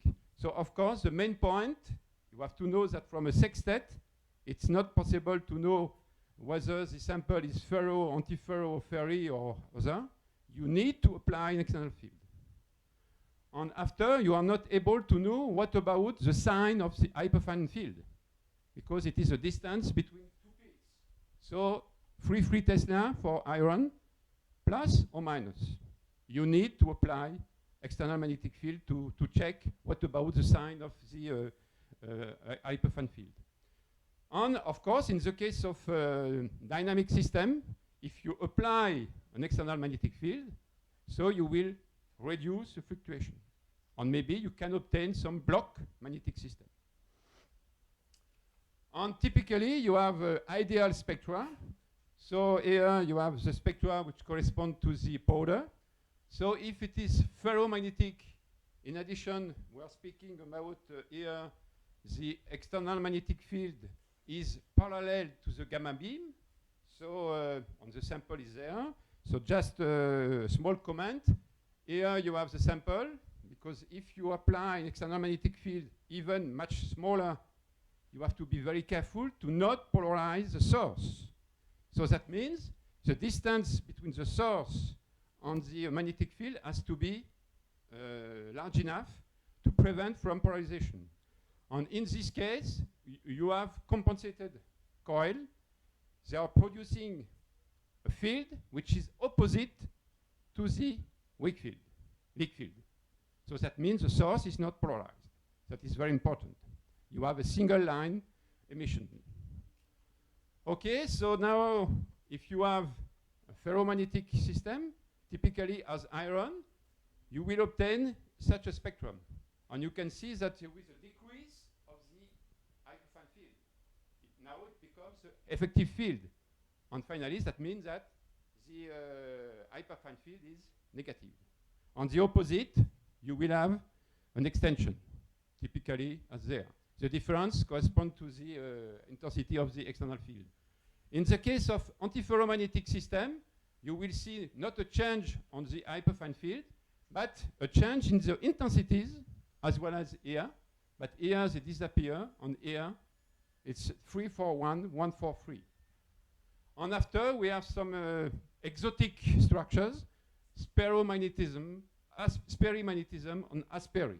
You have a distribution of magnetic moments in the block state, and you can obtain such a shape, because we will see some example after. Okay, so I am back to this. So, as I mentioned, the main questions, size, morphology, size with S, because probably you have a distribution. So consequently, S over V, morphologies, dispersion matrix, chemical homogeneity, intrinsic magnetism, roughness of surface, relaxation phenomena, core shell, and sometimes functionalization. So after, in the case of such a system, so the size, the proportion of grain boundaries, the chemical structure of grain boundaries, the structure, the thickness, and so on. So for this for the multi-layers, everything is there. So now I will give some examples. So nanocrystalline alloys, ball mill alloy, iron. I will skip iron nickel on ball mill ferric fluorides. And in the case of nanoparticles, I don't know what I will do exactly. It depends on time. Okay, so of course, the main point is to have well-controlled samples.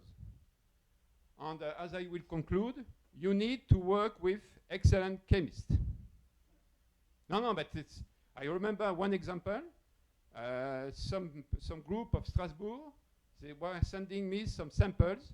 So the idea, for example, was to have one nanoparticle, a set of nanoparticles, as homogeneous as possible in size, and to recover with one layer, and to compare.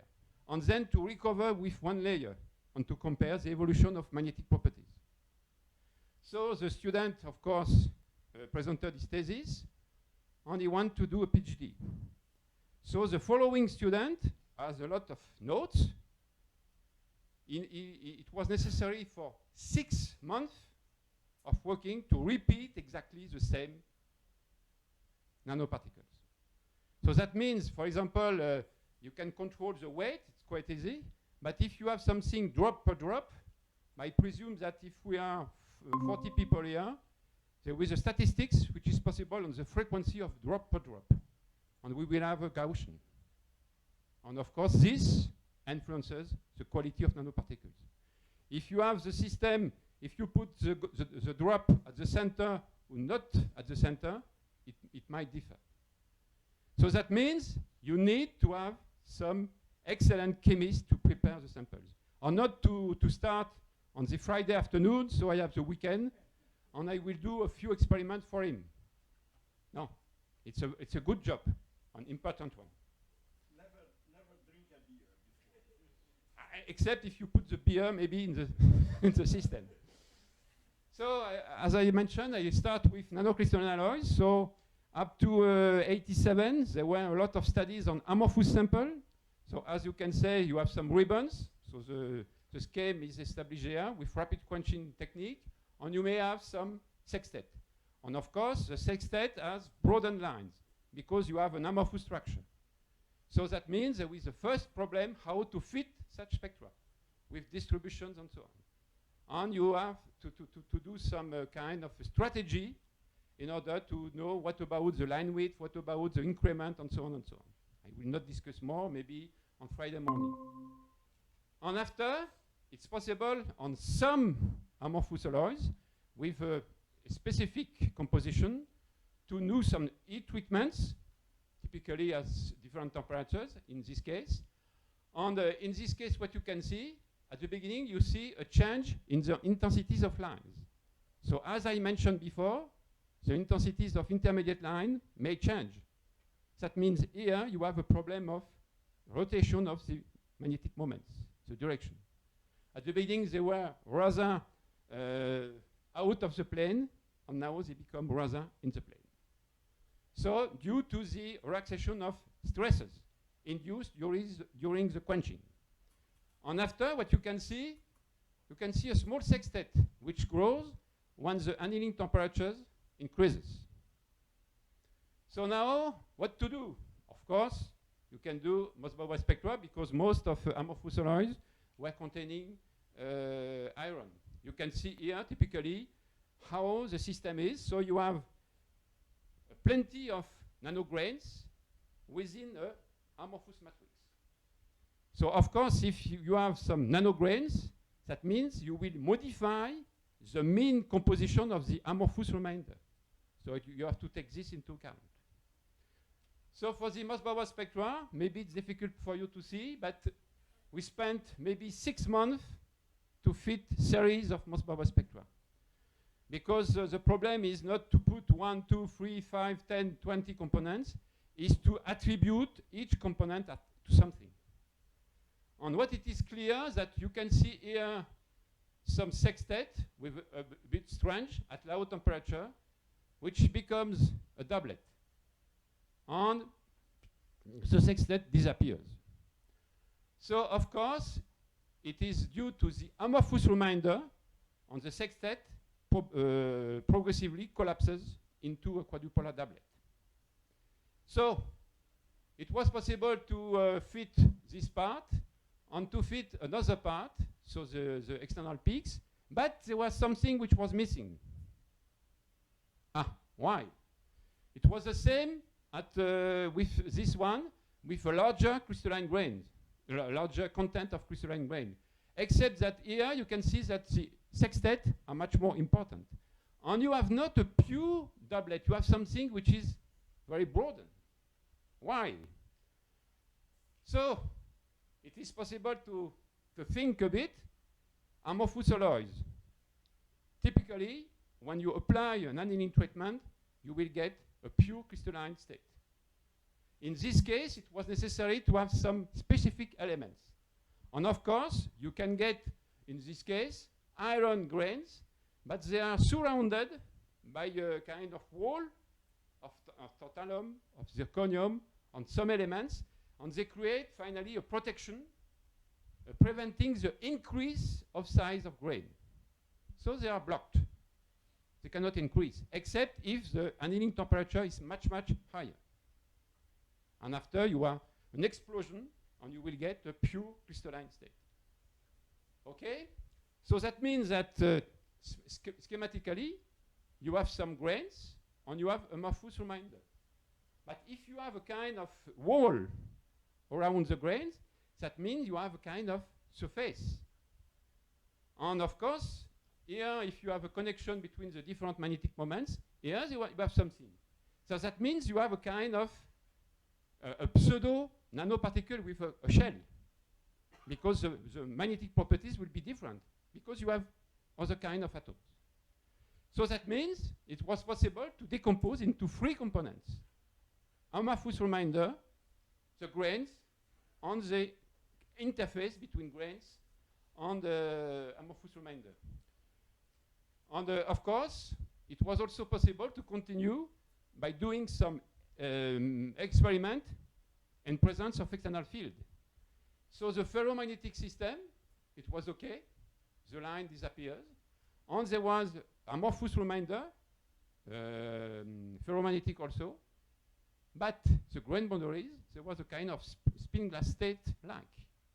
It was not possible to align the magnetic moments, because there was a kind of resistance due to the interface. So spin glass effect, as Andreas was discussing yesterday. And it was also possible to estimate the thickness of this layer, the blue layer, more or less 0.6 nanometers, 2 layers.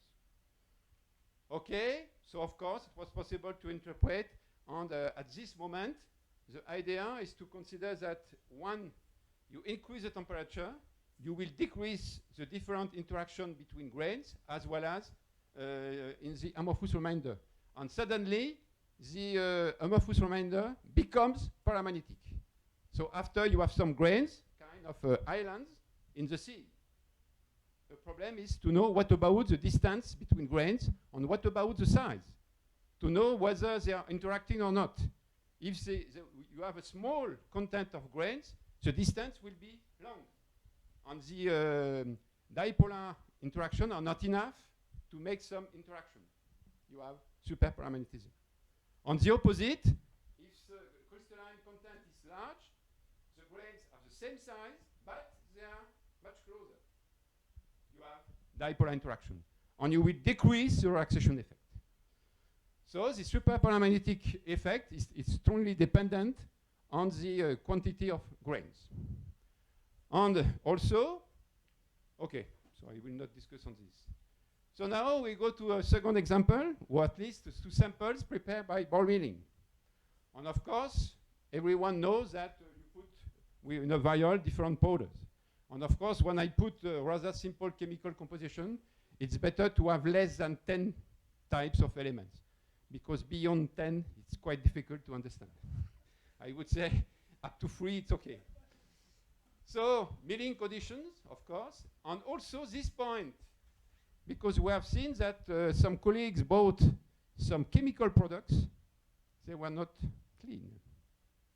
And we spend a long time, caramba. Maybe it's due to the quality of chemicals, and of course. So be careful. Maybe in your case, you have to check what about the quality of hematite. Oh, one? Yeah. Okay, so everyone knows. And as you can see there, you have a kind of zoology about the nature of the samples you are obtaining. You may have good particles, but usually most of them are agglomerated. Some studies recently, but not on iron-based system, they were able to produce nanoparticles, but it's not so common. So finally, you have agglomerated system. So we started with iron, because there was a large debate in the 90s, and of course with a single atom, it's more very clear for the next. So for X-ray diffraction, so as we discussed yesterday, so of course you can extend with square root or logarithmic scale for here.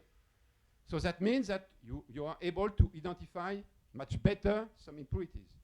But also is to follow what about the profile of the baseline. Because here, when you consider, of course, BCC iron, you can fit, but it's not perfect. You can change the shape of the coherent diffraction domain. So it seems that a cube is better than a sphere. The fitting is better, but not perfect. And finally, there is another component. And this component has a very small coherent diffraction domain, equivalent to a few angstrom, equivalent to something which corresponds to some amorphous structure, probably within the grain boundaries. Okay, and the advantage is it's possible to estimate what about the content. So let's say 12%. It was possible to estimate the size about, I do not remember, yeah, no, a bit more. I think it was 14 or 13 nanometer cubic. So now if you are thinking how to superimpose cubes, it's easier than to superimpose ball. And probably you can get very nice grain boundaries. Okay? So by doing some Mossbauer spectra at room temperature, at 4 Kelvin, at 77 K, no change. It would be possible to increase the temperature. But by increasing the temperature, you could modify the nanostructure. So, not reversible. So, of course, we did not perform any experiment beyond room temperature. But if we look to the magnetic measurements, there is some irreversibility. That means you have some grains associated with some grain boundaries. And after we took some computer, okay, here is to compare with some packing of grains of iron, but the packing was not established by the same technique. And you can see here that the hyperfine structure is totally different. You have a kind of broadened sextet corresponding to the grain boundaries. But in this case, the grain boundaries, it's about 40%. And the group of in Germany has followed versus temperature all hyperfine characteristics. And they were able to attribute the two components. So after what we have done is to take some computer to use such a technique, embedded atom model, and we can see that finally the structure of grain is there, and the structure of the grain boundary it is not so different. That explains that it was difficult to see any difference in the Moss-Bauer spectrum. And consequently, after this distance, the mean distance was estimated at about 0.7, 0.9 nanometers, which corresponds to that established by X-ray diffraction. Okay, so that means there is something in addition. But in this case, Moss-Bauer was not able to detect. Okay, so now another system with 2 atoms. No problem, I will not go up to 10 atoms. So iron fluoride, why? Because it is simple, because there is 3 crystalline phases, because we have only units, octahedral units, and it's a kind of a cas d'école, as we say in French, cas d'école for the frustration. But nevertheless, French people is sensitive to wine, and this sample is sensitive to water. And it's not possible to apply transmission electron microscopy because of the sensitivity of the sample. So these different crystalline states, particularly different from the structure, but also for the magnetic structure. And because you have antiferromagnetic interactions, and you have triangles, you have frustration. And the frustration is able to explain the different values of the near temperature, 363, 100K, 20K. Here you have no frustration between planes, but you have frustration in planes. You can see that the antiferromagnetic structure is not satisfied because you have 120 degrees between magnetic moments. In this case, you have, finally, to understand the structure, it corresponds to a packing of tetrahedral units for which each corner corresponds to the center of octahedral unit. That means you have a fully frustrated system. That explains near temperature is 20. And we have also some amorphous structure, and I have made some modeling of this. So the ferromagnetic behavior was evidence. That means you have a distribution of magnetic moments in the space, in the blocked state at low temperature. And the freezing temperature, is about 30 Kelvin. So finally, the model was done from a dense random packing of octahedral units with no dangling bonds. And you can see that you have probably octahedral units connected to do some triangles, squares, pentagons, and hexagons. That means 3 and 5 could contribute to frustration, but not the others. So, Moss-Bauer spectra on some different samples of FF3, the first one, the rhomboidal one, the cubic one, and milled, some spectra, milled 1 hour, milled 16 hours. So the same to fit long time because the spectra were very complex. But at the end, we have 3 components. The crystalline grain, the grain boundary, because here you have some contribution, and the sextet is exactly the same as that of the amorphous phase we have studied before. And in between, there is something. So that means we were able to detect, again, the interface between grains and grain boundaries. So here you have the grains. Here you have another one. Here the grain boundary, and here it is the interface. Why it is important to mention this? When you are working with X-ray diffraction, the size is like this. It is ordered. But when you are working with NMR, with EPR, with Moss-Bauer, this line, this contribution, belongs to the disorder. So there is a limit for the grain. Because if you take into account the environment, here it's okay, but here it is disturbed. So that means the technique is able to detect, finally, 1 layer. So now we done X-ray diffraction, so you can see here the same to describe the grain boundaries. And in this case, the grain boundaries was about 50%. We have done NMR, but of course, the first fit was totally different. And when we're thinking that the NMR has not the same sensitivity as X-ray, but the same as Mossbauer, and so finally, we could reestablish by one layer more or less. Depends on which side. We made some in-field Mossbauer spectrum, and we could see that it's possible to decompose this sextet into two sextets, the antiferromagnetic one due to the crystalline grain, and the ferromagnetic due to the grain boundaries. And there was an agreement with the other technique in terms of content. So finally, a schematic description, it is there. So you have, of course, something which is disordered. So now, if we look carefully, so the evolution of the hyperfine field corresponding to that of the grain and that of the grain boundary. And we have here the bulk and here the amorphous. That means, of course, we are reducing the hyperfine field due probably to some relaxation effect. Of course, it depends. Here, probably you can transmit interaction, but here it's too thick. So that means it is very important now to consider what about the thickness of the grain boundary. Before it was okay because it was some the grains were cubic, but here the grains are rather spherical. So if we look now at the evolution, low temperature we have two blocked states, antiferro and sphero. At high temperature, everything is para. And in between.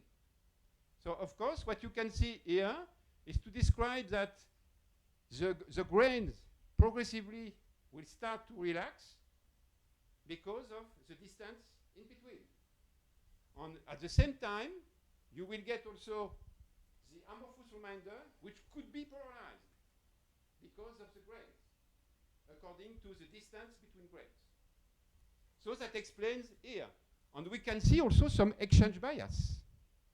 And this exchange bias is due to the coupling between antiferromagnetic grains and the sphero-magnetic behavior of grain boundaries, which disappears here.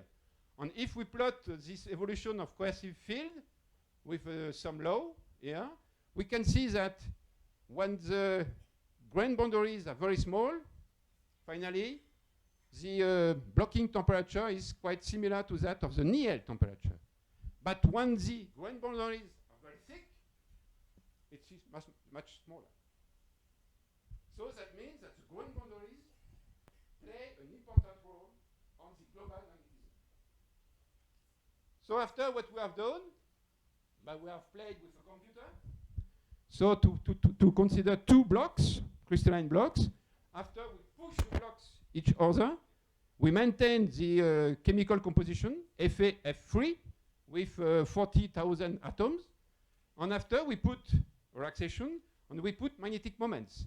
And we can see here, in this part, difficult for you to see, that you have a counting of the magnetic moments in agreement with the sphero-magnetic behavior. Okay? So now we switch to nanoparticles.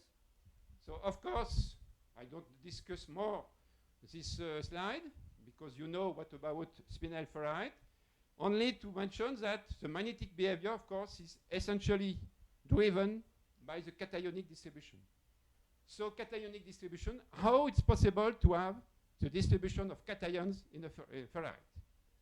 Second point is you may have magnetic frustration, spin glass lie, cationic inversion, reverse spin.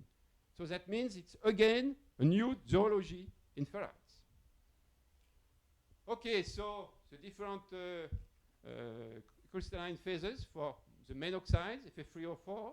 So of course, mixed system. Alpha, is it okay, Juan? Is this one alpha? So maghemite, and also the epsilon phase. So to show that there is plenty of possibilities. So small particle, large particle, a mixture of small and large, agglomerated, not agglomerated, distant, some raspberries, because you have some nice packing of nanoparticles or nanograins to make some kind of what we call raspberry. So plenty of situation. And of course, it's necessary to do a lot of images, because you cannot stop at the first view with the transmission electron microscope. You have to move to check the homogeneity, to see if the figure is representative or not. In the case of X-ray and Mossbauer, you have a few milligrams, so no problem. But in the case of transmission electron microscopy, for example, in this case, so you have hollow nanoparticles, so 6 or 8 nanoparticles are not representative of the sample. So that's very important. Second point is, according to what I discussed this morning, you have typically the spectrum, it's theoretical one, but no problem, of a ferrite. So there is some asymmetry, because you have sextet due to tetra on octahedral sites. And we know that the isomer shift differ by about 0.10, as well as the hyperfine field. Depends on the system. So when you have to do the sum, you will introduce an asymmetry. But of course, in such a case, you can do plenty of fits. The fit will be okay. But how to choose the good solution? Because you have no resolution in the spectrum. So now it's possible to decrease the temperature, but the problem is remaining. The solution is to apply an external magnetic field. So you have a schematic view here, sorry. So you have hyperfine field, okay. You have the external field, so you will get effective field for both. And you can see that now, of course, the difference is larger. Of course, you have two sextets, so you have finally one sextet, which is splitted into two sextets. By such a way, you have plenty of information. You can estimate the content of tetra. You can estimate the content, of course, of octa. Clearly, there is no doubt. And for this, it's necessary to have some fields of about 6, 7, better 8 Tesla. Because with 6 Tesla, you may have some overlap of lines. Sometimes it's not so easy to fit. Right? It's easy to fit. The problem is not easy to select the good solution. Because I want to say more to the students, with a computer, there is still a solution. But the computer is giving a mathematical solution, not a physical solution. And we have to give a physical solution. So the second information is due to the intensities of intermediate lines. And to show for each type of moment, tetra and octa, if they are counted or not counted, respect to the gamma beam on the external field, which are parallel in this case.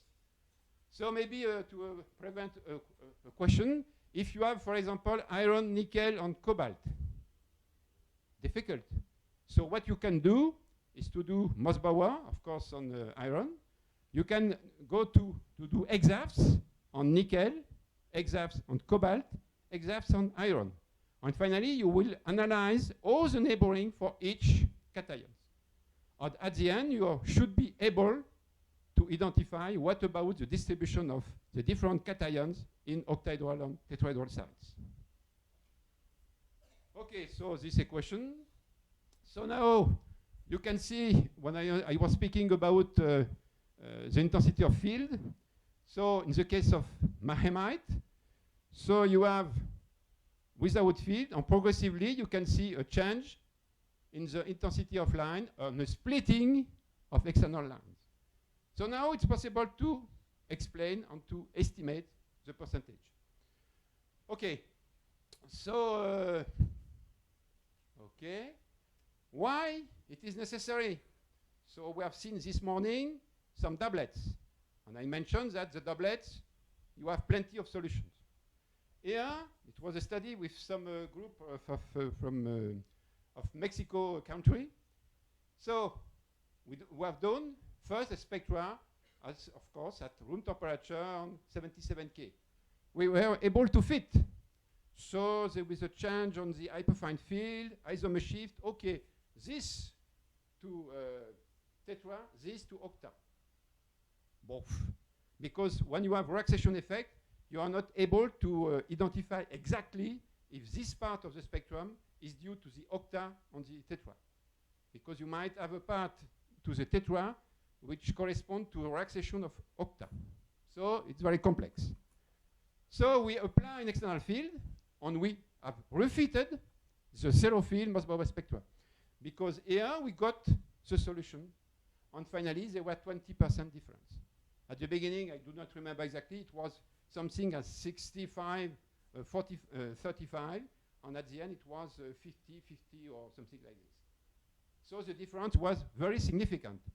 The reason for which this morning I was telling that be careful how to identify the degree of inversion.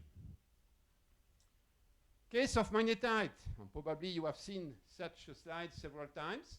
So magnetite, Fe3 or 4. Room temperature, you have not iron 2 and iron 3, but you have iron 3 plus 2 times iron 2.5, just the intermediate value given by this pleasant isomer shift.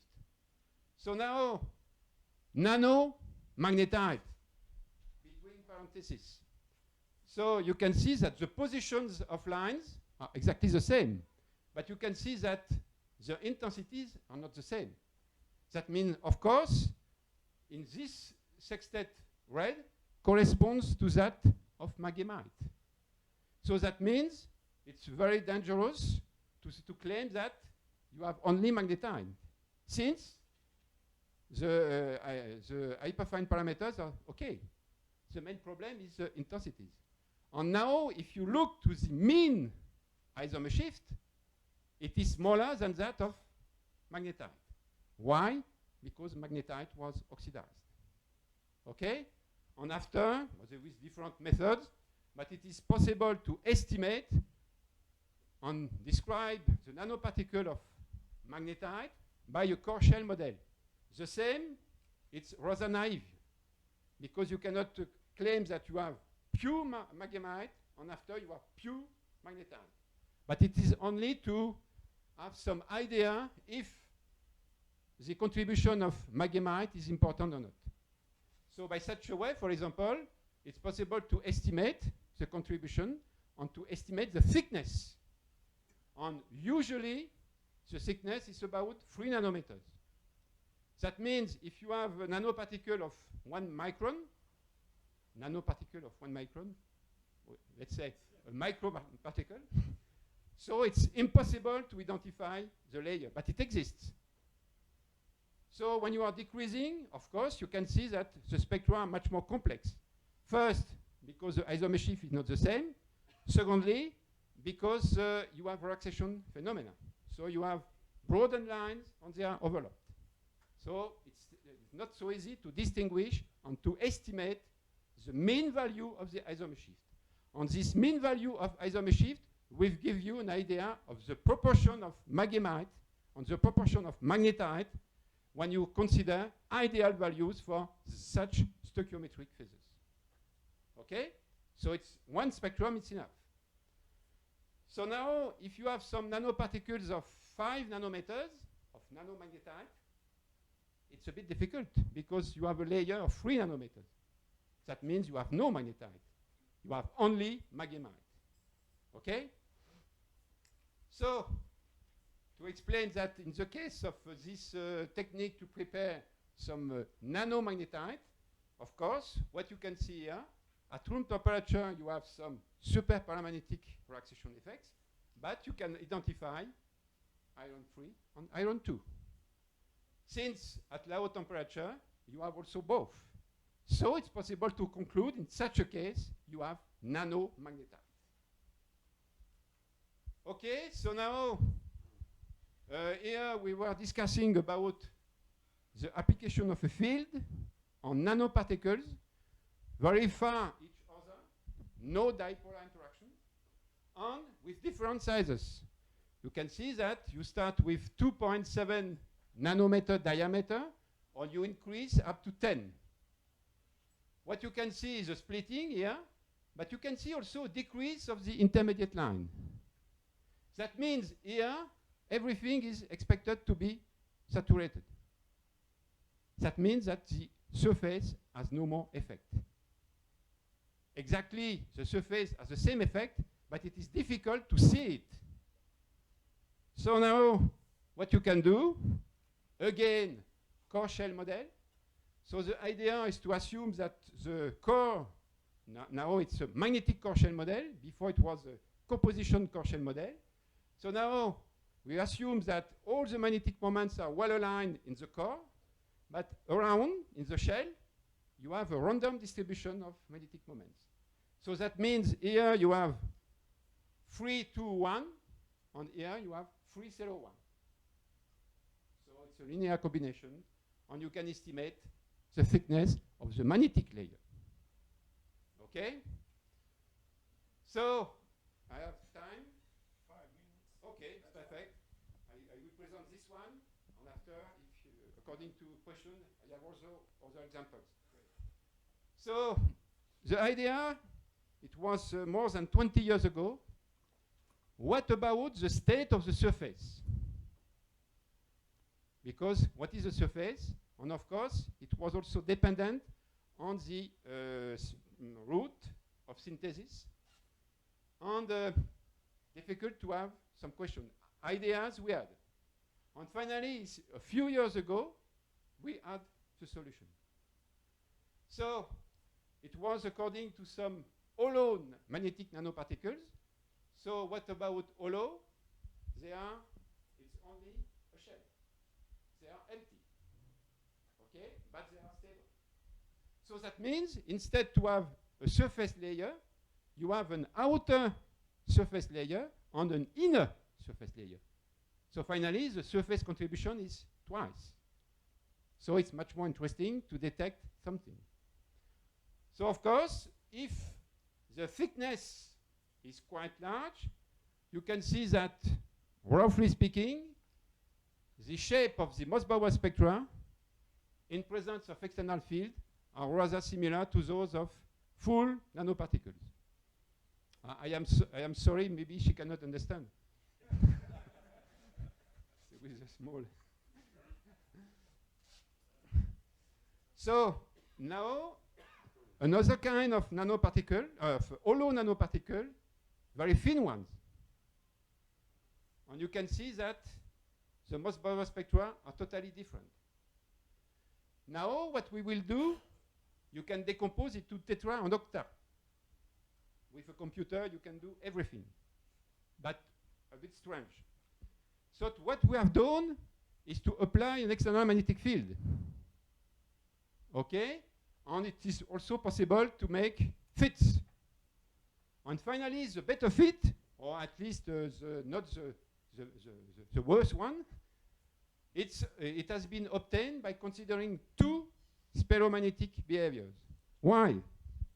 So you have a thin layer, about 1 nanometer. You can consider you have a surface. The surface are about 4, 5, or 6 nanometers on the opposite. So finally, you have a pure disordered structure. But this pure disordered structure, there are two magnetic moments, tetra and octa. So that explains that we have two ferromagnetic components. And in addition, it is possible, of course, to estimate the contribution of each one, but we have also, it's okay? Yeah. We have also, finally, the values of the hyperfine field, which are very consistent with. And in addition, one is positive, while the other one is negative. Typically, if you apply an external magnetic field, one will follow, and the other one will be opposite. So we have nice behavior for this structure. Conclusion, so the schema is given there. Conclusion, we have two ferromagnetic behavior, which are antiferromagnetically coupled. And I repeat, the two sparrow can be clearly attributed to tetra and octa. Then we have two isomer shifts. They correspond well to tetra, those of tetra and octa. Then we have, as I mentioned, one positive, one negative. And now the ratio is not 2:1, it's much more 4:1. We have much more octahedral units than tetrahedral. And we have only surface. That means that the surface must be described by a majority of octahedral sites. It was our idea 25 years ago, but we have no arguments, solid arguments.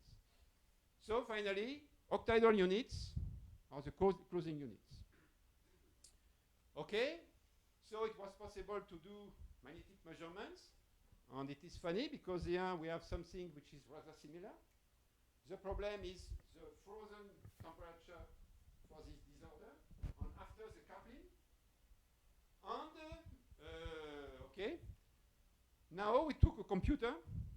So the idea was to simulate the structure of a sphere, and after to make this sphere empty, and to do some relaxation. And we have done some statistics on the content of octahedral and tetrahedral unit. And of course, the content was about 83% and 17%. In close, very close agreement with experimental ones. After, we can play also with the magnetic moments and to see that when we reduce the thickness, we have a strong disorder. A kind of spin glass cluster behavior. Okay, so I can conclude now and I can show the thing after. So, as you understood, the crucial point is to have high quality of samples. Of course, if you have some sample with a distribution of size, as we have seen, as we can see on several posters, you have a doublet and a sextet with broadened lines, because some particles are with relaxation while other ones are blocked, or intermediate behavior. So it's necessary to have some homogeneity and to have also some reproducibility, which is not very easy, as I mentioned yet. So this can be done with excellent chemists. Requirement, so you need a lot of data. So X-ray diffraction, transmission electron microscopy, magnetic measurement, exafs, and so on. Plenty of data. And after you can, of course, parallel, you can do some Mossbauer spectra versus temperature and versus in-field Mossbauer, versus external magnetic field. So I'm sorry now because with Edson and Juan, we should do some Mossbauer spectra, but because of Mr. Putin, we have no liquid helium. So it's difficult to do some experiments now. There is a preference for MRI in hospitals for helium. Yeah, for sure. So after, it is necessary to spend long time to fit the spectra. And of course, it's not so easy. I can show you after a spectrum, we spent 1 year to fit it, because we start with different ideas and models. And finally, it was totally in agreement with plenty of other data. And after, of course, we can play also with computer to make some kind of ideal magnetic structure. Okay, so now I want to acknowledge a lot of people. Most of them are chemists. That explains that I have, it seems to me, some knowledge on nanostructures. Okay, so thank you very much. Okay, thank you, yeah, for sure. Thank you so much, Greneche, for this enthusiastic and nice. Yeah, really, oh, nice. Okay, now time is open for question. Juan?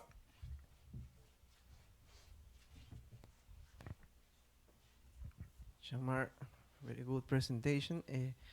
What would be the critical diameter to differentiate between nanomagnemite and nanomagnetite in case of biomedical and environmental applications? Which is the important magnemite or magnetite at the end? The problem is, when we are discussing about the composition, we are far from the application. So I would say that when I see that there is a nice Mossbauer spectrum which contains only iron-free, and the conclusion is we have a good nanoparticles of magnetite, it seems to me a bit difficult to understand.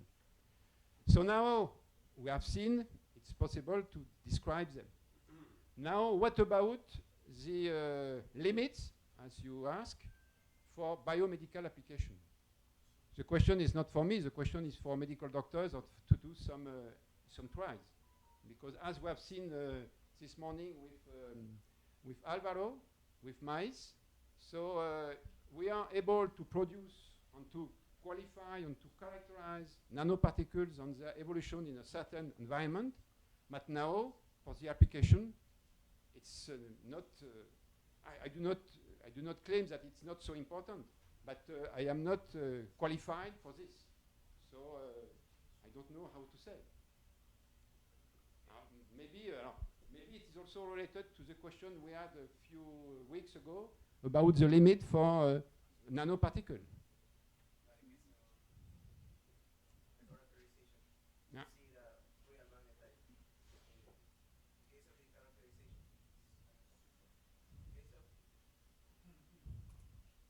Real magnetite, it depends only on the result.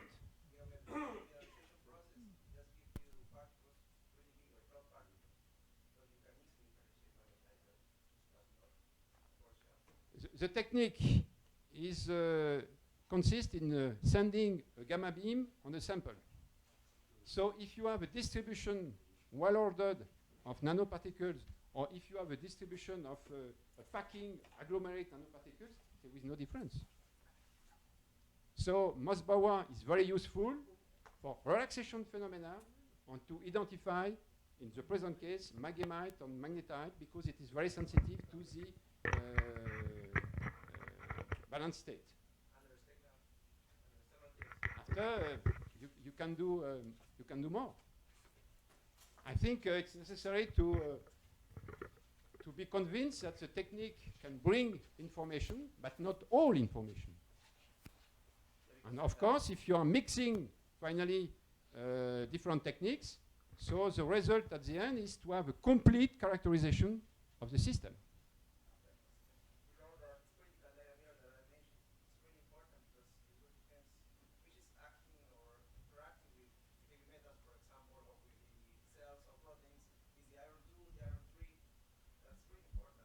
Of course, I am okay. And also, when you want to functionalize, for example, I have an example. So the functionalization consists, if it is at least in a European community, so with possibility to apply up to now, providing that we know what about the chemical link between the nanoparticles and the molecule. It should be covalent, and it is possible to identify by Mossbauer in some cases. So according to the limit, you can see that if you have a packing of nanoparticles or if they are rather distributed, so the limit is about, for the dipolar interaction, is 1.5, 1.4 times the diameter. So that means a diameter of 10, so the next one will be at 14 to prevent dipolar interaction. If it is this. I just want to add a comment for you.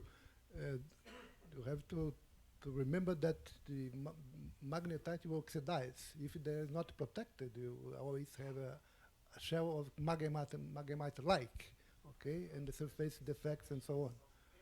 Yeah, but if you are not protected, okay, and it's really, it can be very difficult.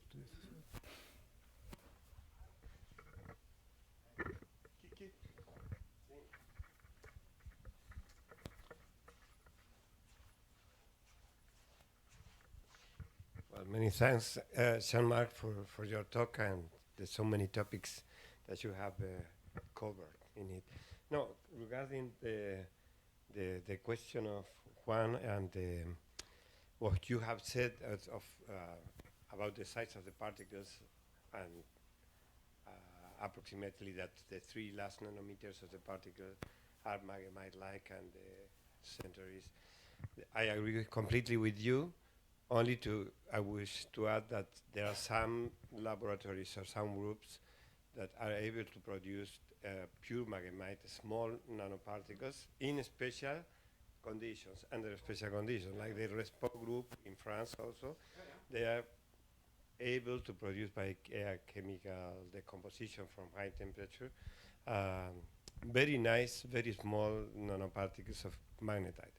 But of course, these are the exceptions, because these are prepared under special conditions and kept also under special conditions in order to avoid the oxidation that you have mentioned. But just I wanted to add this small information. For example, when you have some particles, they have an octahedral shape. So finally, you have very well-defined facets.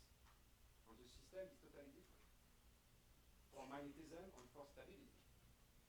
And for this, for example, recently we have studied the growth of nanoparticles, and it was possible by means of some Mosbauer spectra, they are just after, that either you start with a magnemite grain, but not grain, gem, very small unit, it can grow, and after it is oxidized, or it is oxidized and it grows.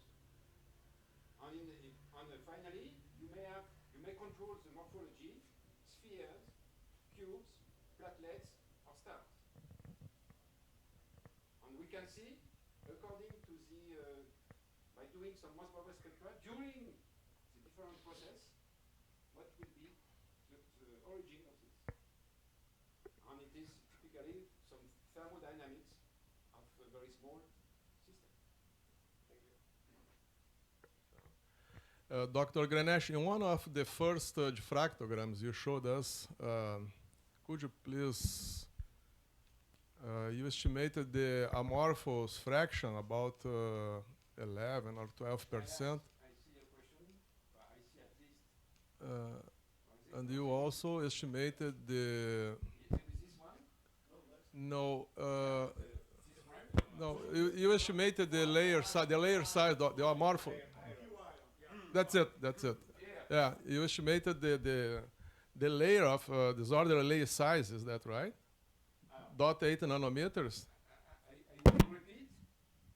So, by doing the pattern, of course, the brackets are slightly broadened. So we consider the BCC phase. We do not see any difference in the lattice parameter, but by considering classically a spherical, I'm speaking on the coherent diffraction domain.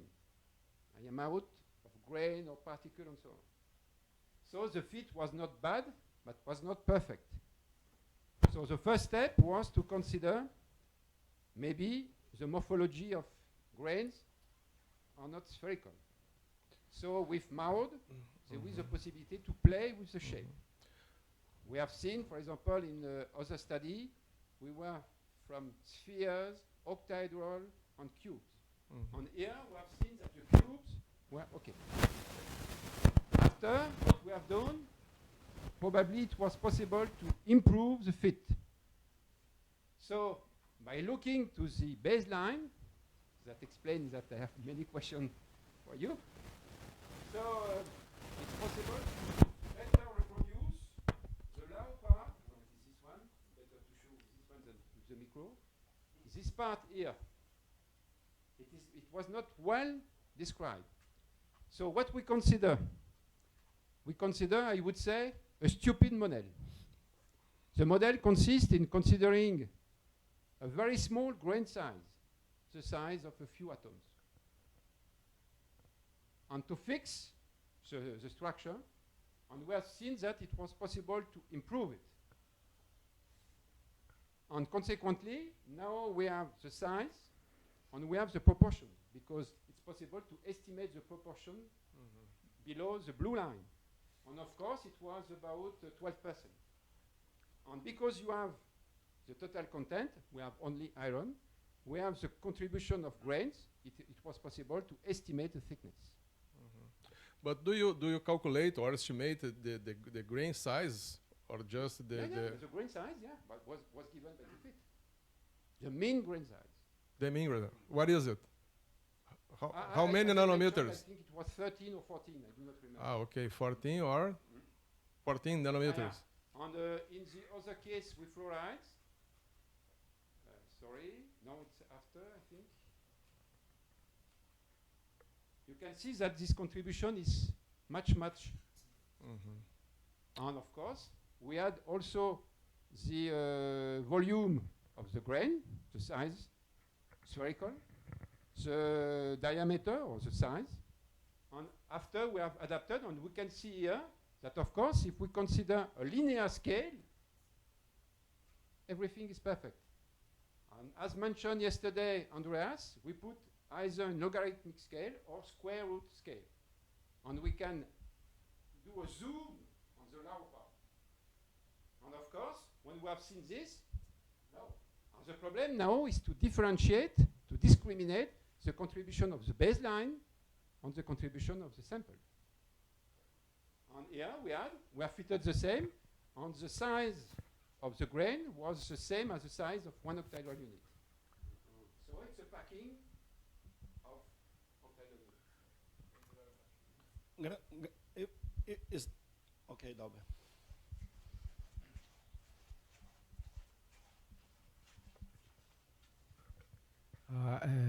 Jean-Marc, you call the attention for the grain bonding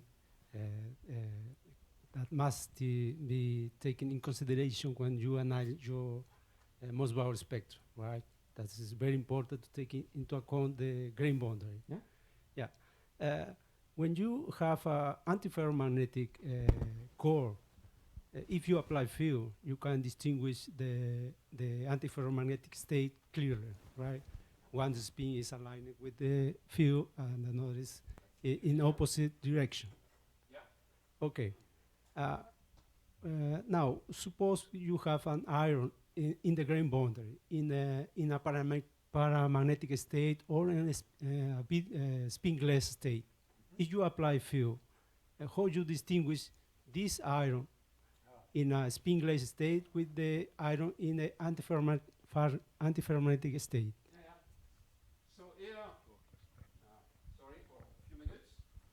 So you have effectively some paramagnetic state. So how to fit such spectra? So it was easy to put for the those ones. That one a sextet. That one a sextet, which was corresponding to the bulky system. Here, a bit strange. So the question starts. Here we had sextet, but the sextet is not dominant. The single line is dominant. Of course, probably we have relaxation of antiferromagnetic structure. So I would say, as you can say, poco a poco, we have started to understand by this spectrum that because here the red component was exactly the same as the distribution we found for amorphous FF3, but it was not complete. So this intermediate layer. For those one, of course, we have something which is intermediate. So as I mentioned after, so there were a contribution from the amorphous phase and for the interface. And for finally, we start with those ones. Why? Because we know that the amorphous contribution of FF3 is paramagnetic at room temperature. So we took the spectrum and we put there. And after, we could conclude what about the proportion of super paramagnetic contribution due to antiferro. Yeah, because the doublet was totally due to the grain boundary. And so on, but it takes a long time. Okay. Jean, I have two small question. It's probably a comment that I would like to make you. Yeah, so short. Yeah, so short. So you have shown that you can define the sign of magnetic hyperfine field. Yeah. So in case of metallic or in 3D elements, so the magnetic hyperfine field that comes from the Fermi contact contribution, it's the most important usually in 3D elements. Yeah. They are opposite to the direction of magnetic moment. When you apply a magnetic field, so that means the effective field that you are measuring is lower than the one that you have before without field. Can you repeat the last sentence? The last, yeah. So I just want to tell you something. So you have shown that you may have in a fully polarized magnetic structure, which means you don't have the 2 and 5 lines, okay? Yeah. So you may have an enhancement of magnetic hyperfine field. Can you give me one example in this system, with a positive magnetic hyperfine field? No, in full polarized ferromagnetic state. No, alpha iron should be anti-parallel. That means you have a reduction of a hyperfine field. Okay. So yeah, so it's just this, just the, yeah, that's the point. Probably may exist, it may exist. Yeah, but yeah. Now I don't know. Yeah, so that, because you have shown some patterns, and then I looked at it, I say, I cannot understand this kind of pattern, just to clarify. Okay. So the second point, that's very clear. So you have worked for more than 20 years, as you mentioned, to find out, so these allo-like particles, iron particles, where you can have this crazy magnetic structure, which also depend on the thickness and the thickness of the allo, also influencing the magnetic anisotropy. Do you have some experimental magnetic image that shows up this kind of magnetic structure? Did you see it, or? You see, if we can see, for example, yeah, that's it. I think in Hamburg, I would say Roland Wiedenberg. Yep. I was in contact with him to try to make some experiments with MFM to show, but it was difficult to do. Okay. Because this is the practical explanation for that. Sorry? Did you try PIM? PIM. Myself, I did not, but maybe some people try. I don't know. It could be also probably possible. And there is also some experiments with neutron. Yeah. Okay. That could be. And it seems to me that neutron are rather consistent. Results of neutron are rather consistent with most global ones. Okay, let's thank the speaker again. Thank you very much, all of you. Very good. Please. So our colleagues from Colombia, they are going to show us some slides, some move, and also bring some information about the ICAME. So we go to take picture. Don't go out, please. And also, there will be a breakfast.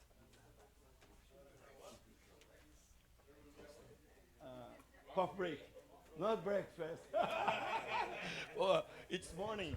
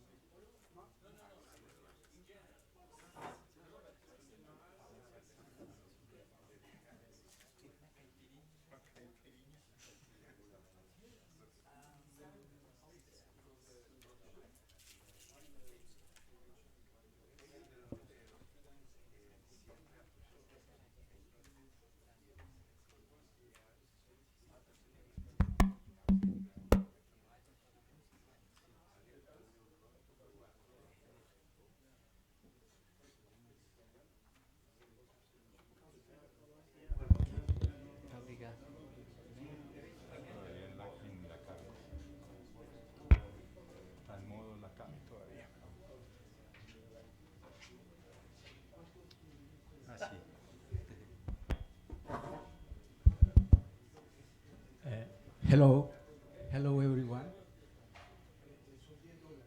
First, I want to thank to Edson for giving this short time to invite all of you to the ICAME conference. But let me present myself and my colleagues.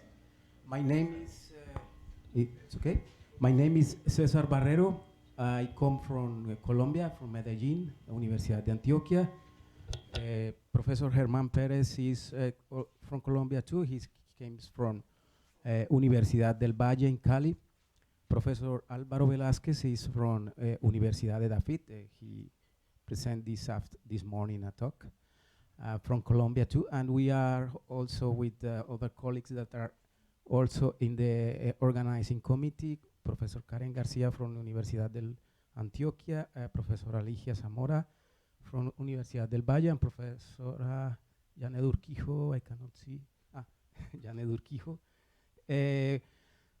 We just, as perhaps most of you know, we are organizing the 37th version of the International Conference on the Application of the Moss-Bauer Effect in Cartagena de Indias, Colombia, September 3 to 8 next year. So we are very happy to invite all of you, to welcome all of you to that conference. The main part of a conference is the people that goes to the conference, I think. It's very important, the support of the people. And we kindly invite all of you to go to Cartagena. It would be a pleasure to attend all of you there. I will show you later a video, a short video of 40 seconds, less than 1 minute, but just to have an idea of the city where we are organizing the meeting. But we are inviting 24 speakers. We are organizing keynote speakers, tutorial speakers, because we are going to make the school on Sunday, international school with experts, recognized experts worldwide. We also organize the invited speakers and also the awarded ICAME speakers that is going on the election of these 4 awarded ICAME members of the community. Now 2 young ICAME and 2 senior ICAME. This will be, we will know who win this award in May next year, but we are going to invite all of them. So in total 24. We are organizing a high-level conference. That's why we want to invite you. It will be in hybrid format. It will be in person and also online, but in person is much better, as we can notice here. We have also the normal, let's say, the social events and academic events. And we also have the hospitality of the people. If you allow me, I can show you. This is the flyer of invitation. This is the logo of ICAME Conference 2023 Cartagena de Indias. It is our great pleasure to invite you to attend the 37th version of the conference. The conference is organized by the Colombian Moss-Bauer community. We all Colombians are organizing this conference. And if you want more information, you can please visit this link here. This flyer I think we have distributed already, but if we can redistribute again. But here you can find more information. Just I want to show you a short video I have here.